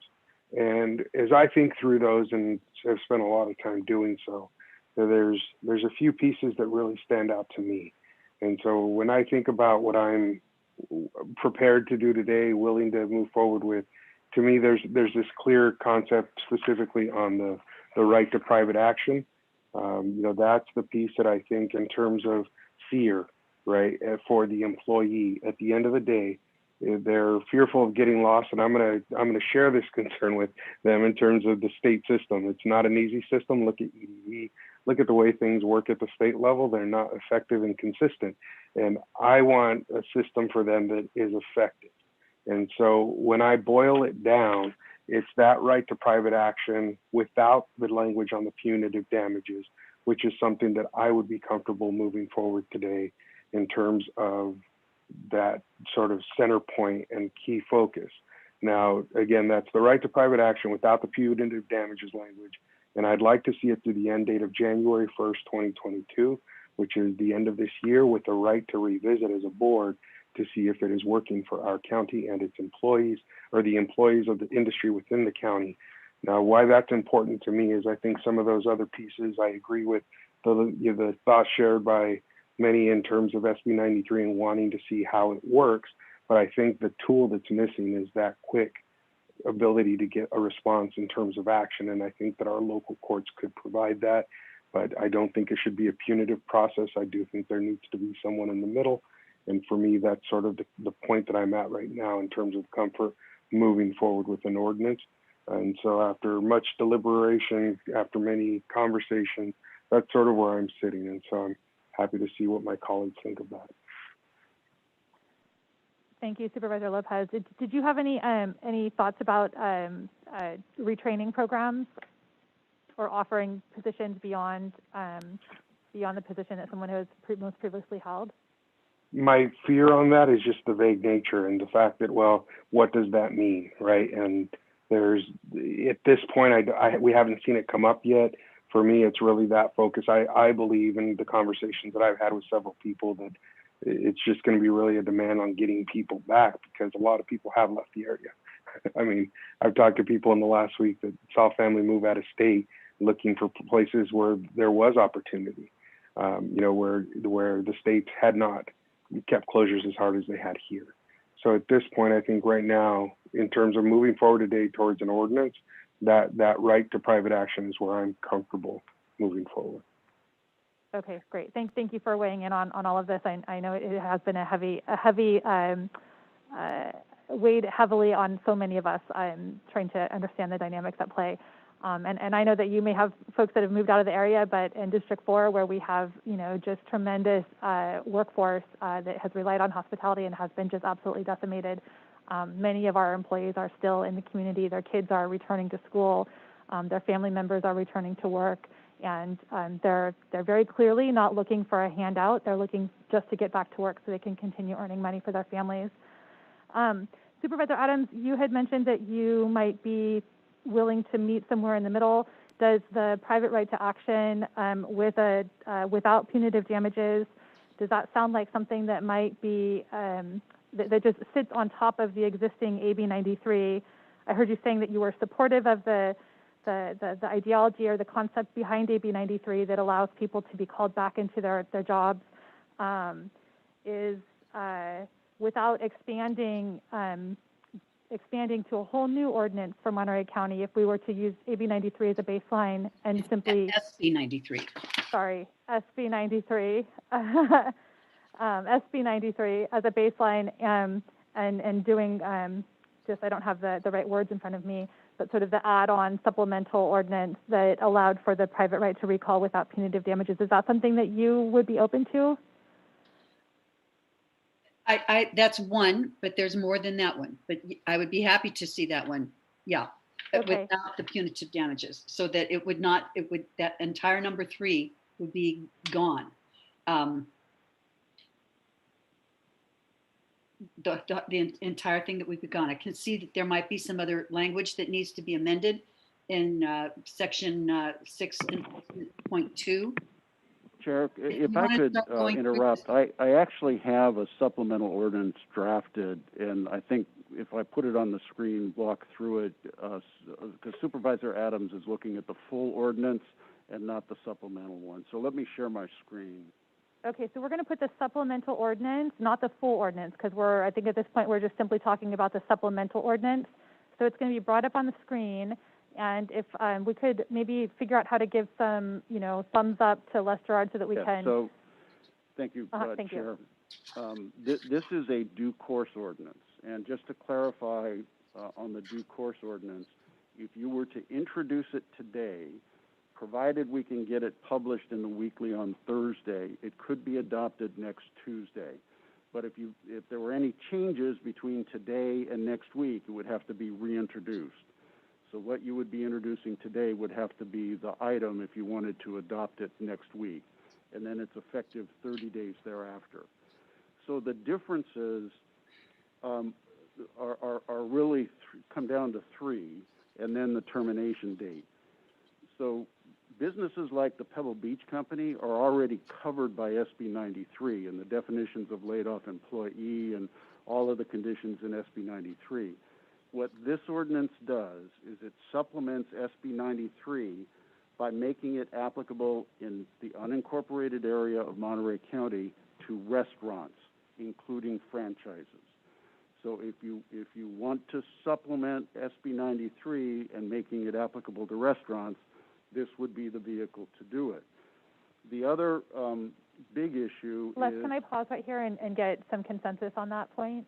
I'd be happy to receive Okay. comment on that. Okay, so if there's a way to do thumbs up, is the expanding the SB 93 provisions to restaurants something that you would be okay with, Chris or Mary? And let me just add, Chair, that restaurants inside of hotels are covered by SB 93. Okay, so these would be standalone restaurants. And Les, these are standalone restaurants with how many employees? The way it's written, it's 50 or more. Right.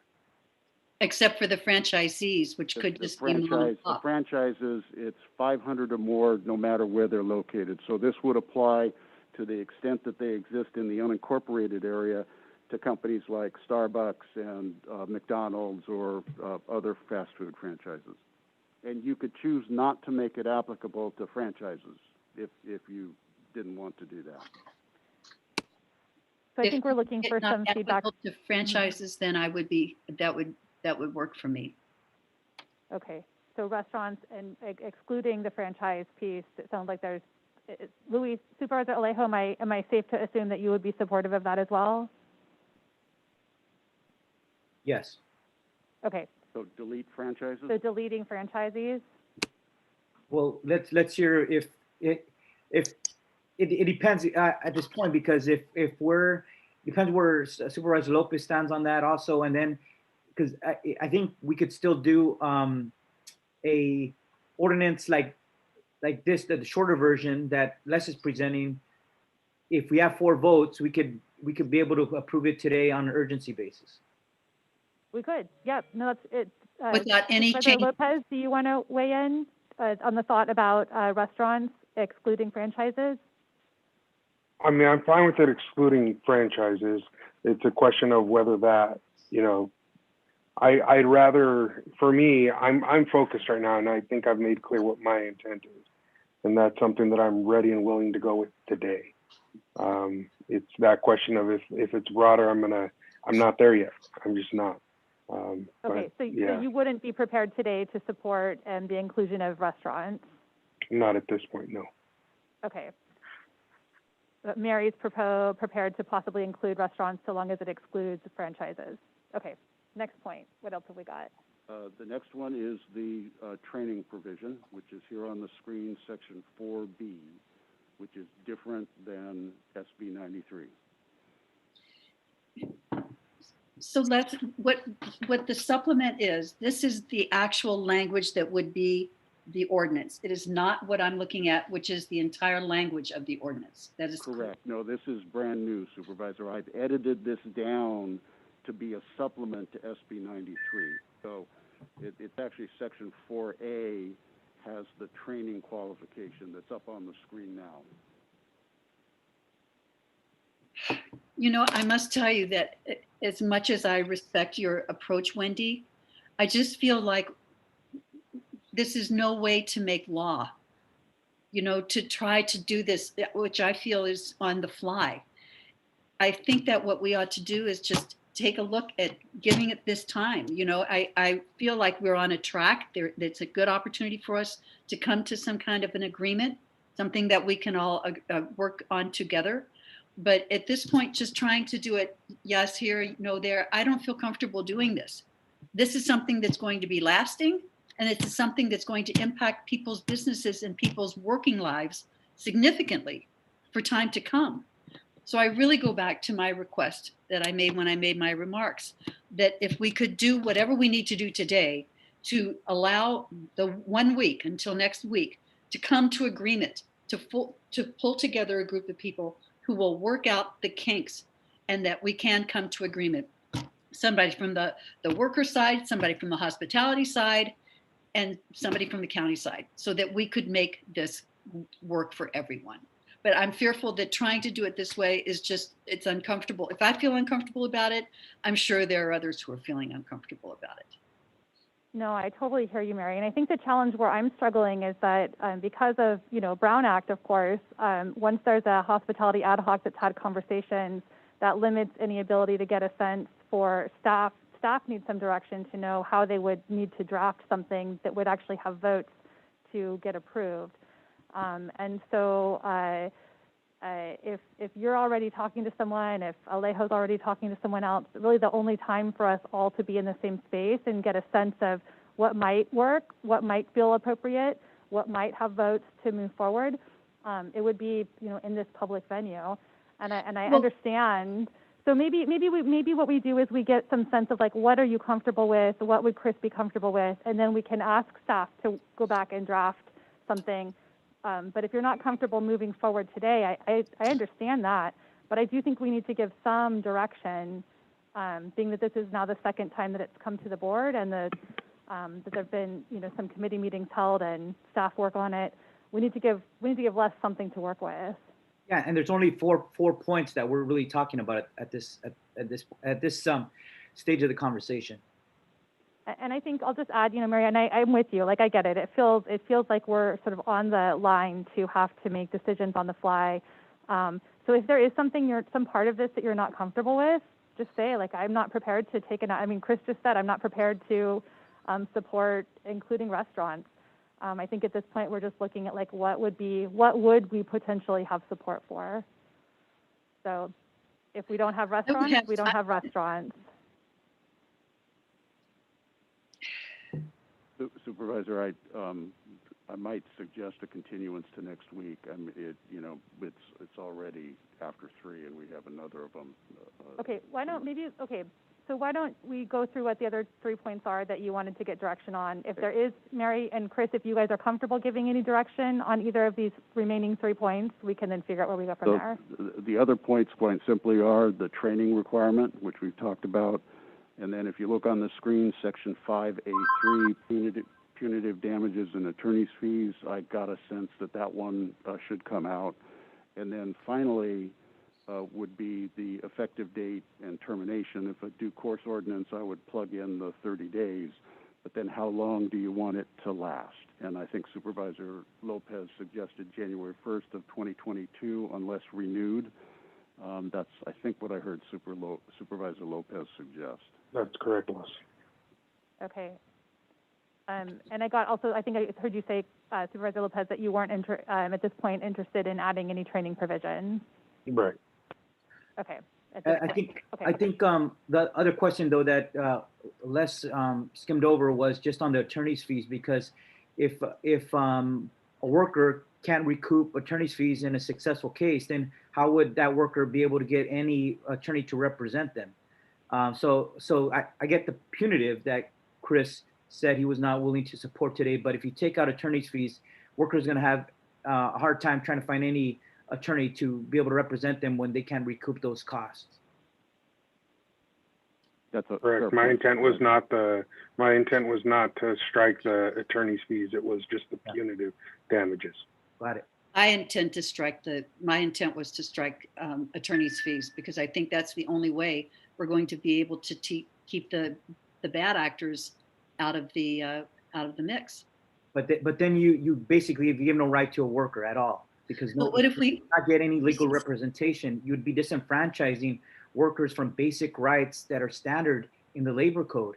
They have a right to be able to get attorney's fees only if they prevail. If they are successful in court, they will get fees. Otherwise, they will not.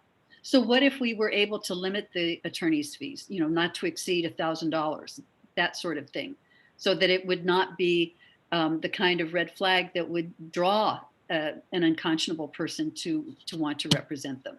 But Supervisor Adams, with all respect, what case costs $1,000 in a court, and every case is going to be different depending on the circumstances.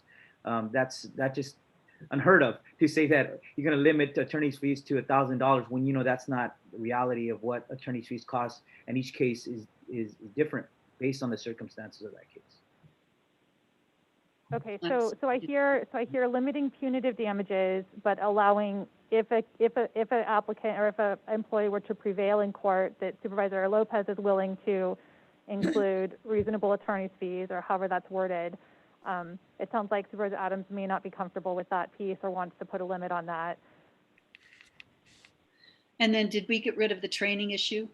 Was that part of Chris's Yeah, it doesn't sound like Supervisor Lopez is supportive of having that right now, but if you had a different, perspective there, we're just trying to figure out how we move forward, what the where the count to 3 lines up, or 4 ideally, or 5 ideally.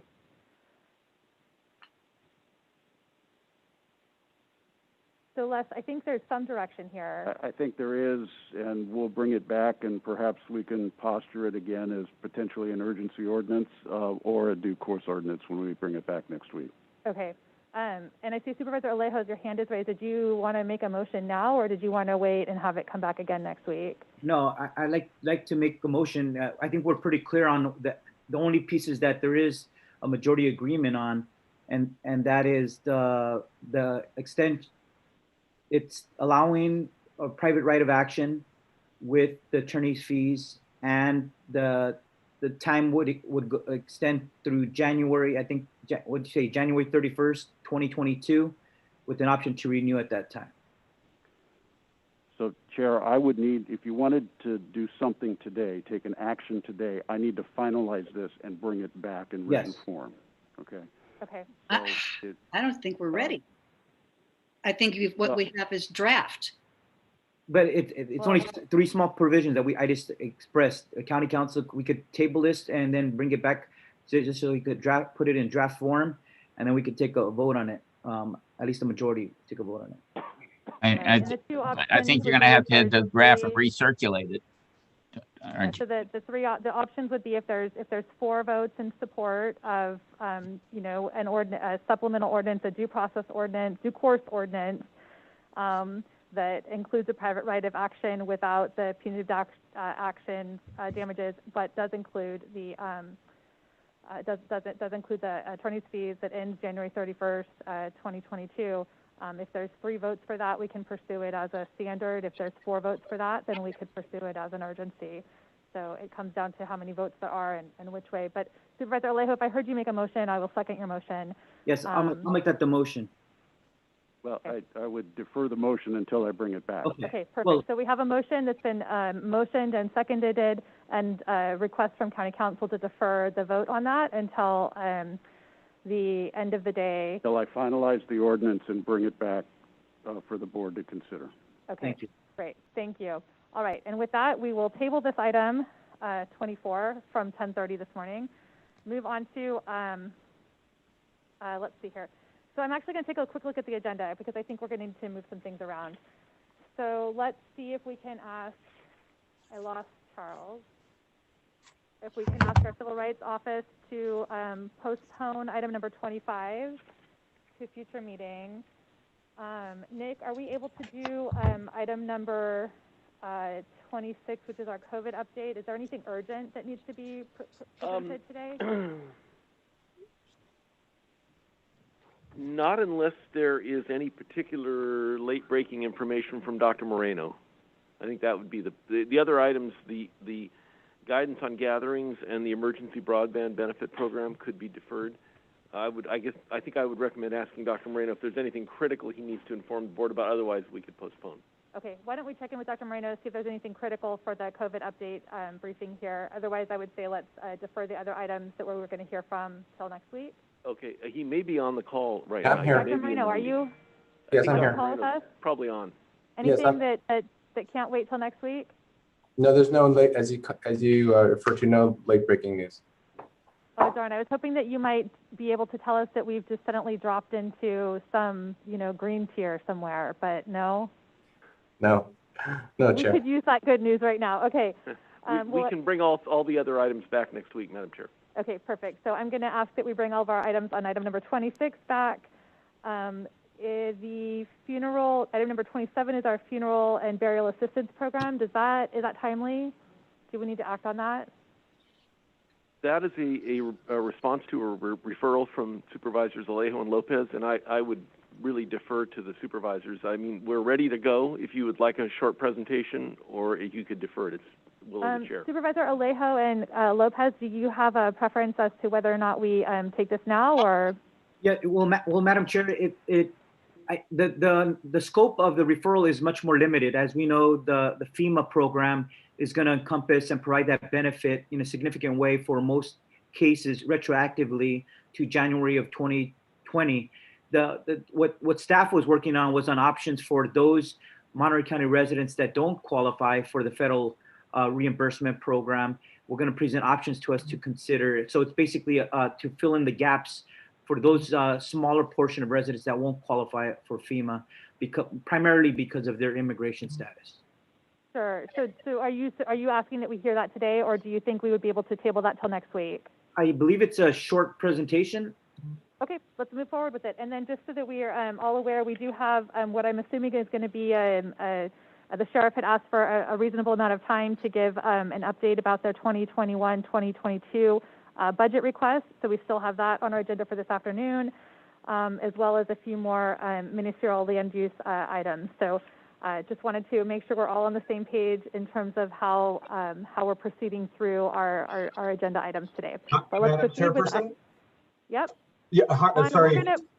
We're gonna punch you to next week. I apologize. Yeah, no problem at all. I just wanted to clarify. Next week might not work, but the following week. So the understanding is we'll move it to the future. Fabulous. Thank you. Okay, Thank you very much. We appreciate it. Okay, so let's go ahead and move on with item number 27, which is considering options for a Monterey County COVID-19 funeral and burial assistance program. We've got a presentation by Justin Lin, our emergency services planner. Justin, are you on the line? I am. Can you hear me? Fabulous. Thank you for joining us, and thank you for your patience with our meeting timeline today. Yeah. Thank you, supervisors, and thank you, community members, for showing up.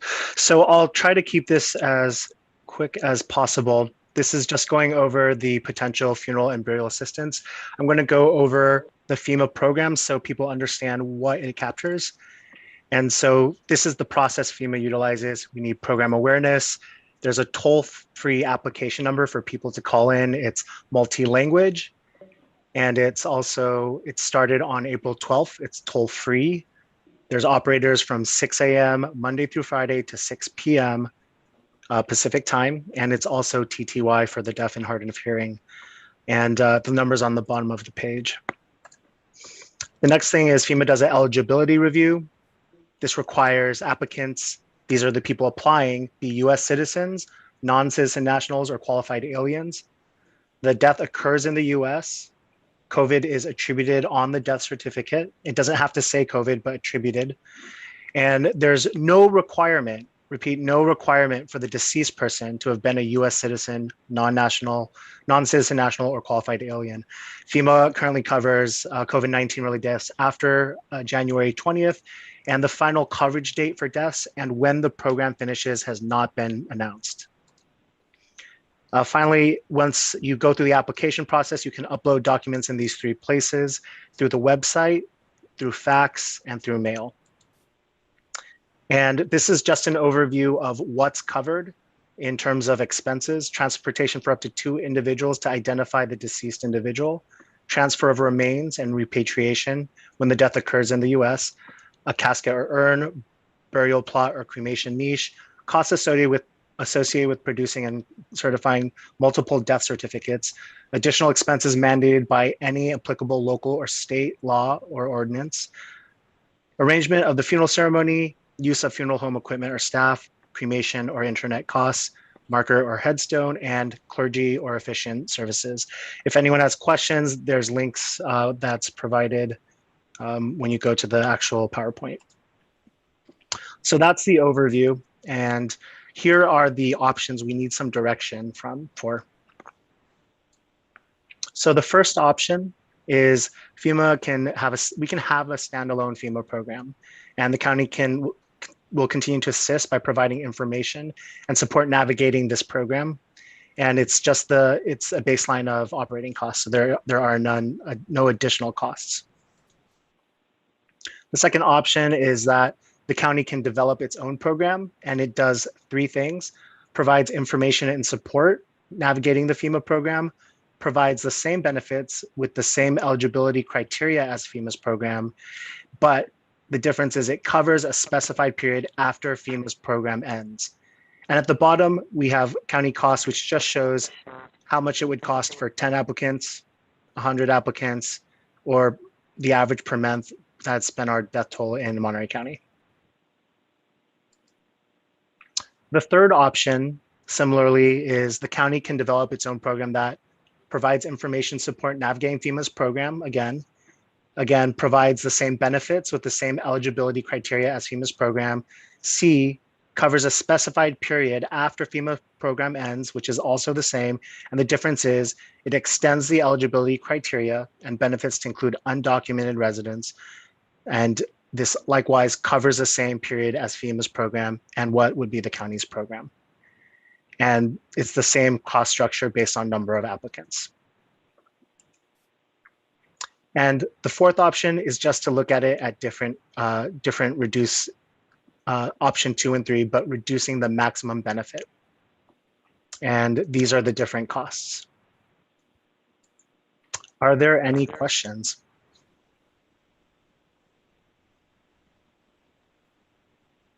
Colleagues, do you have any questions? Okay, I'll take it out to public comment for anyone who has public comment on this item. We have a couple of hands raised on Zoom. We'll continue with our 90-second public comment today. Crystal and then Carla Lobo. Crystal, you may unmute yourself, and thank you for joining us and sharing your public comment today. You'll have to, we've given you permission, but you'll actually have to push the button to unmute yourself so that we can hear you. Okay, maybe let's try Carla Lobo. Let's give Carla permission to speak. Hi, thank you for the opportunity to speak. On behalf of the Central Coast DSA, we are in support of this.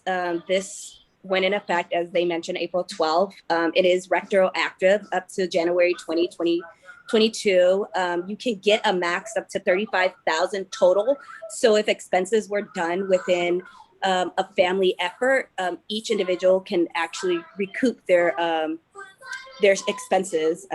Again, right now, mortuaries are able to, and states are able to, counties as well, are able to change the death certificate to state that it was attributed to COVID-19 in order to qualify for this. So I think this is a great opportunity to put something in place, facilitate the information to go out to our community and help them really recoup some of this, especially for those individuals that are undocumented, our farm workers. So I am excited for this to be coming in front of the board, and I hope that you all can adopt this and put something in place for future as well. Thank you. I yield my time.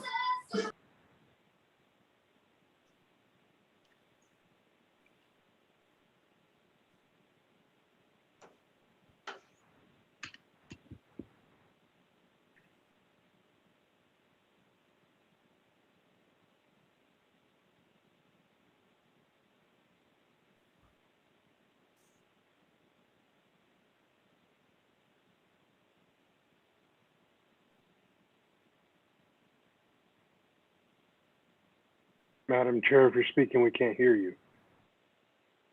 Right. Well, that would explain some things, wouldn't it? Thank you, Supervisor Lopez, for chiming in. Crystal, we've given you permission to unmute yourself, but you'll have to actually push the unmute button so that we can hear you. Otherwise, I will need to close public comment and bring it back to the board. Okay, we're going to close we are going to close public comment, bring it back to the board. I have Supervisor Alejo. It looks like everyone has something to say, so we'll start with Supervisor Alejo. Thank you, Madam Chair, and I want to thank Justin for his work on trying to give us options here. And certainly when FEMA put its criteria out, it really narrowed the scope of the original intent of the referral. But I think we're limited now. And I did want to clarify, I think it's only 9,000, FEMA only reimburses up to 9,000 per burial. I think up to 35,000 in a family that might have lost multiple family members. So it's not as broad as one of our constituents described. But nonetheless, an important one. So I think because of the criteria of who is eligible, and as Justin Riley pointed out, the deceased person, the immigration or legal status of that deceased person does not matter for the family to get reimbursed. What does matter is the family member who paid a cost and is seeking reimbursement. They have to be have legal status or they're ineligible. And we know that criteria will not fit everyone in our particular county. And so it's really trying to narrow the scope now to a program that would apply to undocumented individuals. And the real question is, do we want to match in these rare cases that we are seeing less of, but are nonetheless very tragic for a family?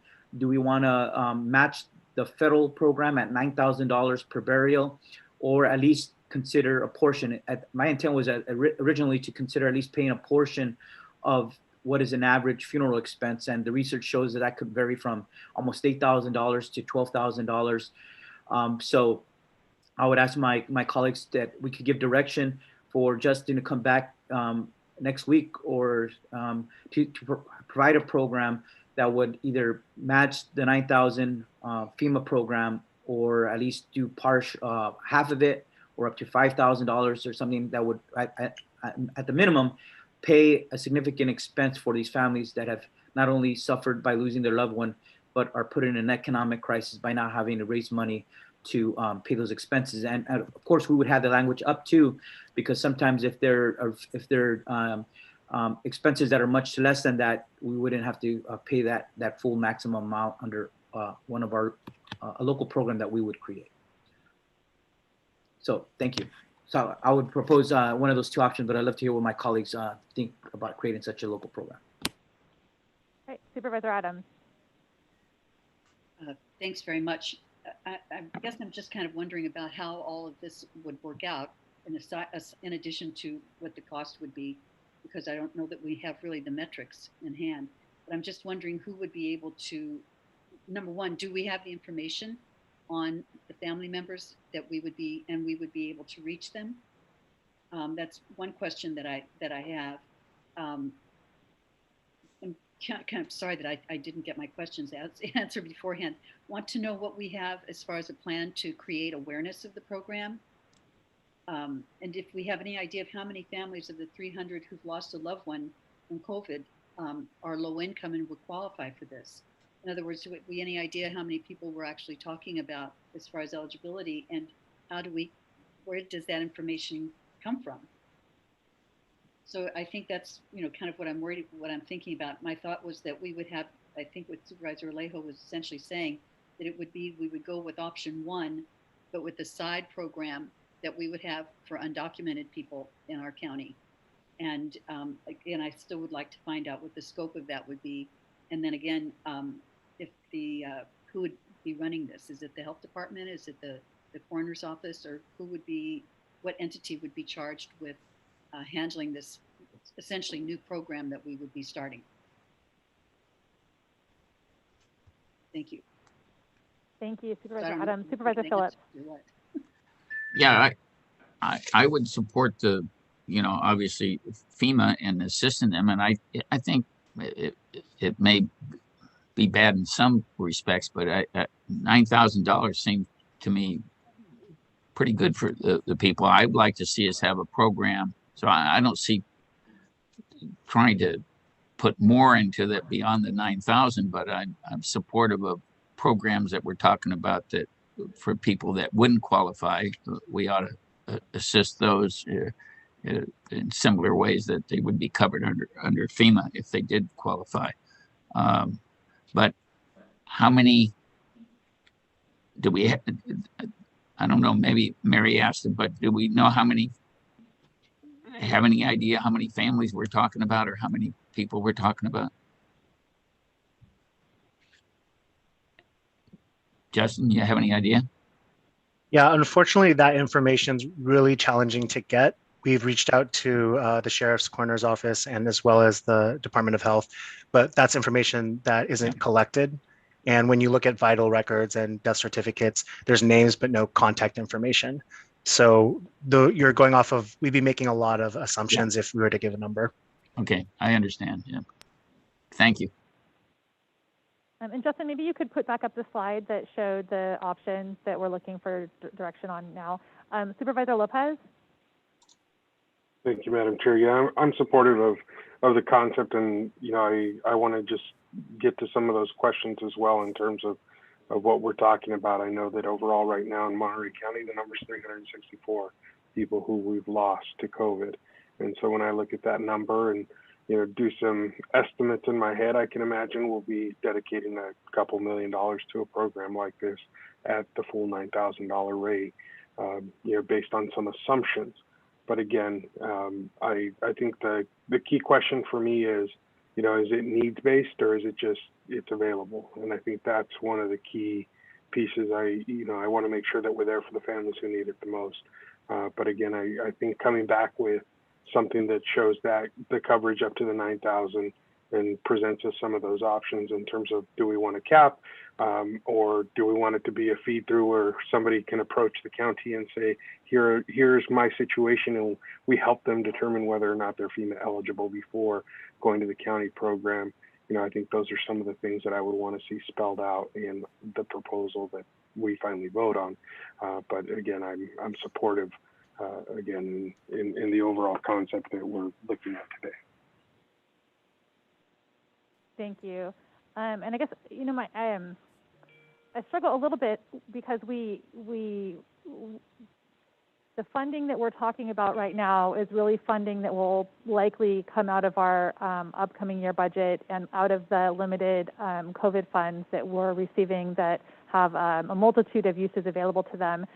I'm very pleased that FEMA came out with a program to cover many of our residents and provide that level of support.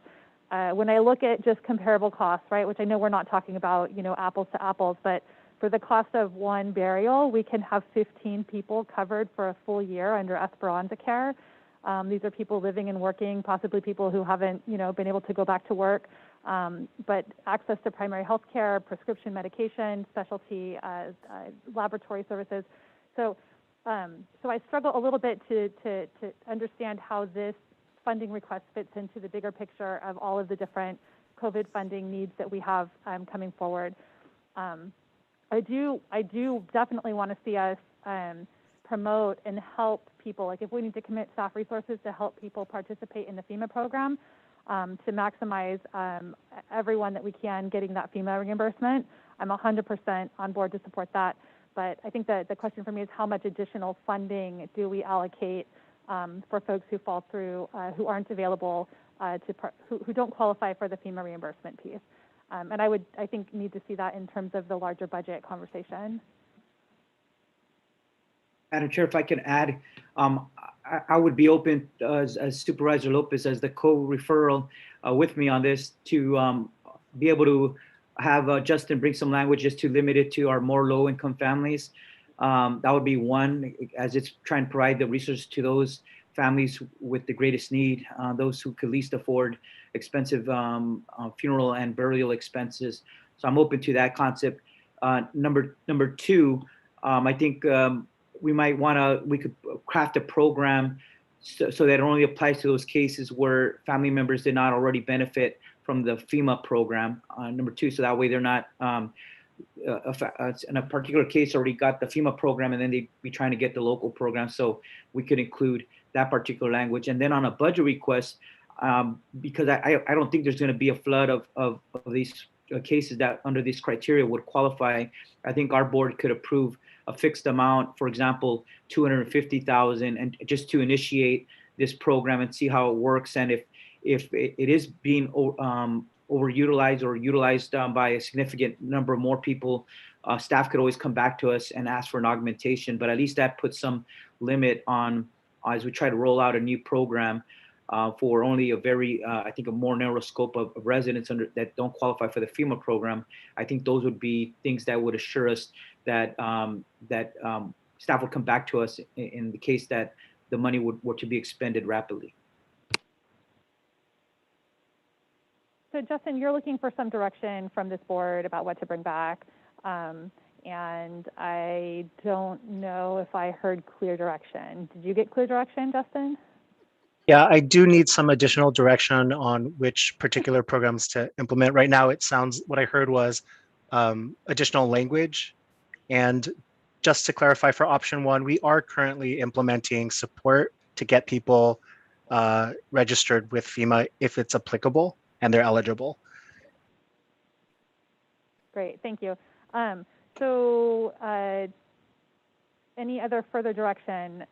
I guess maybe the other piece of it would be what a cap would be on the total amount we want dedicated to a program for this, and then how that fits into the bigger budget, any other COVID budget requests that are coming forward. And again, I just keep in mind, right, $100,000 is the equivalent of waiving all of our fees to get kids into our county parks that we have not yet decided to move forward with. So, you know, I struggle with the cost choices that we're making here. But is there any other thoughts on what a cap might be? Supervisor Alejo threw out $250,000.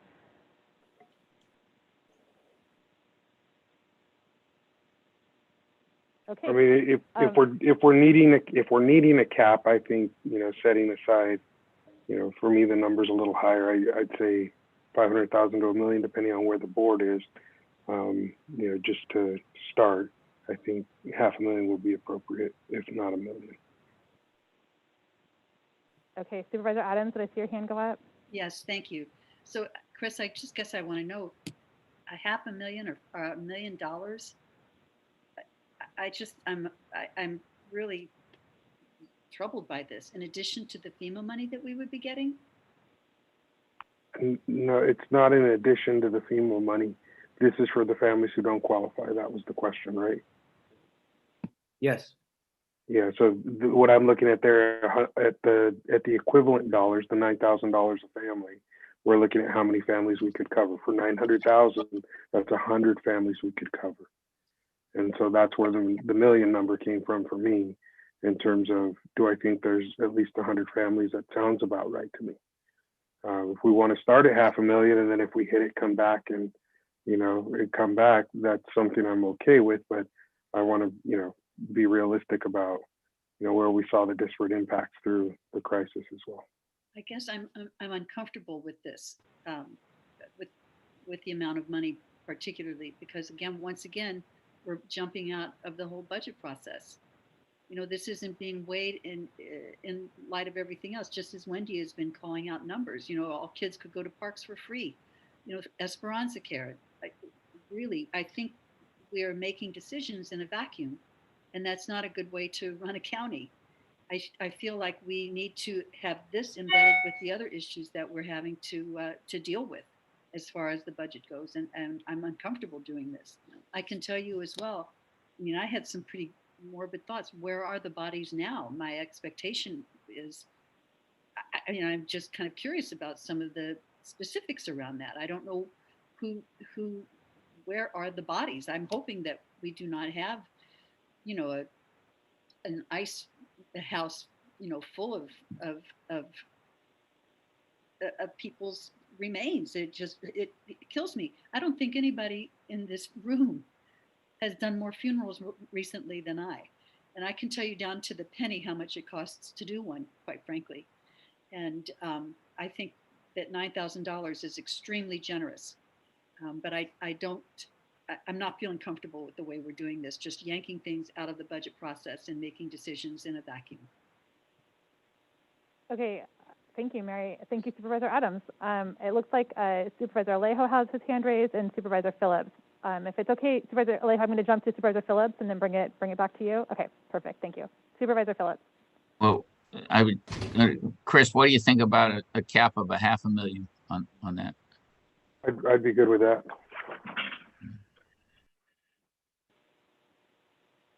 That was my thought anyways. Okay, Yeah. and Supervisor Alejo. Yeah, so hearing that, well, it's hard to hear that we don't think this is important. These are our residents who suffered the greatest tragedy during this pandemic, a rare once in 100-year, once in a century circumstance that they've had to put up money through no fault of their own because of the tragedy that their family suffered. So I hope we could be a little bit more compassionate and understanding the circumstances of our own residents who have suffered profound grief and losing their loved one.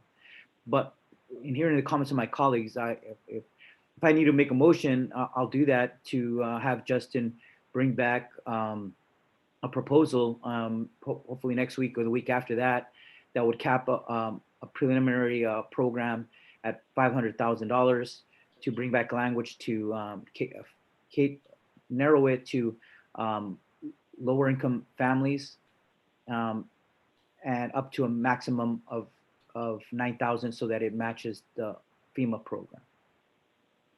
I'll second that.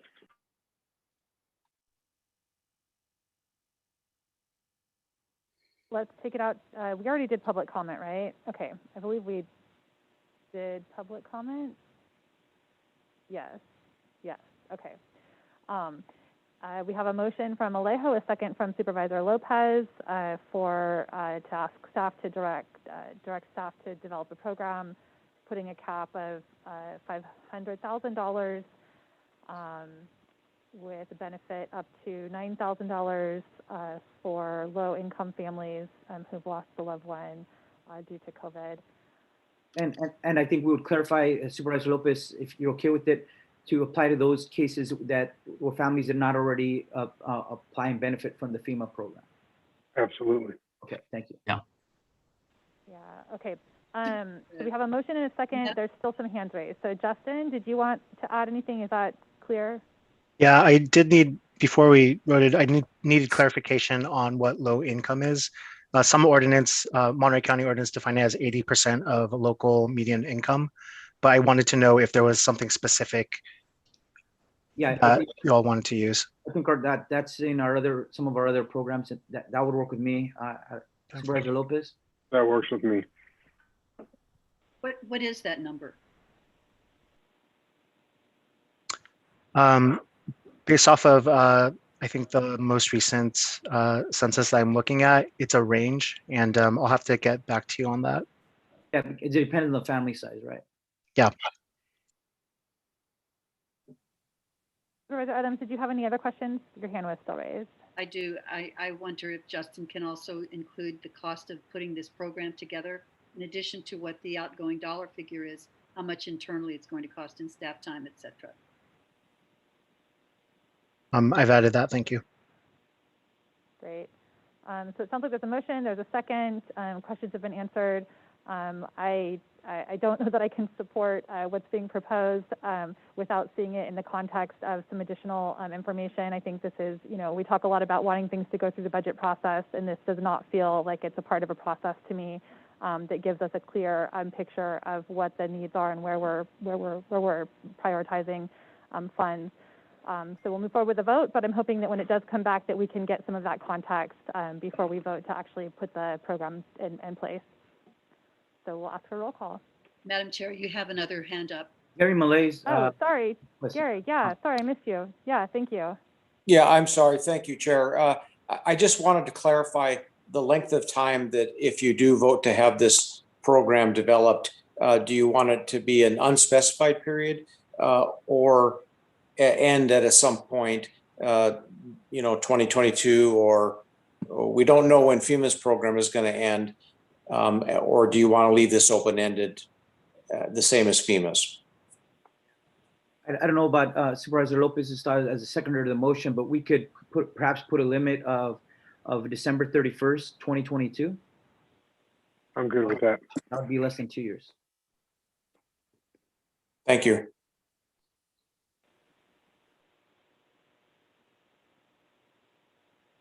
All right, and we'll do a roll call vote now. Thank you. Supervisor Alejo? Aye. Supervisor Phillips? Aye. Supervisor Lopez? Aye. Supervisor Adams? And is only a vote to research this. This is not to approve it. Is that correct? Yes, he would still bring it back at a future But it's meeting. giving direction to staff to Yes. prepare something very specific. Aye. And Chair Supervisor Root Askew? Yeah, I'm a no. I don't think I can direct this without having the full context of the budget in place. All right. Thank you, and thank you, Justin, for your patience with our agenda today and for getting back to us. We appreciate it. Okay, so we did item number 27. We're going to move on to item number 28 and welcome the Monterey County Sheriff's Office for, let's see here, what will essentially be a continuation of the budget, the budget workshop where our Sheriff's Department didn't have a lot of time to share information about their budget. So I'd just like to welcome Sheriff Bernal, and I'm assuming I saw Under Sheriff Mino on earlier today. Thank you for accepting our invitation to return back to the board with additional information about your budget requests for the 21-22 fiscal year.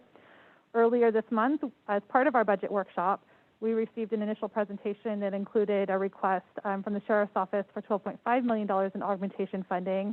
We asked the Sheriff and his team to carefully look at that request, and today they're returning for what will be this continuation of that conversation. So although we will not be making any formal votes about the Sheriff's budget today, this is a chance for the county board to let our county budget staff know how they should proceed with the development of the recommended budget as it relates to the Sheriff's request. I just wanted to ask Dwayne Woods to chime in. Did I get that clear? Do you have anything to add? Do we have budget staff on the line? You're looking for some direction. I'm here, Chair. Thank you very much. Dwayne Woods with the County Administrative Office.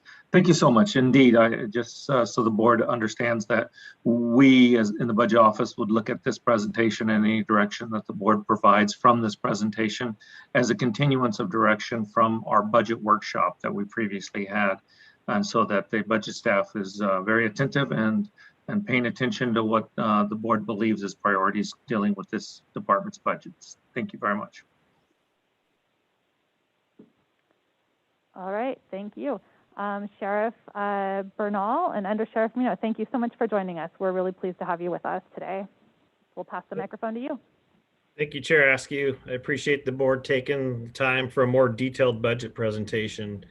I don't think a 5-minute budget brief is enough detail to address the size and complexity of our operation and our budget request. Under Sheriff Mino will be controlling the slideshow presentation here. If I can get him to move to the next slide.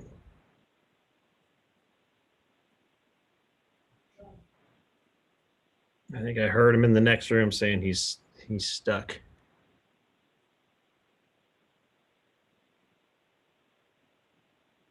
It's hard getting good help these days. Yeah.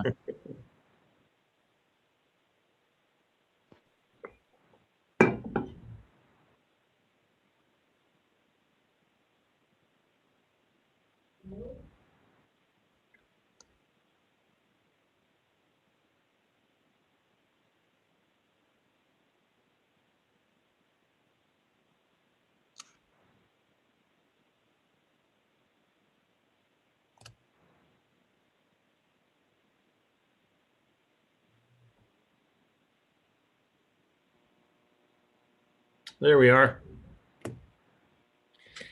Okay. I'm going to discuss some of our mandated functions and why they need to be funded. And as the board knows, we have statutory mandates for patrol, investigations, jail operations, court security, records, and IT. And again, these are mandates. The law requires us to respond to breaches of the peace. The law requires us to investigate crimes. The law requires us to apprehend offenders. And the law requires us to investigate unattended deaths.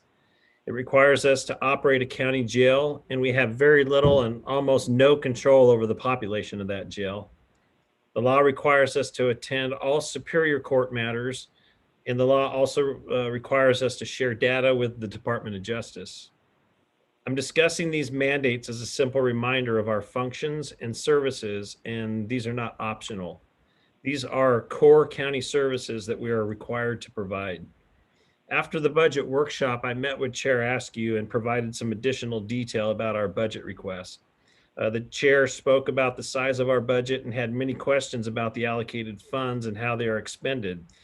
I'm going to try and show the board some of the specific expenditures and how little discretionary spending we have in the sheriff's office. Now, this chart shows how our budget is divided amongst our major programs. As you can see, 80% of our budget is committed to enforcement operations, jail operations, and inmate medical. I'm going to show you more detailed breakdown of these expenses in the coming slides.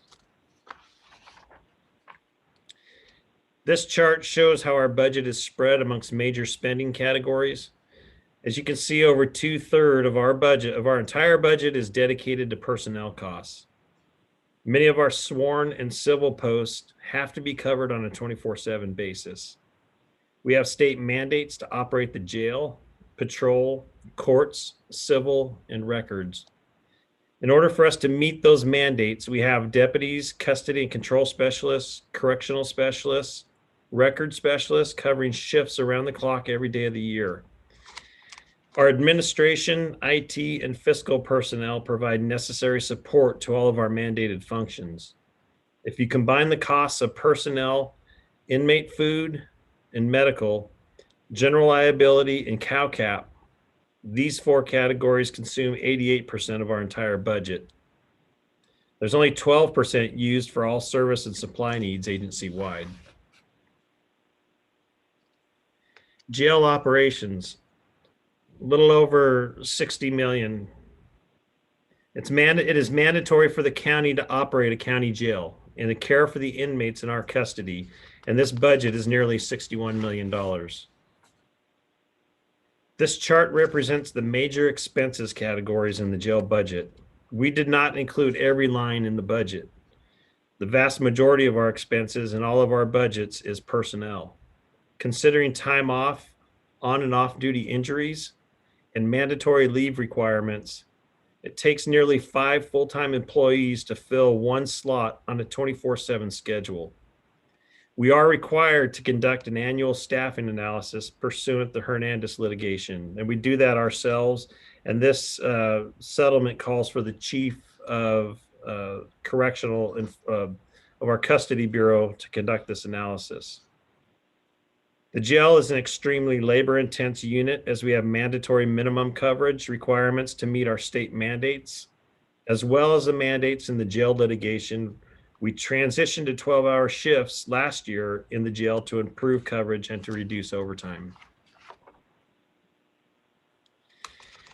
Now, as the board knows, we have expansive inmate programs. State law requires us to provide rehabilitation programs and treatment to all inmates in our custody. We utilize evidence-based programming to deliver education, rehabilitation, and job placement services to our incarcerated population. Most of the program expenses are funded through AB 109 and through the Inmate Welfare Fund.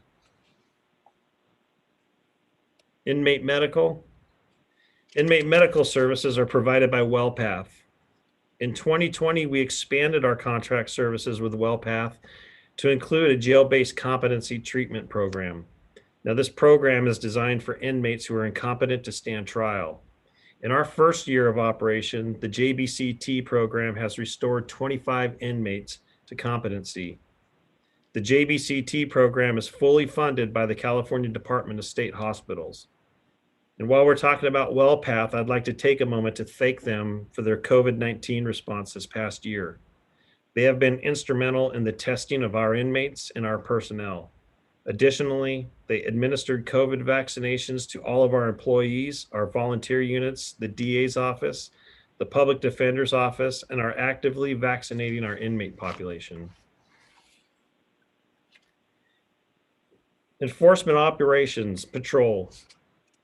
Our enforcement deputies patrol and answer calls for service throughout the unincorporated areas in Monterey County. This map helps show the amount of area our deputies have to cover responding to citizens' calls for help. We also transitioned to 12-hour shifts on patrol to improve coverage. By switching to 12-hour shifts, we were able to fully reopen the coastal and South County stations. This allowed us to deploy deputies from all 3 stations on a 24/7 basis. Our minimum staffing is 11 deputies per shift. That's 7 deputies out of the Central Patrol Station, 2 out of Monterey, and 2 out of South County Station. Considering time off, on and off duty injuries, and mandatory leave requirements, it takes nearly 5 deputies to fill 1 slot on the 24/7 schedule. The simple math tells us that we have to field a minimum of 55 deputies just to reach the minimum coverage. Now, minimum coverage is not synonymous with adequate or ideal coverage. When we are staffed at minimum coverage levels, we have to triage and priority calls for service. We respond to emergency calls, then urgent calls, and finally the past tense or cold calls, if you will.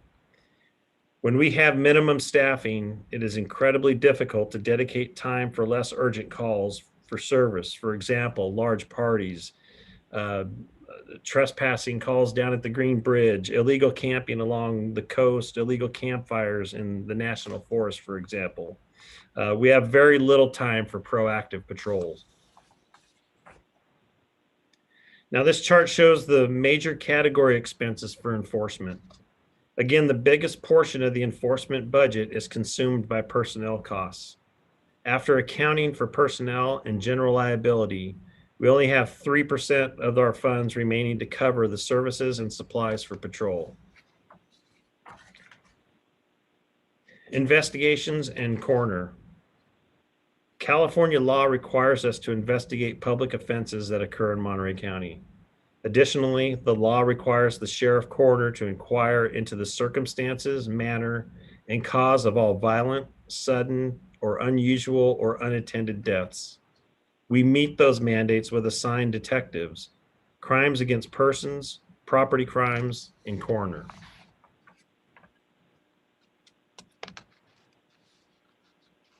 Crimes against person detectives work on the most troubling cases in the county, as you can see. These detectives work closely with victims of serious, violent, and sex crimes to apprehend dangerous criminals who commit these offenses.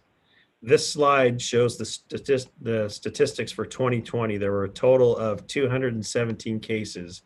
As you can see, there were 21 death investigations, including suspicious homicides, 17 cold case homicides, the number of sexual assault cases, 41 child sexual assault cases.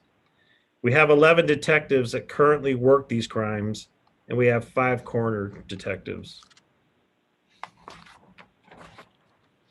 I might add that I think those numbers were down from detectives right now are averaging about 60 open cases. They're down from 90. And we think part of that is due to the COVID pandemic this last year. We support the ag industry by actively investigating ag crimes. We have 2 detectives that are currently assigned to the ag unit task force.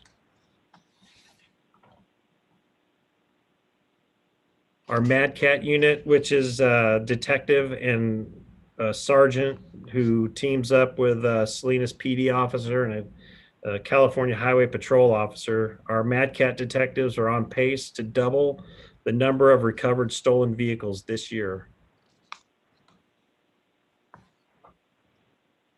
Court services. As I mentioned, state law mandates that we attend all support court sessions held within the county.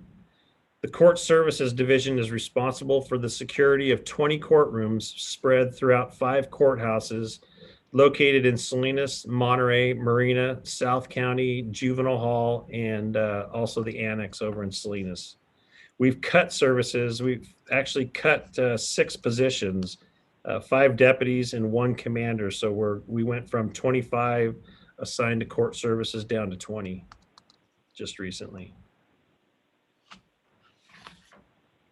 Our special units are all named on this slide. These units support the community every day. Our search and rescue unit has volunteers from the community, as well as our Aero Squadron. And one of the new units in that is our homeless outreach safety team. And then this slide, our special enforcement activity for 2020. Most of these units only experienced about a 50% normal activity in 2020. Again, probably due to COVID. This year is on pace to pass these statistics, however.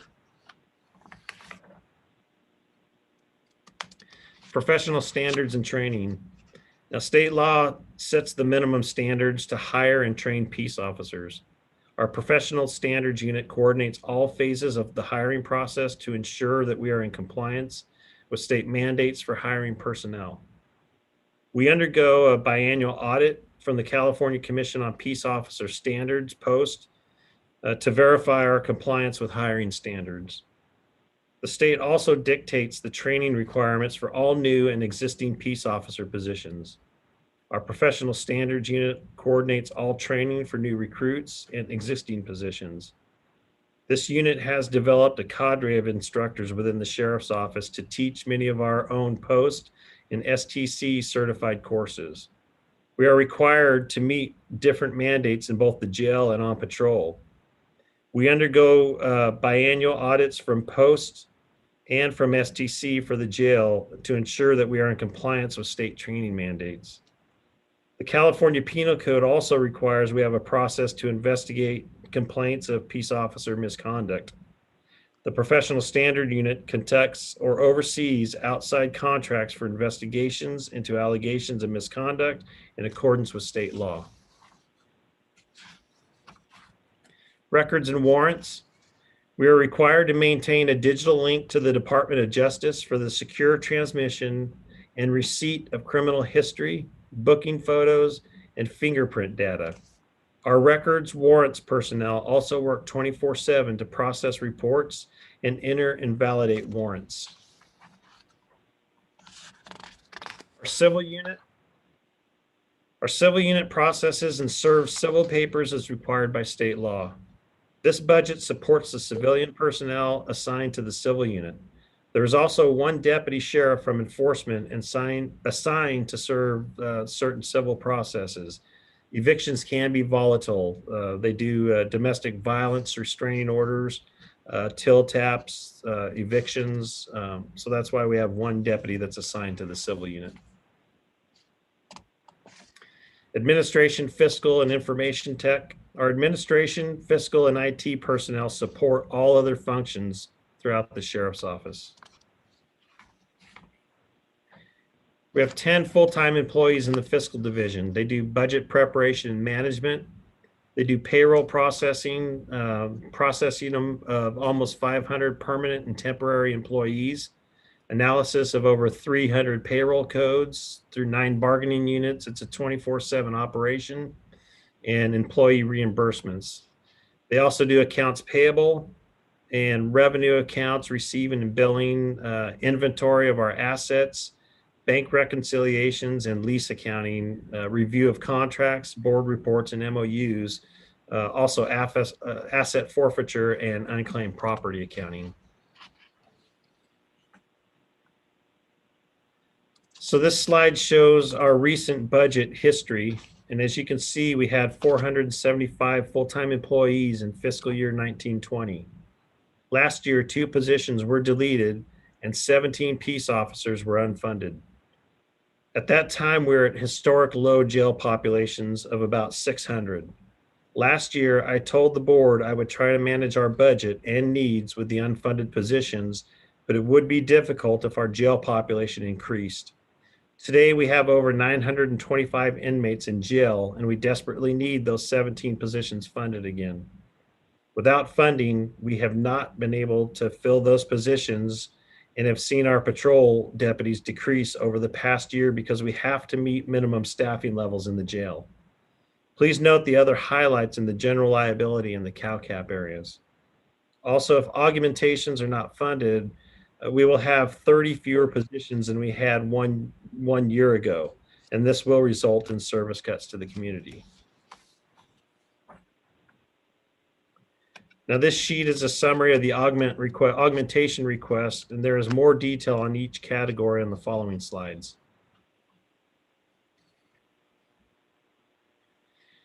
Now, although we have to call this an augmentation request, this is really a request to keep 30 positions in the sheriff's office and to stay status quo. These are current jobs that will be cut and will result in a service cut to the community if they are not funded. We will have to reprioritize what calls for service we can handle if these positions are cut. Losing the personnel and analyst will eliminate the only person in the sheriff's office that is dedicated to managing workers' comp claims. Losing the evidence technicians will result in deputies being held at crime scenes longer and having to process scenes without forensic evidence support. Losing custody and control specialists will result in more overtime hours for the remaining CCS staff. Losing sergeants will further damage our span of control considering the sergeants to deputy ratios. The only reason we haven't filled the existing sergeant vacancies is because we already have too few deputies and we can't afford to promote deputies right now. This problem has worsened over the past year due to not funding 17 deputy sheriff positions this year.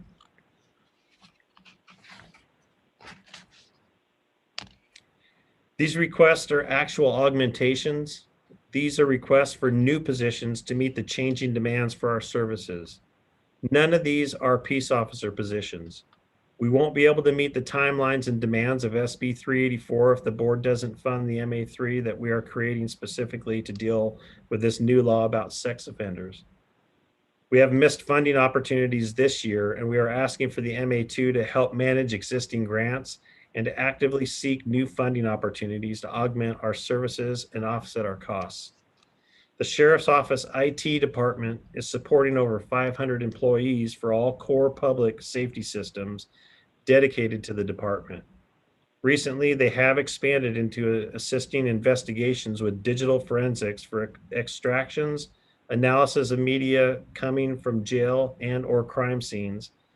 The digital media comes in multiple forms, for example, video, phones, computers, hard drives, pictures, and cameras. The sheriff's IT can no longer keep up with the demand. For example, to process a phone, on average, intake is about 3 to 15 devices a week. It requires about 2 to 8 hours per device, and then a report is drafted on the findings. For video, we get an average of about 5 to 15 requests per week, which requires going to the crime scene, pulling the data, reviewing, validating format, redacting, and drafting a report on the findings. There are other forms of digital media that need attention, for example, computer hard drives, pictures, and photos. The increasing demand for digital forensics will only grow with technology. To be successful, the Sheriff's Office ID department is asking for 2 digital forensic investigators. We can't keep up with the volume of work from public records requests and CCW applications, and the office assistants would be assigned to both of these functions. The CCWs and PRAs will still consume a good deal of time from peace officers who have to supervise and manage these issues, but we really need to delegate much of the information gathering and processing to lower paid personnel, civilian personnel. So all of these COVID-related expenses are fully funded this fiscal year. Although cases seem to be declining, we still have many COVID-related expenses in the jail, the coroner's office, and patrol. We're asking the board to continue the funding for COVID response into the next fiscal year. capital improvements and equipment. The request for a backup sewer for the jail is directly tied to the new stimulus funds, American Rescue Plan Act. The initial guidance document specifically listed sewer systems as infrastructure that was eligible for the stimulus program. We have to transmit fingerprints, mugshots, and criminal history data to DOJ, and IDEMIA does just that. The request for Motorola is a continuation of the board's purchase from last year. The board decided to pay for one half of the radios this fiscal year and the second half the next fiscal year. Funding the remainder of the purchase will avoid incurring interest fees. The engine request is for the annual cost for operations and maintenance of radios. This is a copy of the previous slide on our expenditures. Now, if you combine the costs of personnel, inmate food, and medical, general liability, and CalCap, those four categories consume 88% of our entire budget. There is only 12% used for all service and supply needs agency-wide. Simply put, the only place to cut our budget is personnel costs. If the board cuts our budget by not fulfilling the augmentation request, we will lose positions and cut services. We do an annual staffing analysis in the county jail to ensure that we are in compliance with the requirements of the Hernandez litigation. We also do staffing analysis on patrol to ensure that we meet minimum staffing requirements. I am asking this board to keep us whole so we don't have to cut positions and services. I'm further asking that you fund the 17 deputy sheriff positions that are unfunded this year. I just simply can't function without them and run short on patrol. If these positions aren't funded, I have no choice but to reassign people and focus less on crimes against property and more on crimes against persons. For example, I would have no choice but to reassign the ag crimes unit and add them to the sex crimes unit. I have to pull the school resource officers from Carmel High and North County High and fill slots on the patrol schedule. I would have to eliminate the Big Sur resident deputy position and have him fill a slot on the coastal schedule because we simply don't have the calls for service down along the Big Sur coast to justify it. We will no longer be able to be proactive in loud music calls in North County or trespassing calls such as the Green Bridge down in South County. We won't have the staffing available to enforce roadside camping on Highway 1 and campfire violations in the National Forest. We just recently turned down a $700,000 tobacco grant simply because we just don't have the body to take off the streets and commit to tobacco enforcement. Finally, I would fully support an independent firm performing a staffing analysis if the board wants to seek an outside opinion on our current staffing.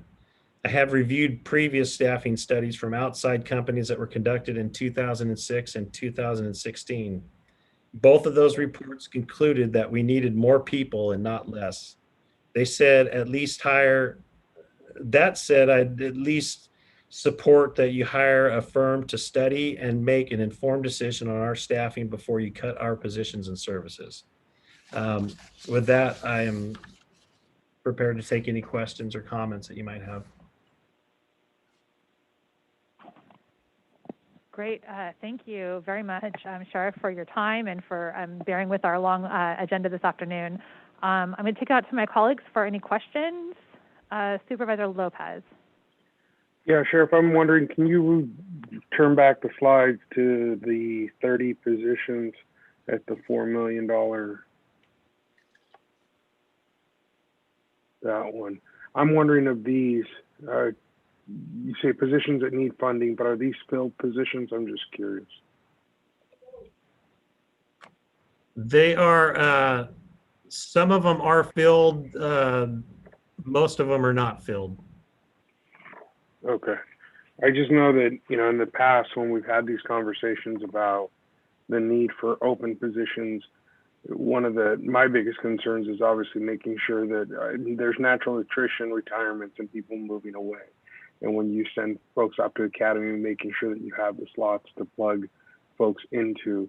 Are those positions captured in these numbers, or did you find another way to line those up? I mean, I think for me, making sure that you have that ability to recruit with ongoing attrition is important. So I I'm sorry, you kind of broke up there, but can you repeat that? Yeah, so when you, in the past, when we've had the conversation about the need for having open positions for recruiting new folks to go off to academy, are any of those particular openings in the numbers that we're looking at in front of us today? No, I don't believe so. If so last this fiscal year, we had 17 positions that were not funded. Because those are not funded, we don't have the latitude to hire. We're stuck at the numbers we have, and we have deputies that are in the academy right now, but they're not. It's going to be at least another year and a half before they're filling a slot on the schedule. So those positions, I don't believe they are captured on here. Okay, thank you. Supervisor Adams. Supervisor Adams, I think, oh, there you go. We got you now. Thank you. Thank you. Thanks very much for your presentation. And I just had one question that I wanted to ask, and it was about the jail sewer backup. And you referred to it as the new jail, but I think you mean the one that's affectionately called the new jail, not the new jail. Is that correct? Or is it the brand new jail? The jail expansion. The jail expansion. Was it the jail expansion, or was it in the new jail? So currently there's only one main sewer, and if this sewer line breaks and we don't have a backup sewer, and this causes a lot of problems in the jail with backups of sewage in the jail. What this would do with the ARPA funds, if we can get ARPA funds to fund this, it would leave us with a backup sewer to where when we do, and this happens quite often, I'm told, is when our sewer does get backed up, at least we have a backup sewer and it doesn't leave raw sewage spilling into our booking area, which typically happens. Why wasn't this part of the jail project, of the expansion project? That's a great question, and I don't have an answer for that. I wasn't part of the initial startup of the jail project.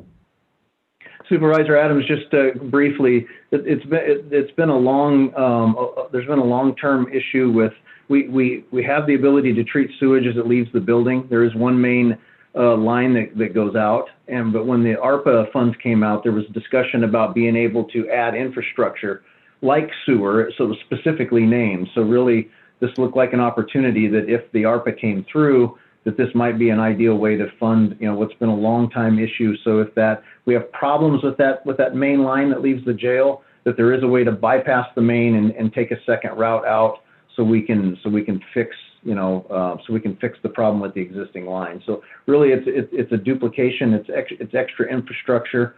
And it's just one of those things that it's certainly been a need, but there wasn't really ever a solid funding source. So when we read that in the ARPA, when it talks specifically about sewers being eligible, then we decided we'd at least put this on the radar in case we needed to justify the expense of ARPA funds in the future. Thanks. And it has been a long-term problem. I know that. So. Thank you. Any other questions, Supervisor Adams? Not at this moment. Thank you. No. Okay. Let's see here. Supervisor Phillips. Yeah, Sheriff, it's hard to tell. I mean, when I was in the DA's office, you almost had to be in the DA's office to know what was fluff and what wasn't, what was really needed.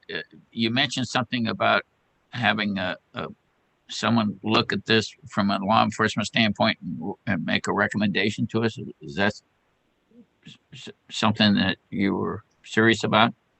I am absolutely serious about that. Like I mentioned, there was a staffing study done, I believe it was in 2006 and 2016, and both of those staffing reports stated that we need more personnel than we had at the time, that we were severely understaffed. I would welcome a staffing study from an outside agency.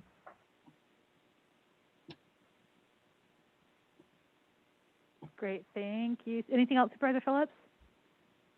No, that may not be a bad idea. Depending on how long it would take, we got to make some decisions in the next couple of months here. Yeah, no, for sure. Supervisor Alejo. Yeah, well, I'm not sure getting some consultant that will.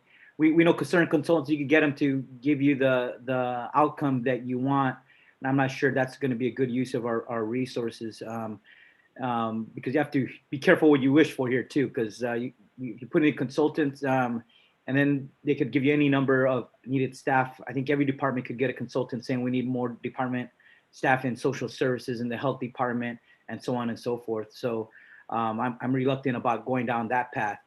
And I certainly want to keep our sheriff's department whole of what staffing we have now, but certainly these significant augmentations, I'm not so keen on when we have so many budget constraints in other departments. Every department makes a good effort to work within their budget, not have extreme overrides every budget, and I think that's the expectation that we have, and I think the same should be in the sheriff's department. I understand we need to keep the positions that we have and the staffing we have now, but adding another $4 million at a time when there's significant financial restraints, I'm not sure that that's the right timing for us to be doing that at this time. I think we with the new jail facility, we were supposed to find more efficiencies and not needing to add a lot more staff positions for a more modern jail facility that should have been more efficient on staffing. And this is not the first time I raised it. I raised this 2 years ago, every budget, as I do raise the similar questions for every other county department, that we expect them to try to work within their means and try to fulfill that obligation. As if one department doesn't, then it puts the constraint on every other department that did do their job in trying to meet their budgetary goals.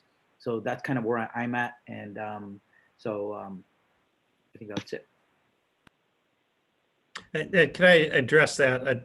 I'd like to just address one point is the only reason we brought additional augmentation requests was, we don't come up here and demand these positions. We don't come up here and say you must support these augmentations. We simply brought them forth so down the road, if by chance we're in litigation because we didn't get a sex offender off the registration list in time, we're going to get sued. We're going to have litigation, and we're already overstretched with our demands on our staffing right now as it is. So it would behoove me not to at least bring this to your attention that we need these positions, knowing full well that we're probably not going to get these positions, but explaining why we need these positions. So down the road, when something does happen, we can't say we didn't ask for them. Yeah, well, every department could say the same, right? They Right. could ask for every position they want, as unrealistic as it's going to be, and we just have to kind of say we have to work within our means that as we're able to. And I think that I'm just trying to, I get it. Other departments also made requests for positions in our budget town hall. I get it. And I made the same point. We can't afford everything, every position, every department asked for. And as budget chair, I try to say we got to work within our means, be realistic, but I get it. It's your job as a department head to advocate for what you feel your department needs. And I get that. If I was in your shoes, I'd be doing it as well as just as every other department director try to put up augmentation request, but I asked just work with what I think is reasonable. But that's where I think a $4 or $5 million augmentation request is just not reasonable under our current circumstances. If we could just clarify though for a minute, Supervisor, those 30 positions, those aren't new spots. As we showed on the slide, those were in our budget 1 year ago. We had 475 FTEs, 2 got deleted, 17 got unfunded, and our baseline budget this year only shows 443. So that's 30 positions less than we had just 1 year ago. So these aren't new bodies. These are existing positions in our budget right this minute. So those aren't new spots. Those are spots that have been there before. That is part of us just maintaining status quo operations, is those 30 people. Yeah, but Undersheriff, as you know, 2 years ago, I spoke out against that as well on the specific on the correctional officer position that was approved by the board. So I'm repeating what I was stating then. But also I know that staffing for the Sheriff's Department has gone up significantly since I've been a supervisor over the last 5 years. If we could measure where we were in staffing 5 years to where we are in 2021, there has been a significant increase. We have provided significant augmentation. So I want the public and I want my colleagues to be reminded that we have provided additional staffing, and I think that have adequately met the needs of our community. But I get it. They're asking for what more could be possible. But I just want us to be able to reflect and see the progress of staffing where we were 10 years ago, 5 years ago, and where we are today. And I think it is significant, a significant increase from where we were at previously. Great, and I'm going to chime in. I think we'll circle back to you, Supervisor Phillips, before we go out to the public. And again, just the county budget staff is listening to try to figure out what the board is willing to support in the recommended budget, and what they should do with this request when they build the budget. So I'm just going to go through a couple pieces here. And I do have a couple questions, and I really appreciate Sheriff Bernal and Under Sheriff Mino for taking the time to meet with me last week. It was helpful to be able to try to get my arms wrapped around what some of the requests here are. So I do understand that COVID has significantly impacted your operations this year, including resulting in some overtime costs. And I asked you this question when we met, but if you could just speak a little bit about how your department is doing and getting all of your employees vaccinated, because I think that's probably one of the biggest things we can do to reduce the COVID risk within your department. Have all of your employees been offered vaccines? How many have taken up the offer of vaccines? How many are fully vaccinated at this point? Yes, all of our employees have been offered the vaccine. I'm going to leave it to Under Sheriff Mino to give you the numbers on that. Yeah, Chair, we had about a 60% acceptance rate. So, but everybody that wanted it has been vaccinated. And then there were some numbers that chose not to. And we're in the same boat, frankly, with the inmate population. We're offering that out to all of them now, and we're getting varying degrees of acceptance rates. So yeah, we're trying to do everything we can to get people vaxxed and the inmates vaxxed, so we can reduce the chance of long-term leaves and related to COVID. Yeah, and I think so the request for $4.5 million for ongoing COVID backfilling safety measures, it's hard to not say we're talking about a department whose mission is to protect and serve. And part of protecting and serving is the health and safety of our community. And so I do think that we need to do better in terms of taking the leadership position of getting a department vaccinated that would save us the cost of $4.5 million in other expenses. If everyone in the department was vaccinated and was no longer at risk of spreading COVID to our community or getting sick with it themselves, that would eliminate a significant portion of the request that's being placed on the table here. So I'm having a really hard time, and I don't know that I would be able to support that particular request without some additional assurances that every other measure that's available to us is being taken to protect our community by having our deputies and our public safety law enforcement officials fully vaccinated.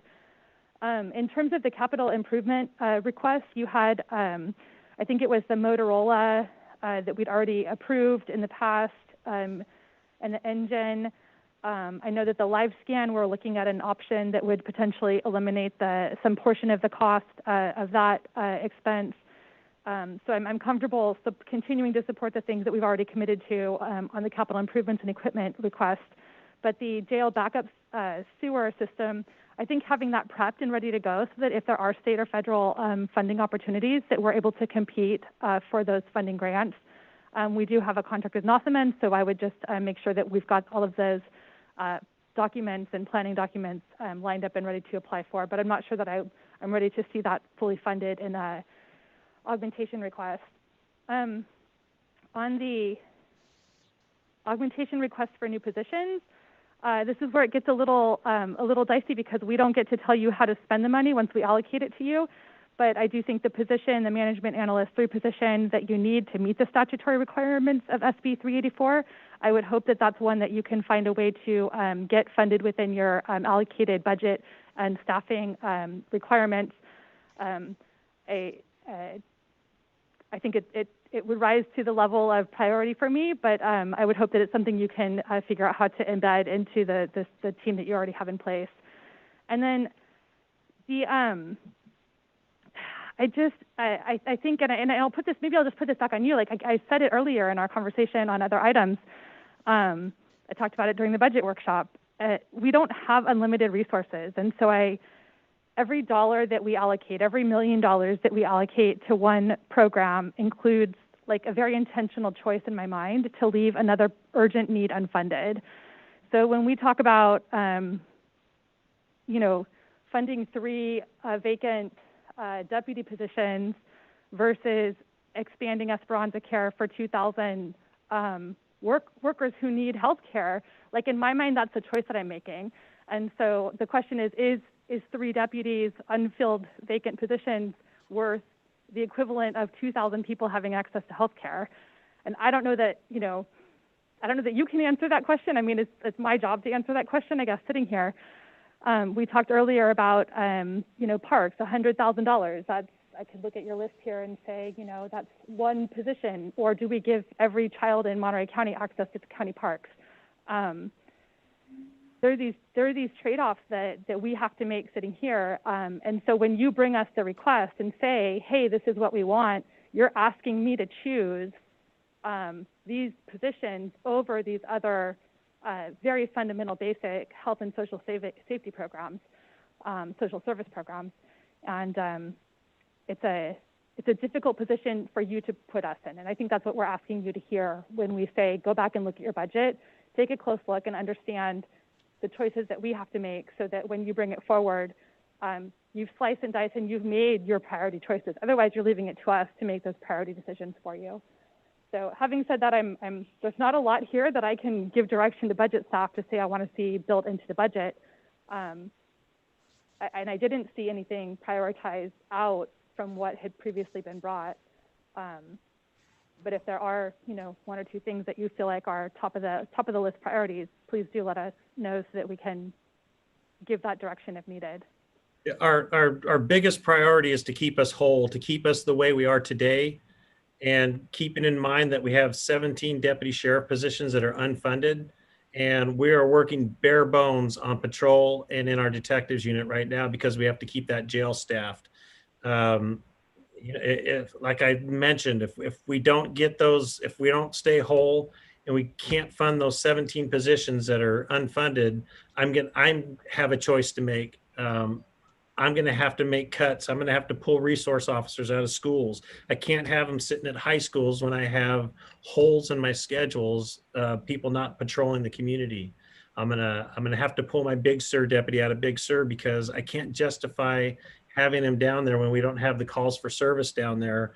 And I need to have him plug a hole in the coastal station schedule. So if you're asking what our biggest need is, it's to keep us the way we are today, this fiscal year, plan A, and then the next plan is to do what you can to fund as many of those 17 positions so we can, it really hurts us when we have people going out on injuries, people that go out on FMLA or workers' comp injuries.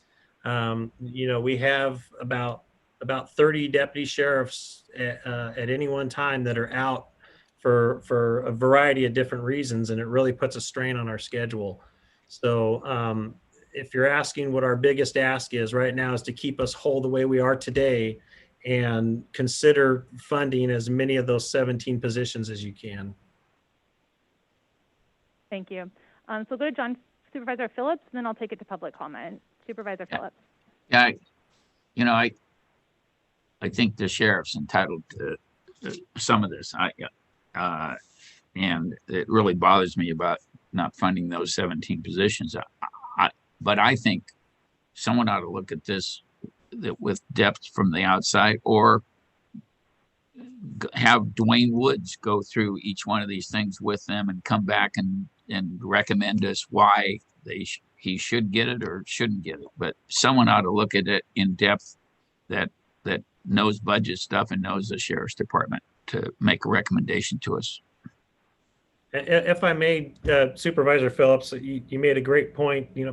We brought Dwayne Woods in last year when we were preparing our budget last year, and we gave him a tour of the jail, and we explained to him why we needed the staffing we needed. So I think Dwayne is very familiar with what our needs are, and I'm not too sure he's willing to step in and have a voice in it, but he definitely, I go out on a limb to say I think he realizes what our staffing needs are truly, and not what our above and beyond.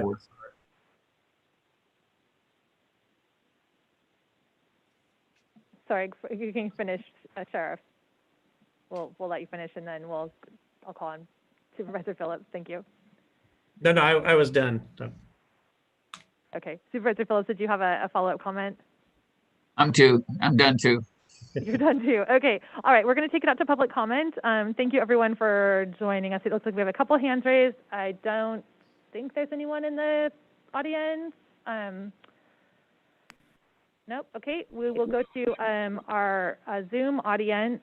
We're going to stick with our 90 seconds. It's been a long day. We've got a couple more items to get through before we're done here. And it looks like Abby Cox is up first. Abby, you'll need to unmute yourself so that we can hear you. And then following Abby, we'll have Cesar Laura. So we'll just line folks up again. Thank you for joining us today. Chair Askew, can you hear me all right? I can, yep. Hi, everyone. Hi, board. My name is Jeff Novan for the record. Sorry about the name mix-up. I'd like to also point our attention to some of the public comments that were submitted on this issue via email, and I'm hoping that we can get them read into the record. But I think it's a bit on the nose that on the day where this whole nation is reckoning with how law enforcement terror has impacted our communities, the sheriff is in here asking for an additional $4 to $12 million. I think it's a bit on the nose that the sheriff believes that its department can dodge public accountability and refuse to meet with the Board of Supervisors publicly about the 3 escapes from the county jail in the last 14 months, but then can come in very publicly and ask for a substantial budget increase. I think it's a bit on the nose that surveys from the Appeal and Data for Progress show that 65% of likely voters want to see law enforcement money redirected to social services. The sheriff wants to keep us whole. Sheriff, the country does not want you to stay whole. The country wants to stop funneling the money that has been allocated and should be allocated for our communities to stay safe and healthy through social services to law enforcement, who have continued to lock away huge swaths of our community and traumatize many more. I urge the board to redirect this funding to public housing, emergency rental assistance, early childhood development, all of the things that we need in a pandemic where we are suffering more than ever. This is an opportunity for the board to take transformative leadership to prioritize safety for our communities, not for the sheriff's department. Thank you so much. Thank you, Abby. Next up, we have Cesar Laura and then Bernie Gomez. Cesar, you can go ahead and unmute, and we've got 90 seconds on the clock. Good afternoon, members of the Board of Supervisors. Cesar Lara with Milpa, and for every $1 Monterey County spends on parks, it spends $25 on the Sheriff's Department. The Sheriff's Department is proposing an allocation of $12 million to incarcerate, which is almost 20 times the amount spent on safe drinking water. We don't need SROs. And we want to remember Prop 47, where voters in Monterey County at a high percentage, in the 70%, above and beyond what the state average was, said that we needed reform in policing. And that report by the Public Institute of California showed that there was a $3 million savings a year in the Sheriff Department. That's the same year that the sheriff was overspending. Something is happening, and we need an independent financial and management audit of the Sheriff's Department. As populations are going down, his spending is going up. And we just had a news coverage in the last month where he was misusing funds to pay sheriffs using jail expenses to drive people around at a conference. So there's a lot there. There's a lot of mistrust. And to echo some of the comments the previous speaker spoke, this is not what the community is asking for. Monterey County does not want more spending on the jails, and it's a misuse of funds. Thank you. Thank you, Cesar, and thanks for watching the clock as well. I much prefer people to wrap it up than to have me interrupt. Next up, we have Bernie Gomez and then Bernie Gomez and then Alec Barton. Hello. Yes. Good afternoon, Chair and Board. So data shows that SROs, school resource officers, do not create more safety in schools. Eliminate that. Pull those back. Right. You mentioned Big Sur gets no calls. Pull that back. As my colleague and the previous speaker was talking about, there's been a lot of allegations going on in regards to fraud, misuse of funds, and this is not from the public. This is an internal allegation, right, from the same sheriff's department, the same sheriff's deputies association. At this time, I'm asking the board to not be swayed by the falsehood or the false notion that crime will rise if you don't approve and fund these 17 positions or the 12 or give them the extra $12 million above the 122 mil that they get already. The truth is that public safety will not suffer. We gotta invest in public health because public health is public safety. The reality is too, the state is on pace to close 2 state prisons. Soledad is closing part of its wing, right, saving money, which means that the crime rate is going down. If there's less population. So in the last 10 years, as crime rate goes down, the sheriff's or the law enforcement budget is going up, and it makes no sense. So I urge the board to reject this request and augmentation. Thank you. Thank you, Bernie. Next up we have,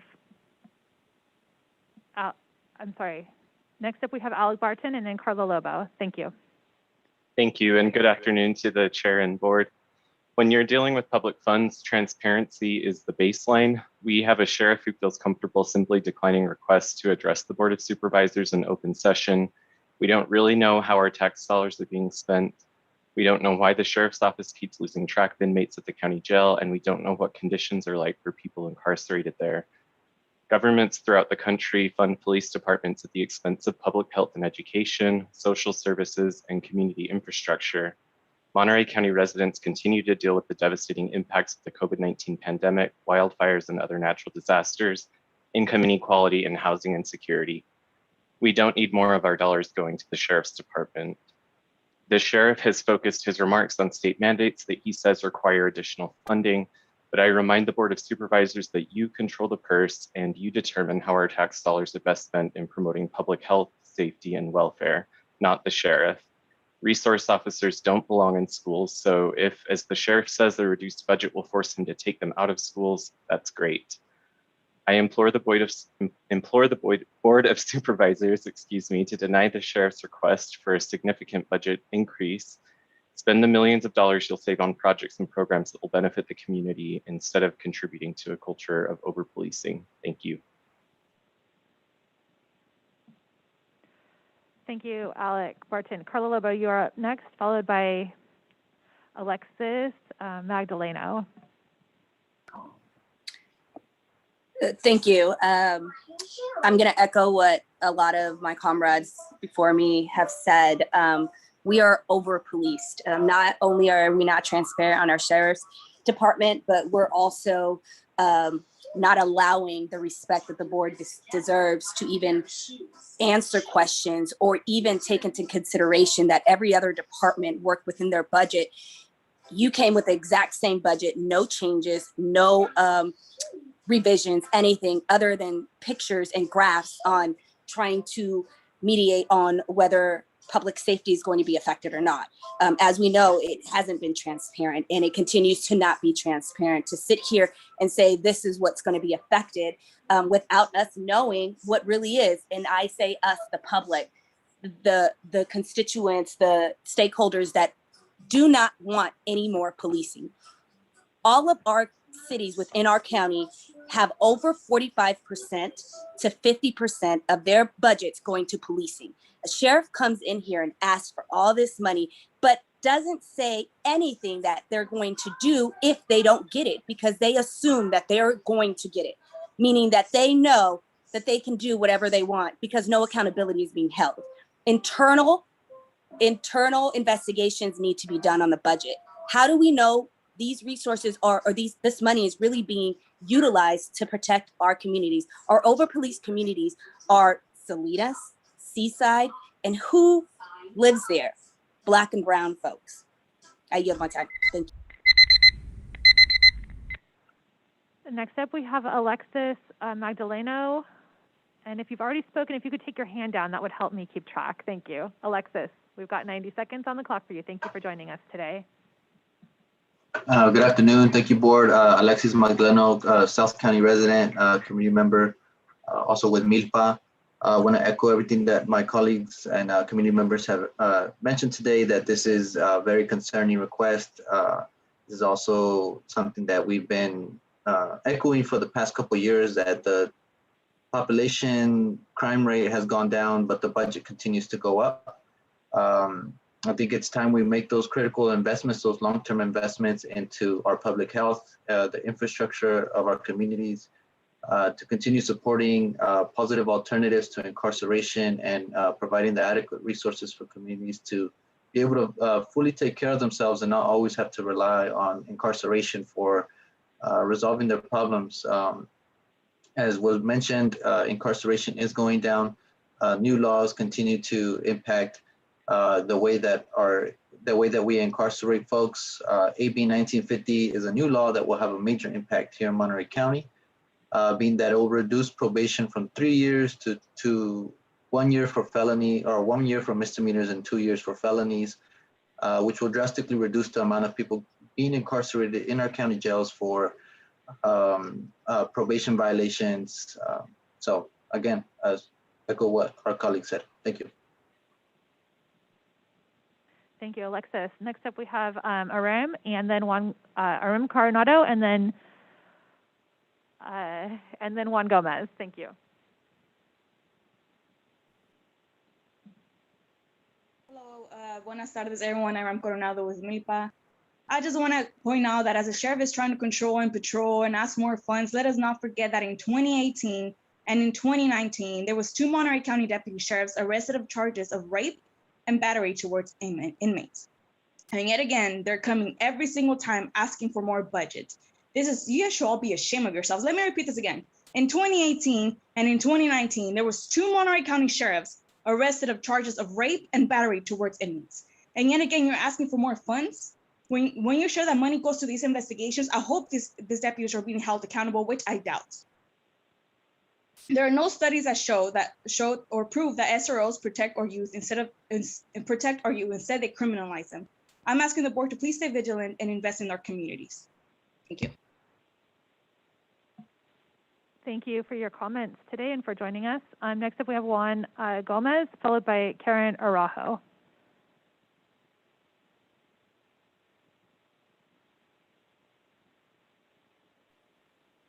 Yeah, hello. My name is Juan Gomez. I'm the executive director at Milpa, and I just agree with my colleagues before me. Monterey County, when it's thinking about its health, safety, well-being, and overall vitality as a county, should not be thinking the presence of increased policing and/or what would lead to punishment and further arrest, but must be thinking about the presence of opportunity, restorative justice, job creation, social services, and other recreational opportunities. I think this is a good opportunity for the Sheriff's Department to start thinking about a contingency planning, alternatives to arrest, and be innovative. But nowhere in the country does anyone think that we can police our way out of problems, right? We actually police our way into hella problems, hella racism, hella systemic racism, and it has to stop. So you can make a decision today, board, and say, no, we're not going to take it. We're going in a different way. We're not going to continue to spend needlessly on a department that's not accountable, that's actually very egotistical, and chooses to run rogue. Quite frankly, I yield the rest of my time. Thank you. Next up, we have Karen Araujo and then Omar.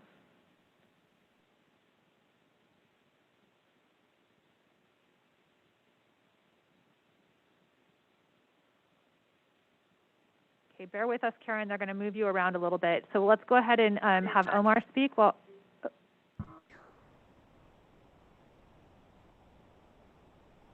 can we give Omar permission while we Promote. Okay, great. Omar, we've got you on the line. Thank you for joining us.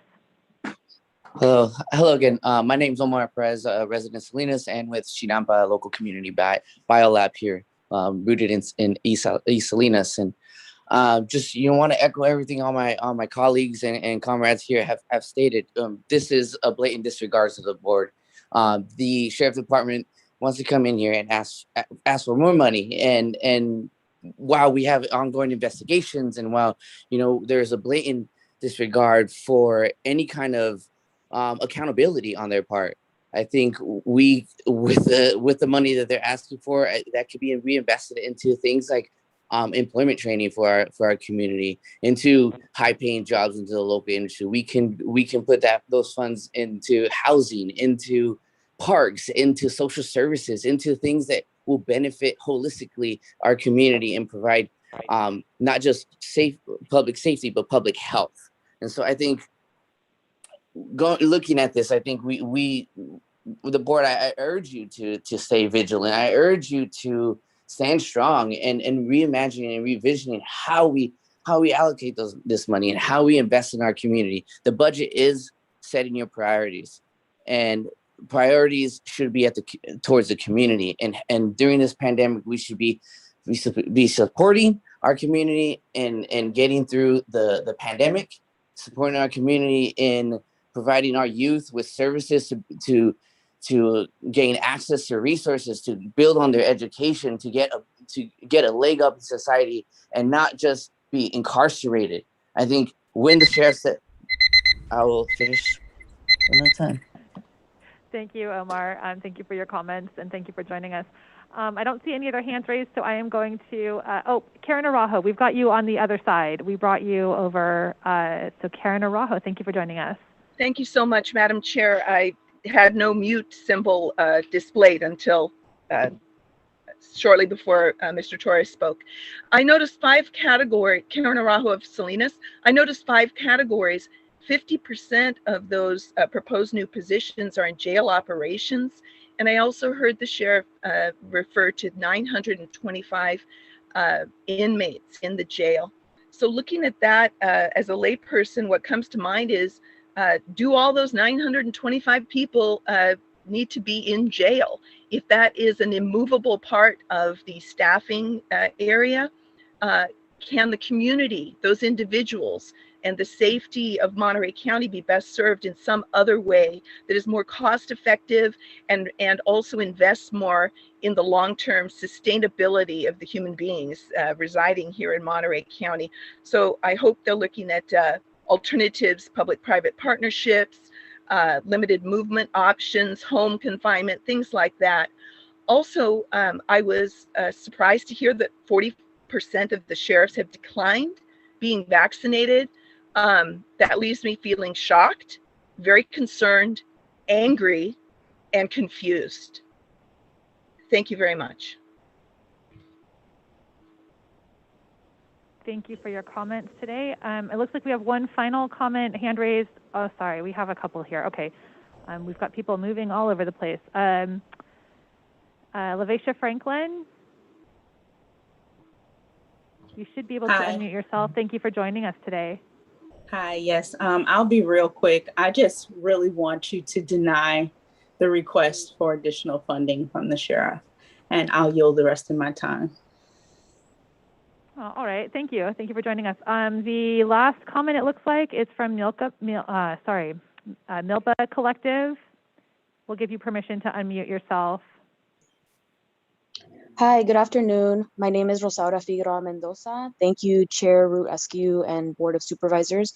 So I want to honor the indigenous relatives on whose lands we occupy. I want to raise the names of George Floyd, Breonna Taylor, Adam Toledo, and Dante Wright. The global movement for justice against law enforcement brutality is a testimony that we need to invest in the needs of the people, not in arrests, cages, and inhumanity. I want to highlight that historically, the presence of law enforcement has been oppressive to Black, Indigenous people of color, and the request by the Sheriff's Department of $12.2 million is incredible. Honestly, it blows my mind. So what our community members actually need more of is physical, mental, behavioral health, positive youth development, healing, employment, housing, fresh start. There's so much that we can invest, let's say 12.2 million into, that actually is going to help ensure that people are healthier and doing better. Supervisor Phillips' comment on the sheriff being entitled to funding is actually astounding because it speaks exactly to what the issue is. The needs of Black, Indigenous, people of color are always pushed to the side in the interest of the penalization of poor young folks. Sheriff Bernal, I ask that you please understand that no human being becomes healthier by being criminalized and caged. You probably are here because you had investment in yourself from your parents and your family, and perhaps you and your department feel threatened by the idea of change. Yet investment in humans and their full potential can actually help ensure your mission of protecting and serving. So I ask that you please reject the ask of $12.2 million from the Sheriff's Department. Thank you. All right. We do have one more hand raised. So Alondra Aguilar.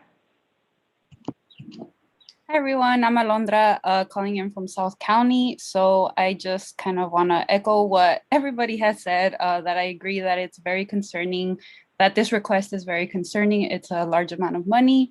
And some points I wanted to bring up.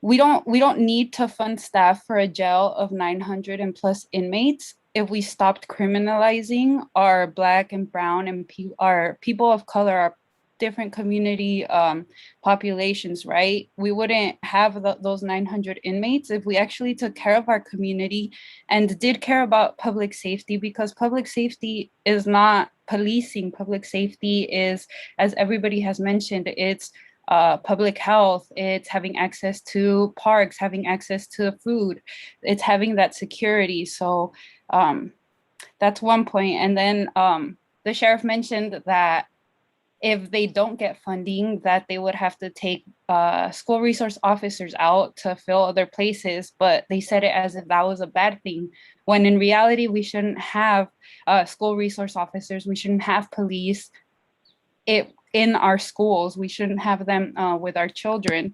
So with all that said, I hope you all listen to the community, to what we're trying to convey, and that you deny the sheriff's request. Thank you.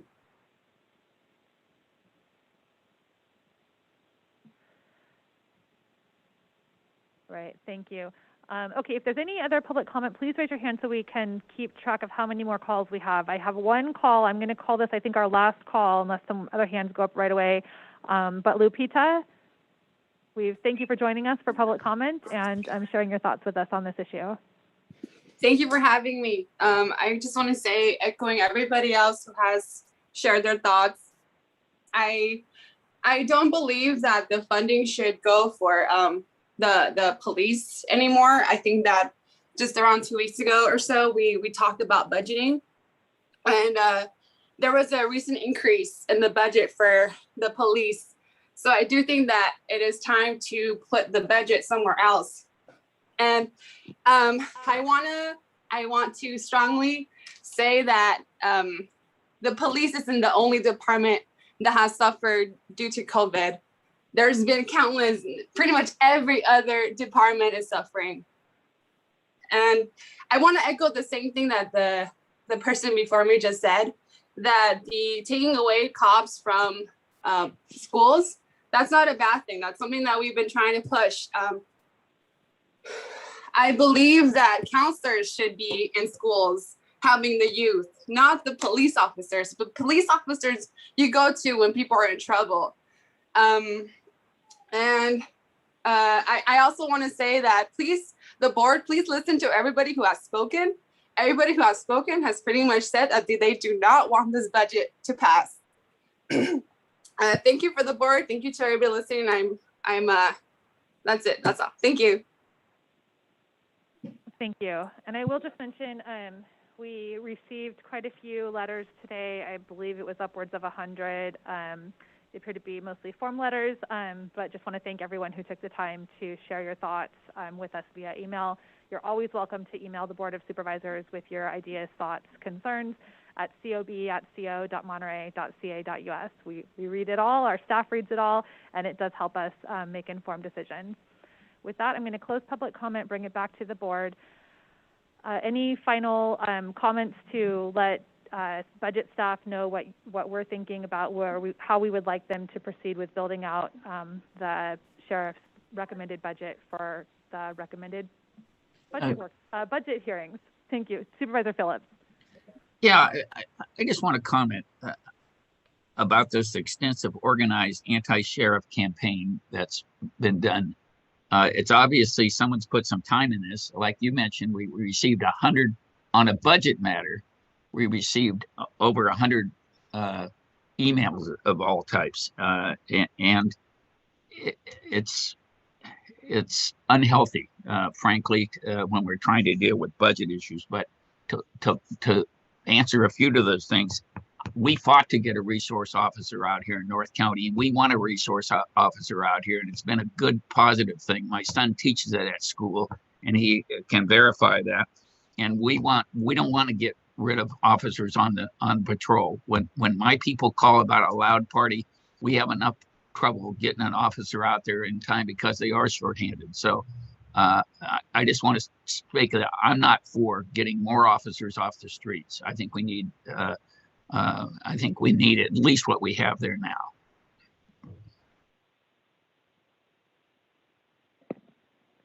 Thank you, Supervisor Phillips. Any other specific feedback regarding the budget request?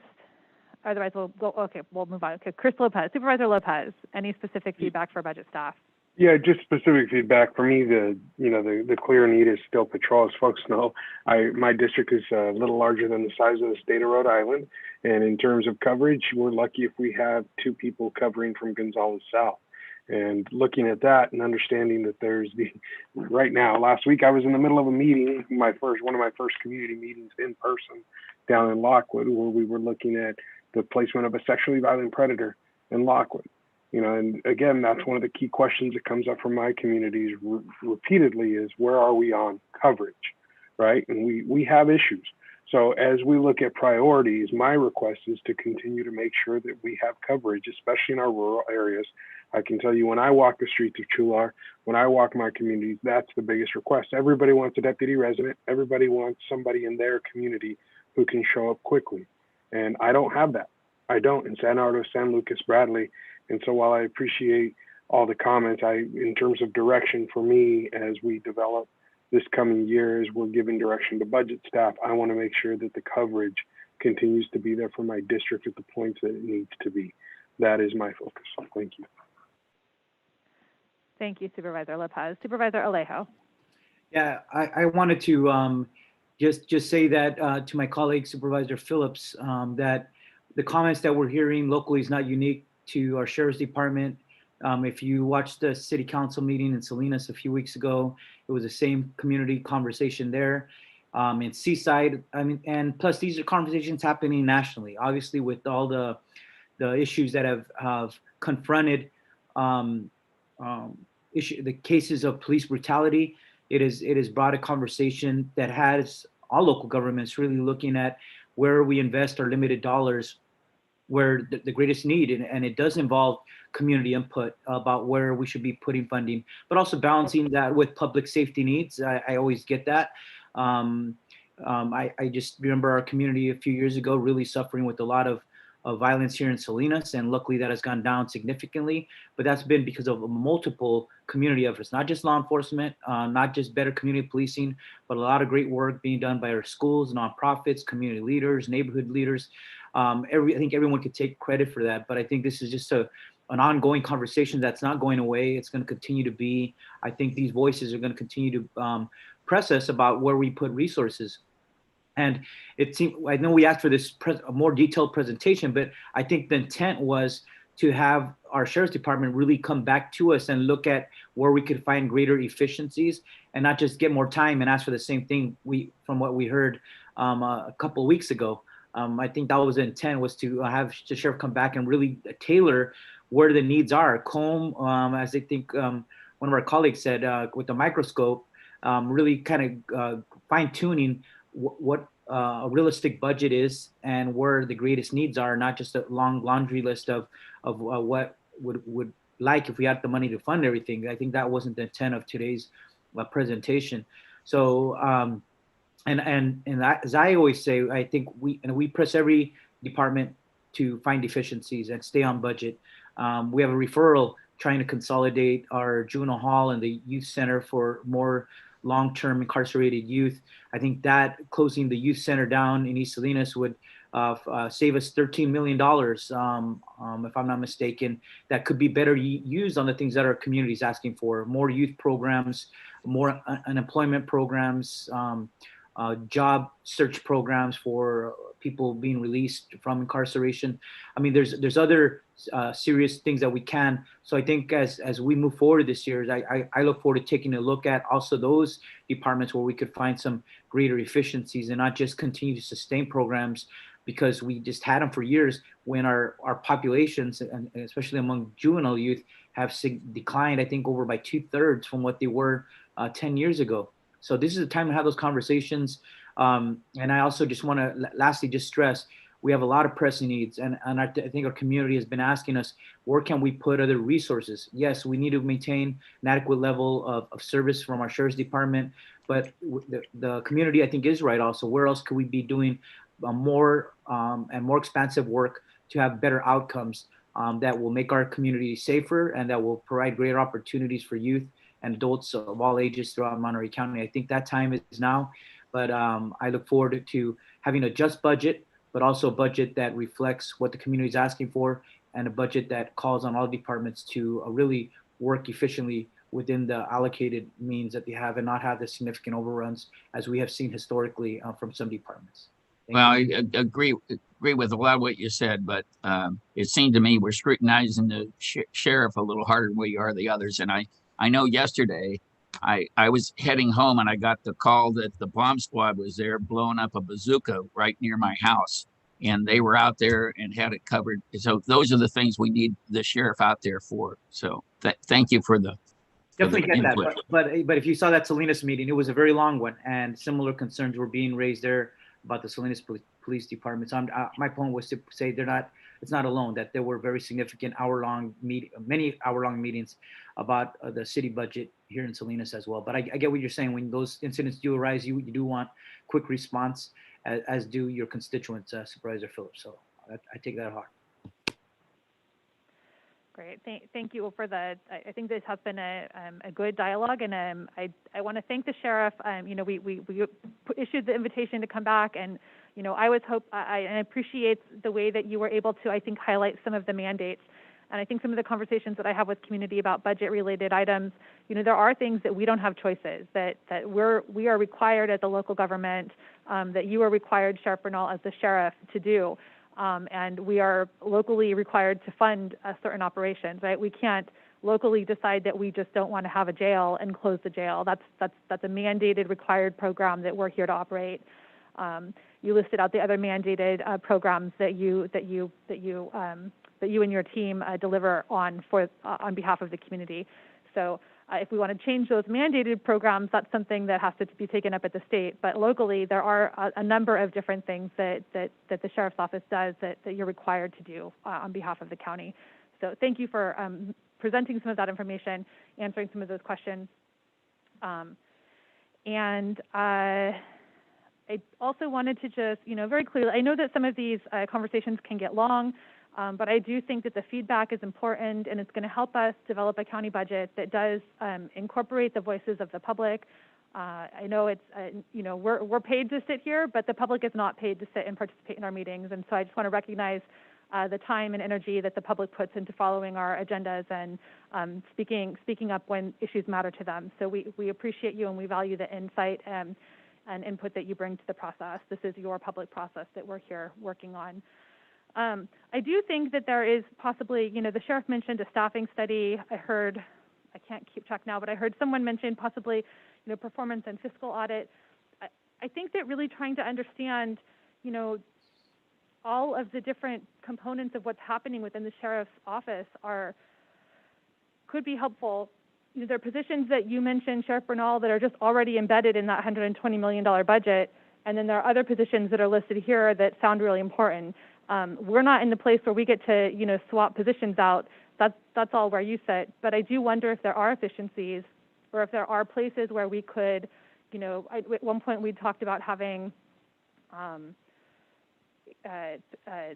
the non-sworn officers do some of the duties that sworn officers had been doing. This may be going back a number of years. at a significantly lower cost per employee. So I'm not equipped to be able to answer that or give that direction, but I think that that's the kind of thing that we're looking for you to dive in on and provide that leadership. But in the absence of that, we would, I'd be open to bringing in someone to help us really look for some of those opportunities where we can maximize the resources that are already put towards the sheriff's budget. Dwayne, do you have enough guidance and feedback and direction and insight from the board at this point, or are you looking for something more specific? Chair, this is Dwayne from the County Administrative Office. We will do our best with the information we provided. We've heard all the comments, understand the various degrees of positions and information, and the overall desire for efficiency throughout the county. And we will definitely go back and build it with our best intent to meet the directions of the board. Wonderful. And Dwayne, since you're here, can you also just, for the members of the public who are listening in, just sort of the next steps in the budget process? At this particular point, we are working from the information we had at the budget hearings. We're evaluating that. We're working through augmenting all the departments, including the information we heard today. We are looking at the various funding streams, including the ARPA money, to see how it could possibly be utilized throughout our budget, understanding that it's one-time money for the next 3 years, although $84 million is quite a bit of money. We're trying to create a program or a plan with some strategy behind it to present to the board during the budget hearings, I believe on June 4th, if I'm correct on the date. And on that date, June 4th, we'll bring that full package to this board for consideration and direction about where they would like to see all of the funds at our disposal. As you well said, we don't have the opportunity to move a lot of them, but we do have some opportunity, and we'll present that to your board at the budget hearings on June 4th, where the public will also have another opportunity to see what our recommendation is in finality and provide their input to the board, and then the board can give us final direction as to how to build for the adopted budget. All right, great. Thank you, Dwayne. And for anyone who's interested, we did have a marathon, long, 12-hour-long budget workshop a couple weeks ago. That is posted on YouTube. So if you're interested in hearing more about the other pieces of the county budget, you're welcome to go pull up a computer and watch that YouTube meeting. We also have all of the previous recommended budgets posted on the county budget website, and you can really deep dive and learn more about any county department and how all of the county departments are funded. Dwayne, did you have more? Yeah, I just want to be clear. I said June 4th. It's June 2nd is the budget hearings. I didn't want to put that wrong information out there. June 2nd.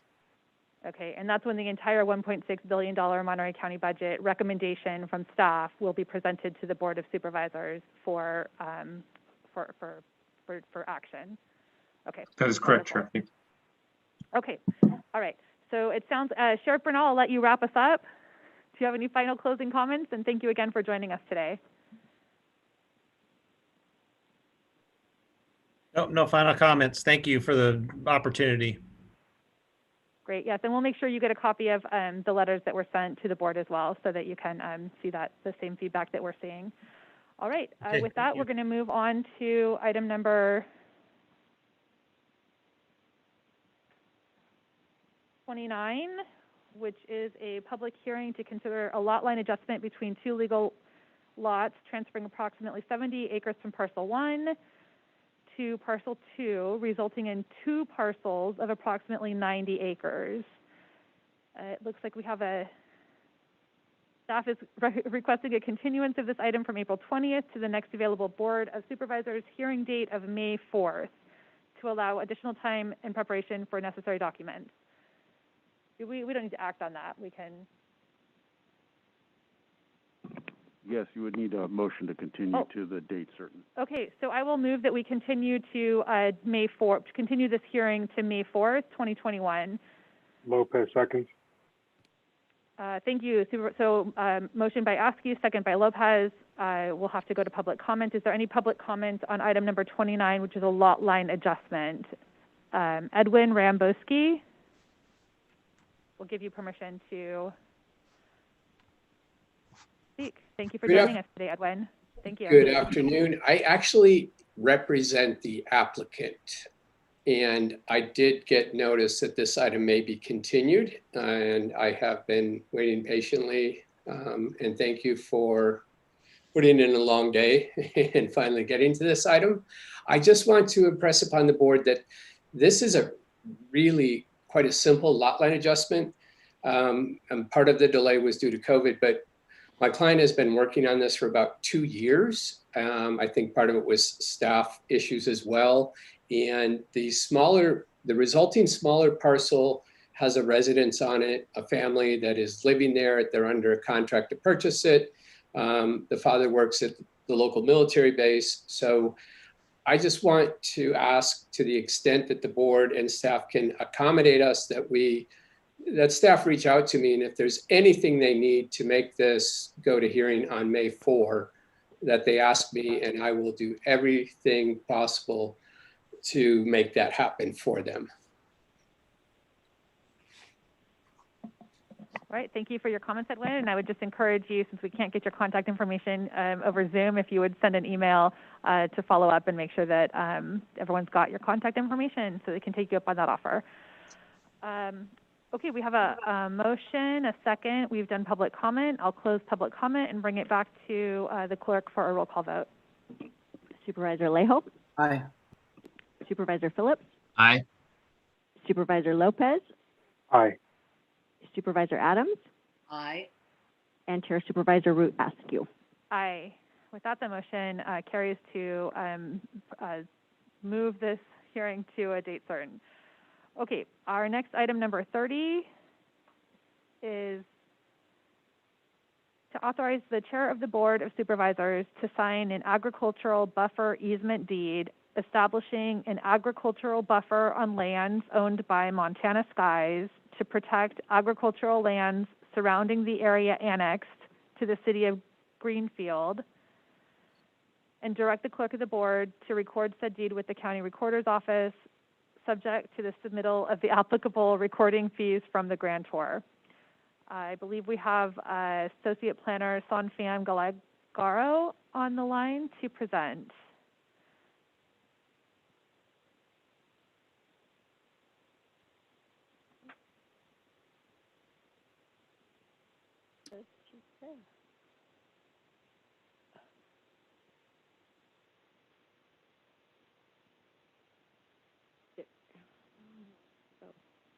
Oh, there she is.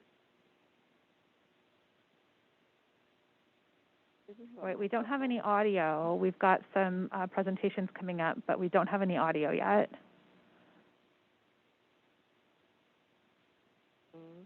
She's trying to share her.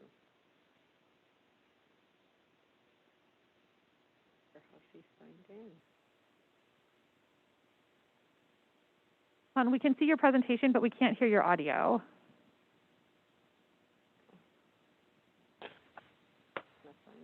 I see Craig Spencer jumping on. Okay. Yeah, Madam Chair, I'm not sure what's happening with the audio, but Craig Spencer with Housing and Community Development, and looks like Son is trying to share her screen with the presentation. I know it's been a long day. I think this is really just a follow-up to a condition that is a requirement of an annexation to establish an agricultural buffer around the areas that were annexed by the city. So this would establish that buffer and provide for the buffer between ongoing agricultural uses and the area annexed by the city.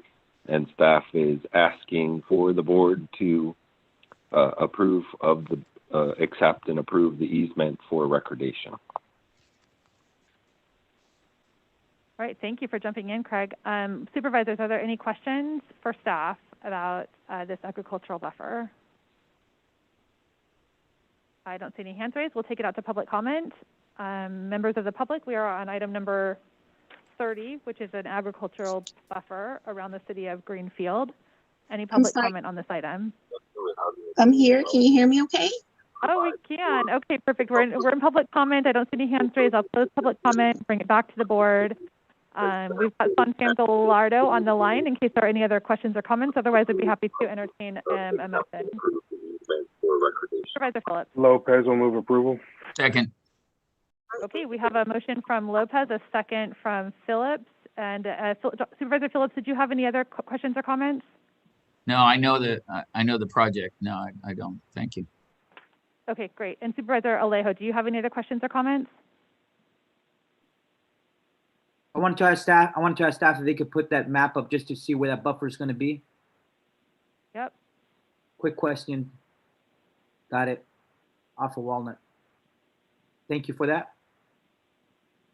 All right, we have a motion and a second. Let's get a roll call vote. Sorry, I'm just trying to mute everybody. Supervisor Alejo? Aye. Supervisor Phillips? Aye. Supervisor Lopez? Aye. Supervisor Adams? Aye. And Chair Supervisor Root Askew. Aye, thank you. With that, the motion carries. All right, thank you for joining us, Craig and Fawn. We appreciate having you. That went fast. I'm so sorry for the Good technical evening. difficulty. We'll see you again, I'm sure. Okay, we're on to item number 31, which is a public hearing to consider accepting the 2020 annual report pursuant to the County of Monterey Condition of Approval and Mitigation Monitoring and Reporting Program. I'd like to welcome Mary Israel for a brief presentation. Do we have? Oh, Mary Israel is on the attendee side. We'll need to move her over. There she goes.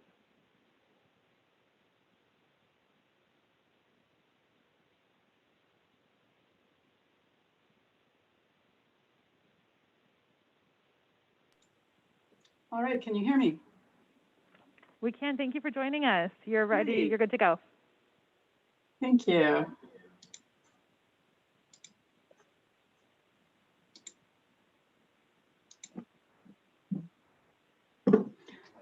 So good afternoon, Chair Askew and Board of Supervisors. I am Mary Israel, and I'm presenting the 2020 Mitigation Monitoring Annual Report on behalf of the Planning Department because I am acting Condition of Approval Program Supervisor under the Chief of Planning.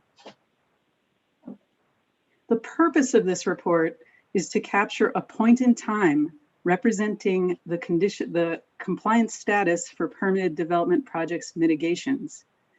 The Condition of Approval Mitigation Monitoring and Reporting Program Annual Report, which I'll call the annual report from now on, brings the ongoing mitigation monitoring into the public eye and provides an opportunity for discussion. Staff continues to actively monitor conditions and mitigations throughout the year. The board adopted the Condition of Approval Mitigation Monitoring and Reporting Program in 2001 with Resolution 1391 as a result of the LEAPR settlement agreement. The annual report regulations came out of the settlement agreement, and those required components were revised several times, most recently in 2019. The program applies to projects with the conditions of approval and mitigation measures. The California Environmental Quality Act gives us the framework to reduce the significant environmental impacts of land use projects when it is feasible to do so.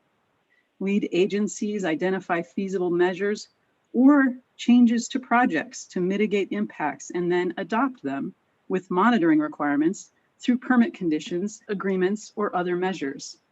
CEQA also requires that lead agencies ensure implementation. As you may know, county has each permit holder on a project requiring mitigations agree to implement them by signing a mitigation and monitoring reporting plan. They are then on the hook to implement the mitigations and submit monitoring as required. Section 3E of the Condition of Approval Mitigation and Monitoring Reporting Program describes the annual report components. And here's a sample of what is included. For all projects that are subject to the program, you'll find a summary chart of the listed projects and the status of condition compliance for each project. Then the responsible department's annual reports that certify their compliance with the program. In addition to information on specific projects, The report also includes staff training, and in this case, there's Zoom participant lists instead of sign-in sheets that document attendance in the mandatory staff program trainings since the last annual report. And for clarification here, the responsible department are those departments that prepare, monitor, or report on compliance with mitigation measures. So they are different for different projects in this report. So now that we've gone through how the annual report is structured, here's a brief summary of the project categories that were subject to the 2020 report. The 2020 annual report is reporting on a total of 26 projects. The project list includes 18 projects approved by county in the 2020 year, which relied on environmental impact report or mitigated negative declaration, and 8 older land use projects, which include 2 phases, working on meeting the required actions to finish condition compliance, and there are 2 of those, or a selection of projects that are done with that phase and now only reporting on the monitoring and ongoing conditions. And 6 are included in that set for this report. The 2020 annual report discusses the condition compliance status of these projects in detail. As you can see from the dates on the responsible department's reports, which start on page 20 in the annual report, they were submitted to the Chief of Planning in a timely manner, given that there was a major storm and power outage in the main HCD building. The responsible department's reports are complete. There were some supplemental conditions that were added, and the first example of that you can find on page 46 of the annual report. Part of the work of the annual report is to show that older projects are completing their monitoring reporting. The 2020 annual report shows that 4 of the 6 older projects were late in this. 3 complied after the 2020 reporting period with additional noticing, and those certification reports are shared in attachment C. 1 project did not comply in response to the responsible department's second request, and that triggered the steps outlined in program section 3D2. A notification of failure to comply was issued by code enforcement, and the compliance is still pending. Training has been administered to responsible department staff and new planning staff, and that is evident in the annual report starting on page 156.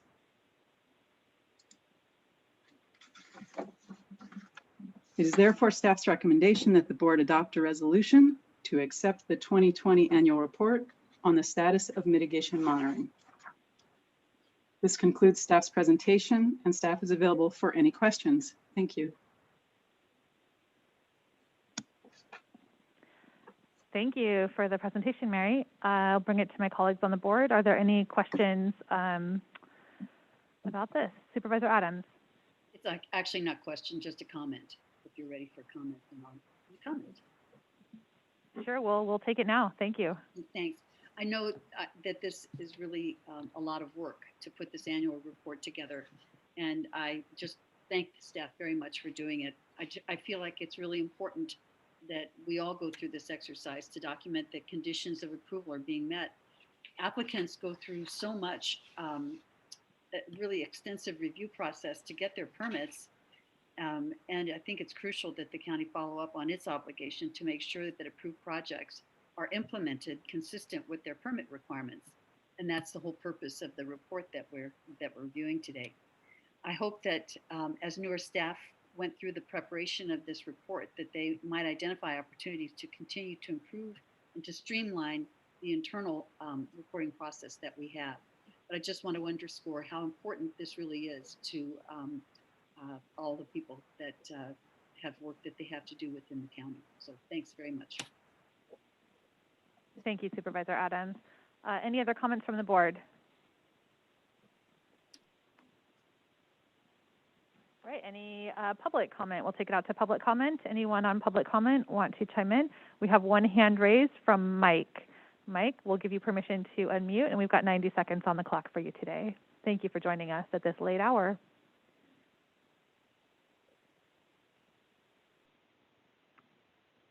Mike, we gave you permission to unmute, but you'll have to manually unmute on your end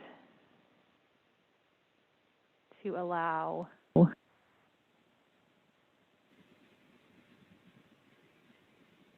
There should be an unmute button for Mike to try to push so that we can hear public comment.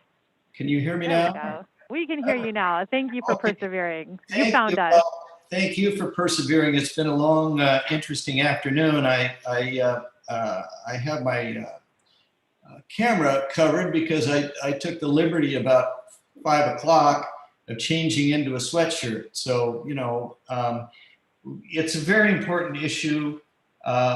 Mr. Rosenthal, Attorney Richard Rosenthal, has been working very hard on this for the last 20 years.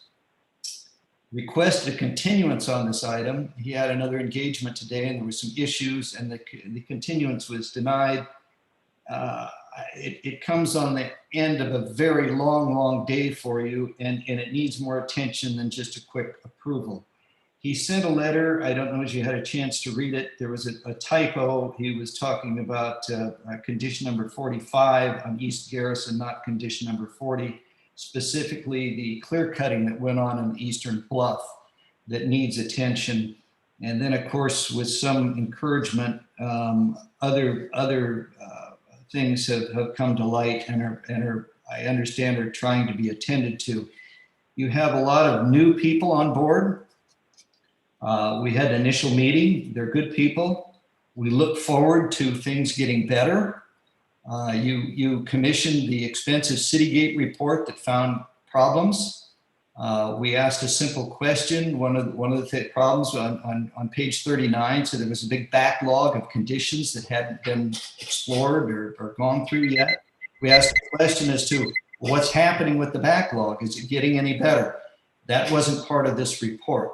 We'd like. Mike, we're out of time. I hate to interrupt, but we're on a 90-second public comment today since we've had such a long day and so many members of the public joining us, which is wonderful, but I do have to cut you off. I apologize. So you did mention a letter that was sent to the board. I would say also if you have further comments, send them to the full board at cob@co.monterey.ca.us. But I again apologize for cutting you off. So we'll bring it back to the Board of Supervisors.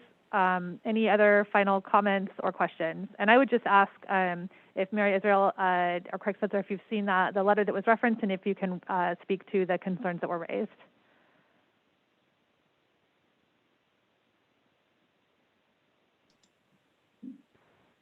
Most of the items in that letter have to do with the legal counsel's work on this and not with planning. I am only reporting on what I'm required to report on as the program is described in attachment A, exhibit A of your 4th attachment to this board report. So that's, sure. I have no okay, comments. thank you. Well, I see Wendy Strimling and I see Eric Lundquist is on the line as well. Is there any, can we respond to any of the points that were raised or concerns raised? Yes, I will just say that many of the issues are issues that are actually were subject to litigation that the court already has ruled on, and they really aren't part of what is required to be reported on in the annual report. But you know, one of the issues is the Citygate report said that staff needed to keep working on the condition compliance. The Board of Supervisors has put in place this condition of approval mitigation monitoring program, amended it in 2019 to make it feasible. And I think you see from the evidence today that staff is following the program, making best good faith efforts to follow the program, and your new chief of planning, and you see Mary Israel as the new CAPS, the condition of approval program supervisor, really working on training the new planners on it. So we believe that staff are definitely doing their best to comply. Okay, great. Thank you for that additional information, Wendy. Any other board questions on this item? Otherwise, I would entertain action. Make a motion to accept the annual report. Second. All right, we have a motion from Supervisor Adams, a second from Alejo. Let's do a roll call vote. Supervisor Alejo, Aye. Supervisor Phillips, Aye. Supervisor Lopez, Aye. Supervisor Adams, Aye. and Chair Supervisor Root Askew. Aye. With that, the motion carries. All right, we are on to our next item, number 32, which is the considering the adoption of an ordinance to amend Chapter 16.10 of the Monterey County Code to prohibit unauthorized metal detection activity on the former Fort Ord in the unincorporated area of Monterey County. And I'd like to welcome Jackie Nickerson to present briefly. Thank you.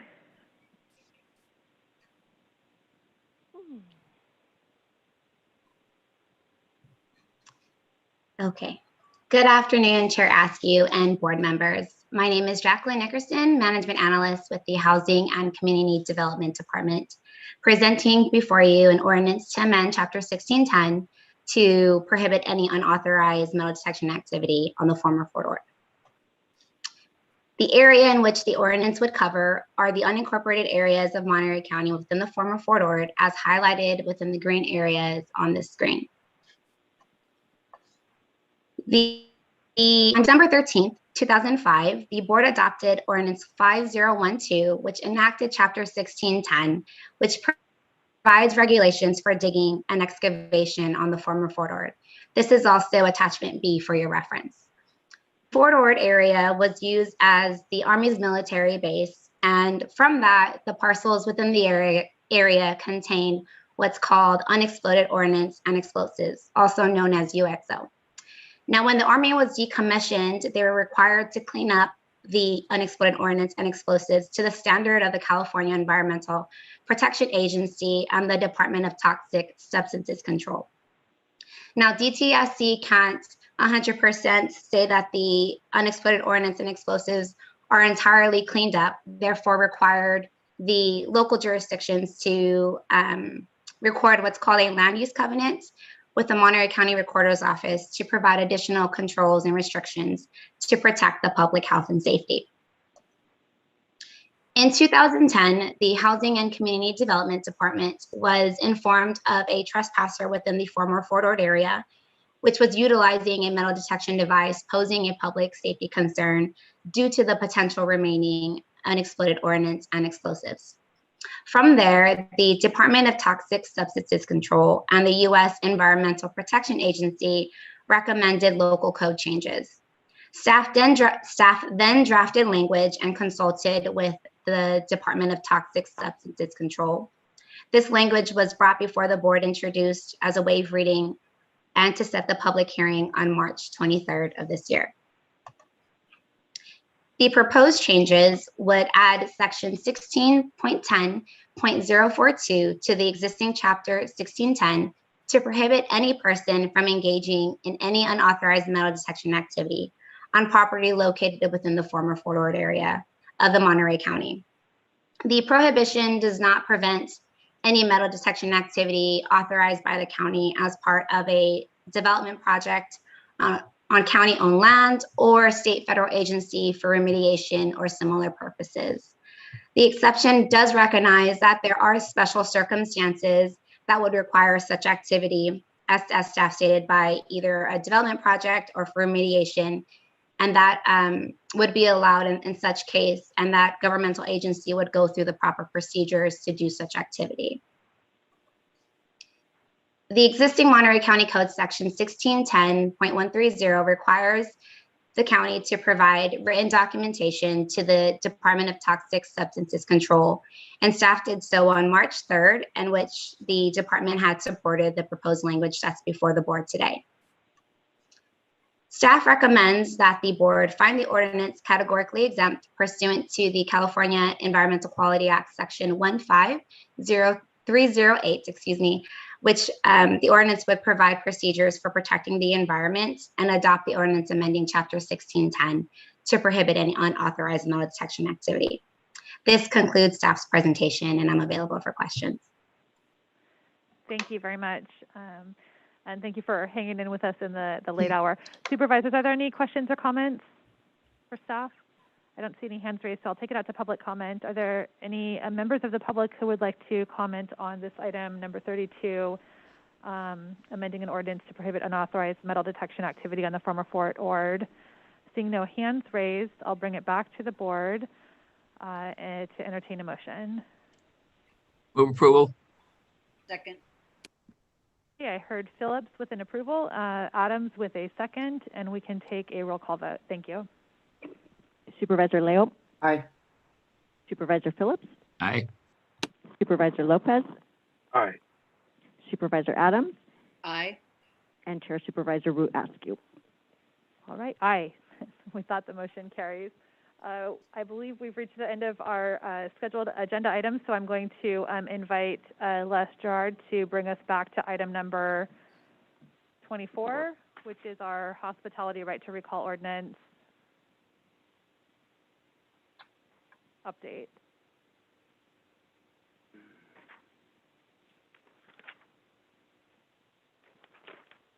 Thank you, Honorable Chair, members of the board. So what is up on the screen is a revised due course ordinance. I also have a revised urgency ordinance, depending on where the board wants to go. So to summarize, what I heard from the board earlier today was this would not apply to franchises. I also heard Supervisor Lopez say he was not in favor of it applying to restaurants at all.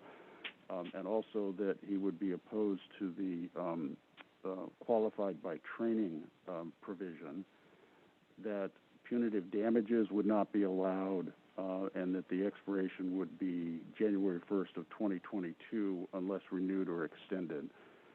So before you, let me scroll down. The ordinance basically only creates the private right of action in the unincorporated area for a violation of SB 93, which amends the labor code. I have taken out the punitive damages, and I've added reasonable attorney's fees to be recovered as some type of measure of the amount of attorney's fees. The applicability to restaurants and franchises has been removed, as has the qualification by training provision that used to be in there. And finally, the effective date of the due course ordinance would be 30 days after adoption, expiring on January 1st, 2022, unless renewed or extended. So again, I have a due course ordinance and I have an urgency ordinance, depending on the will of the board. If you choose to do the due course ordinance, I think we can probably publish in time to bring it back next week for adoption. So I hope this meets with the intent of the board from the earlier discussion, and I'll await the board's direction. Great, thank you. And so just to clarify, the due course would be the same content as in both ordinances, and Same one content, of them would just would take effect later. would be 4 votes, but one would be 3 votes to Correct. move 3 forward. votes for the due course ordinance, 4 votes for the urgency ordinance. Okay, Supervisor Alejo. Yeah, Mr. Gerard, on the restaurants, the state law makes it clear, because he said it doesn't apply to any restaurant, but state law, SB 93, makes recall provisions apply to hotels and restaurants within hotels, correct? In my opinion, it does. It doesn't say that explicitly, but it talks about services provided to hotels, to the public, not just rooms. So in my opinion, that would be restaurants in hotels. So I wanted to ask Supervisor Lopez if that was his intent, because my understanding, he had talked about just the standalone restaurants outside of the hotels, not necessarily those within hotels. Correct. So, I mean, we're not going to impact the change on 93, right? So my thing is 93 stands, and as we understand from our counsel and his opinion, those restaurants that are attached to hotels are covered. And so I'm good with that. It's the going beyond that where I'm not comfortable today. Got it. So I just want to make that clear, at least from our legislative intent standpoint. But I did, as a maker of this referral, I just wanted to express my disappointment. I mean, we substantially gutted what was originally intended, and it's the weakest out of all the local jurisdictions that have passed protections for hospitality workers. This is the weakest out of all of them. And what I think what we were simply trying to narrow down was some basic safeguards that I think our workers merit. I think that they deserve to have, that I think are not onerous, that I think would certainly not result in the sky falling, as some were trying to say that all this litigation was going to happen. That's I've been in politics long enough, and I've been in Sacramento where that's often the argument, and none of those the sky is falling arguments ever come true. And I've carried some landmark legislation. I heard about the sky was going to fall, raising the minimum wage, and then on other significant labor bills, and none of that came true. And so I'm gonna support moving forward with this today. But I did want to express my disappointment, because I think Monterey County has been a leader on many issues, on many fronts, and this is one of those that I think we've certainly shown we're not showing leadership. I think we're showing we can't even do the basic minimum what other local governments have done for their workers. And I don't think that's a standard we want to set in Monterey County. I think we should at least do what other jurisdictions are doing, if not even more enhancements, because our hospitality workers deserve that. And I want to tell all those workers that I heard that I take that to heart, that I hope that it was my hope and my intent we could have achieved better in our county, especially a county like ours, and with the significant number of hospitality workers that we have in our county. They merit more. And I heard all those mothers talk about their stories. I heard the father who was on the brink of losing his home. I take those to heart. And if we can't even provide the basic protections that other counties have had, I feel like we've let them down, and we haven't fulfilled what I think we should have had the courage to do.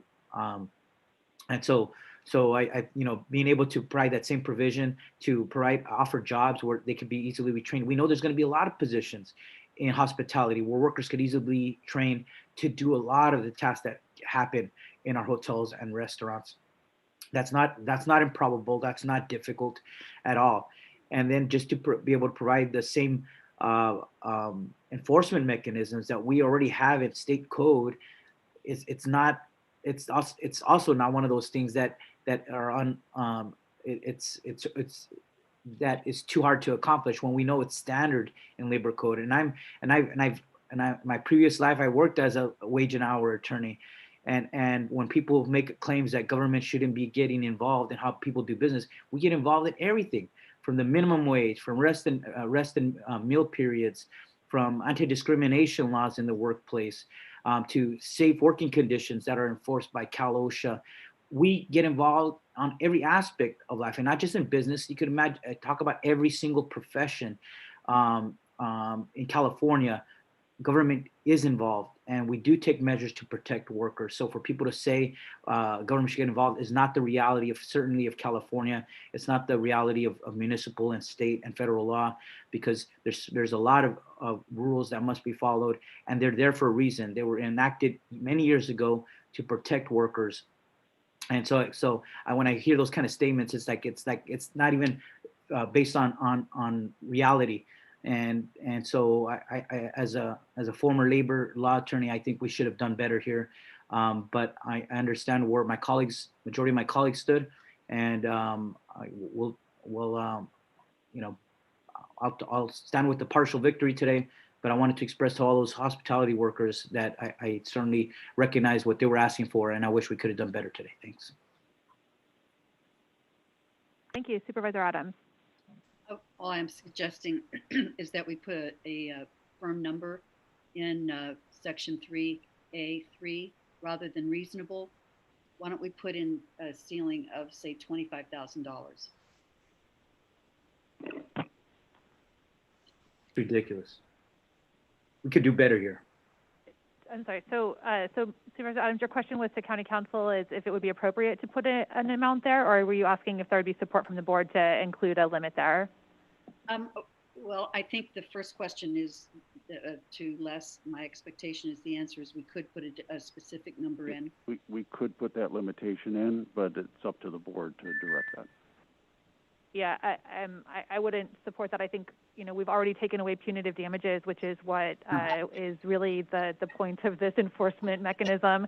And that, if an employer is doing the right thing by their employees, this really doesn't apply to them at all in the first place. So I couldn't support that. I think already, taking that away was more than I was comfortable with today, but it's all we've got minimum of 3 votes for. So Why would our colleagues want to race to the bottom, even weaken what's already weak already? It's an insult to our workers. I think Supervisor Adams was just asking if there would be support for that. So it's not something that I could support today. It's unconscionable.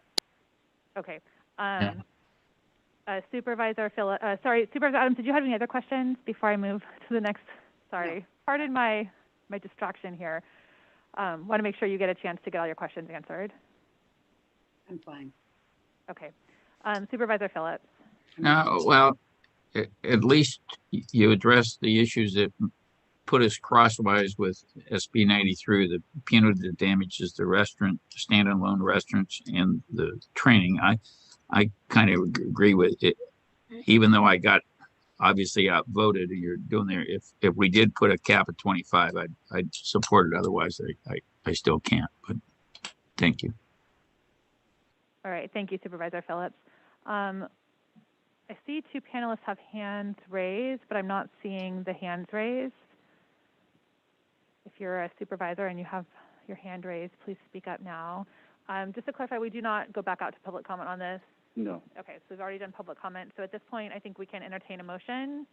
So if I might suggest that depending on if you were to propose the due course ordinance, the motion would be to introduce waive reading and set for April 27th adoption of the ordinance, provided we can get published in the newspaper in a timely fashion. And if we can't, then we would return on May 4th for adoption. I think we can make the publication date, but I would make the motion contingent. If the board wants to do the urgency ordinance, the motion would be to introduce waive reading and adopt today the urgency ordinance. I'll move for the due course ordinance version. Second. Okay, we have a motion for due course, which would only require 3 votes. I'd love to give my colleagues the opportunity to get us to 4 votes with an urgency ordinance. But at this point, let's just proceed. So we've got a motion and a second. We'll take a roll call vote. Supervisor Alejo? Aye. Supervisor Phillips? No. Supervisor Lopez? Aye. Supervisor Adams? With the changes that we have put in, I'll vote aye. And Chair Supervisor Root Askew? And that's an aye. All right, we have 4 votes to approve the due course ordinance that'll be introduced, waive reading, and set for the 4/27 adoption date. Again, I just want to thank everyone who is still here in the audience after another long day. We appreciate you. I want to, Madam Chair? hold on just a second, please. I appreciate the work that went into getting us to where we are today. I appreciate the work that you did, that the community has done to get the state to take up this issue and do work to protect our employees. I think, all my neighbors, all of my residents in District 4, all they want is to be able to go back to work and earn a fair wage, earn a fair living so they can take care of their families. No one's asking for a handout. No one's asking for public assistance. But if we can't find ways as a county to rebuild from COVID in ways that respect and bring people back up, we're going to be left with a need to make deep investments in our public assistance programs. Because if we can't get residents back to work, if we can only get, one person in a family back to work, but we can't get the rest of the family back to work, the financial needs of that family are going to remain, and they're going to be significant, and they're going to be needing the county to then invest in public assistance programs as a backfill for that.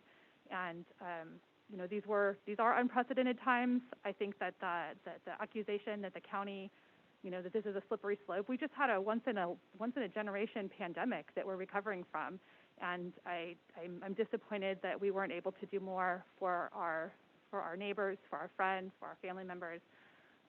But we're going to keep at it, and I think that we will be able to continue to find opportunities to support one another and to get everyone back to work. So we're here to work with you to make that happen.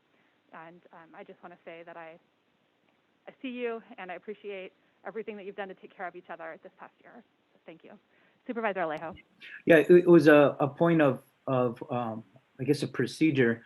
I didn't from based on Supervisor Adams' comments, I didn't think she was going to support this measure because that's why we made a motion on a due course resolution, which now required this vote today. It'll require a vote next week, and it'll require a vote 30 days afterwards. But if she's on board, like my question for her and for Mr. Gerard is whether we could take a revote and approve a measure on an urgency basis with 4 votes. And that way we don't have to revisit this 2 more times for what is a very narrowed ordinance now that with most of the important provisions removed from it. Chair, yes, somebody who was on the prevailing side can make a motion to reconsider the item. There would be a separate vote on the motion to reconsider. If that passes, then a motion could be made on the urgency ordinance. So this would be a really a question for Supervisor Adams now. If she would do that, we'd take care of this today and not have to revisit twice more. The benefit for the workers is that it goes into effect immediately rather than having to wait the additional 30 days and not have to have the 2 additional public meetings on this. So it's really a question for you, Supervisor Adams. I don't think I need to say which way I would vote. I think I would wait until it came forward. Well, then that answers it. I think then we won't have a revisit. We can move forward then. All right, with that, we will, we have taken a vote on this. It will come back for the following actions for due course ordinance. Where are we at on the agenda? I think that's everything. And we tabled a couple things that they will be returning to future agenda. Our agendas, and I'll just let everyone know, our agendas going out just the next few weeks are incredibly full. They're packed. They're packed. So every time there's a request to add something, I'm happy to add it as the chair and make sure everyone gets their issues addressed. But I do just want to be really clear with everyone that we have a lot of really heavy, content-rich issues that deserve the time, board discussion and time. And I don't want folks to feel rushed or have to feel like we're going into the late hour every week. But I do have an obligation to ensure that we get through the content that is our job here. So with that, we will, I believe I will ask for a readout from closed session by County Council. Thank you, Honorable Chair, members of the board. There is nothing, there was no reportable action today. If the board desires, we can put the one remaining item over till next week that was remaining on the closed session agenda. Great, thank you. And I'm going to invite Supervisor Lopez. Super Lopez, I'll take that. I'm going to invite Super Lopez to make some comments. Today we'll be adjourning our meeting in the memory of Dennis Caprara. Supervisor Lopez, I'll let you close out the meeting. Thank you. Thank you, Chair Askew.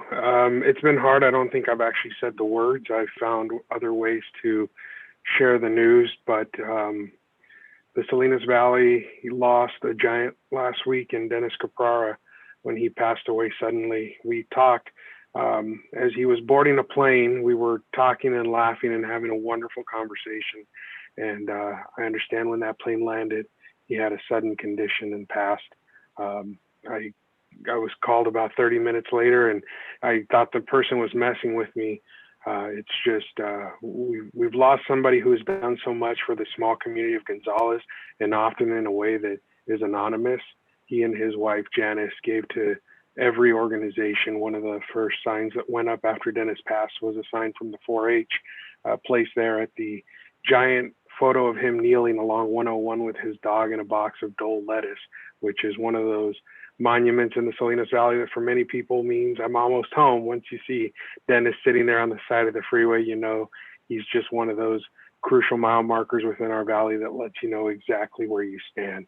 And Dennis was the kind of person who was not afraid to tell you exactly where he stood. And often it was on the side of common sense, as he would put it.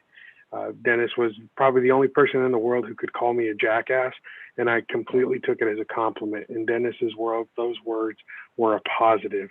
I was lucky enough to have breakfast with him many Sundays and Saturdays at the Windmill in Soledad, where we'd have wonderful discussions about what was happening and what wasn't happening and who was responsible as he saw the world. And those were some of those treasured moments that I'll always carry. Dennis had an interesting way of talking. He had an accent that I could never quite pick up on, knowing that he was born and raised in Gonzales and never left the area. Yet for some reason, he always called me a politician. You're just a silly politician. He said, you know what, someday you'll make a better farmer than a politician because you got too much common sense. And that was always my favorite compliment from Dennis. That we would end almost every call with laughing. And so as we said goodbye that last time, as he was jumping on the plane, I'm glad that it was sudden, knowing the way that he carried himself. He would not have been able to take a long illness sitting.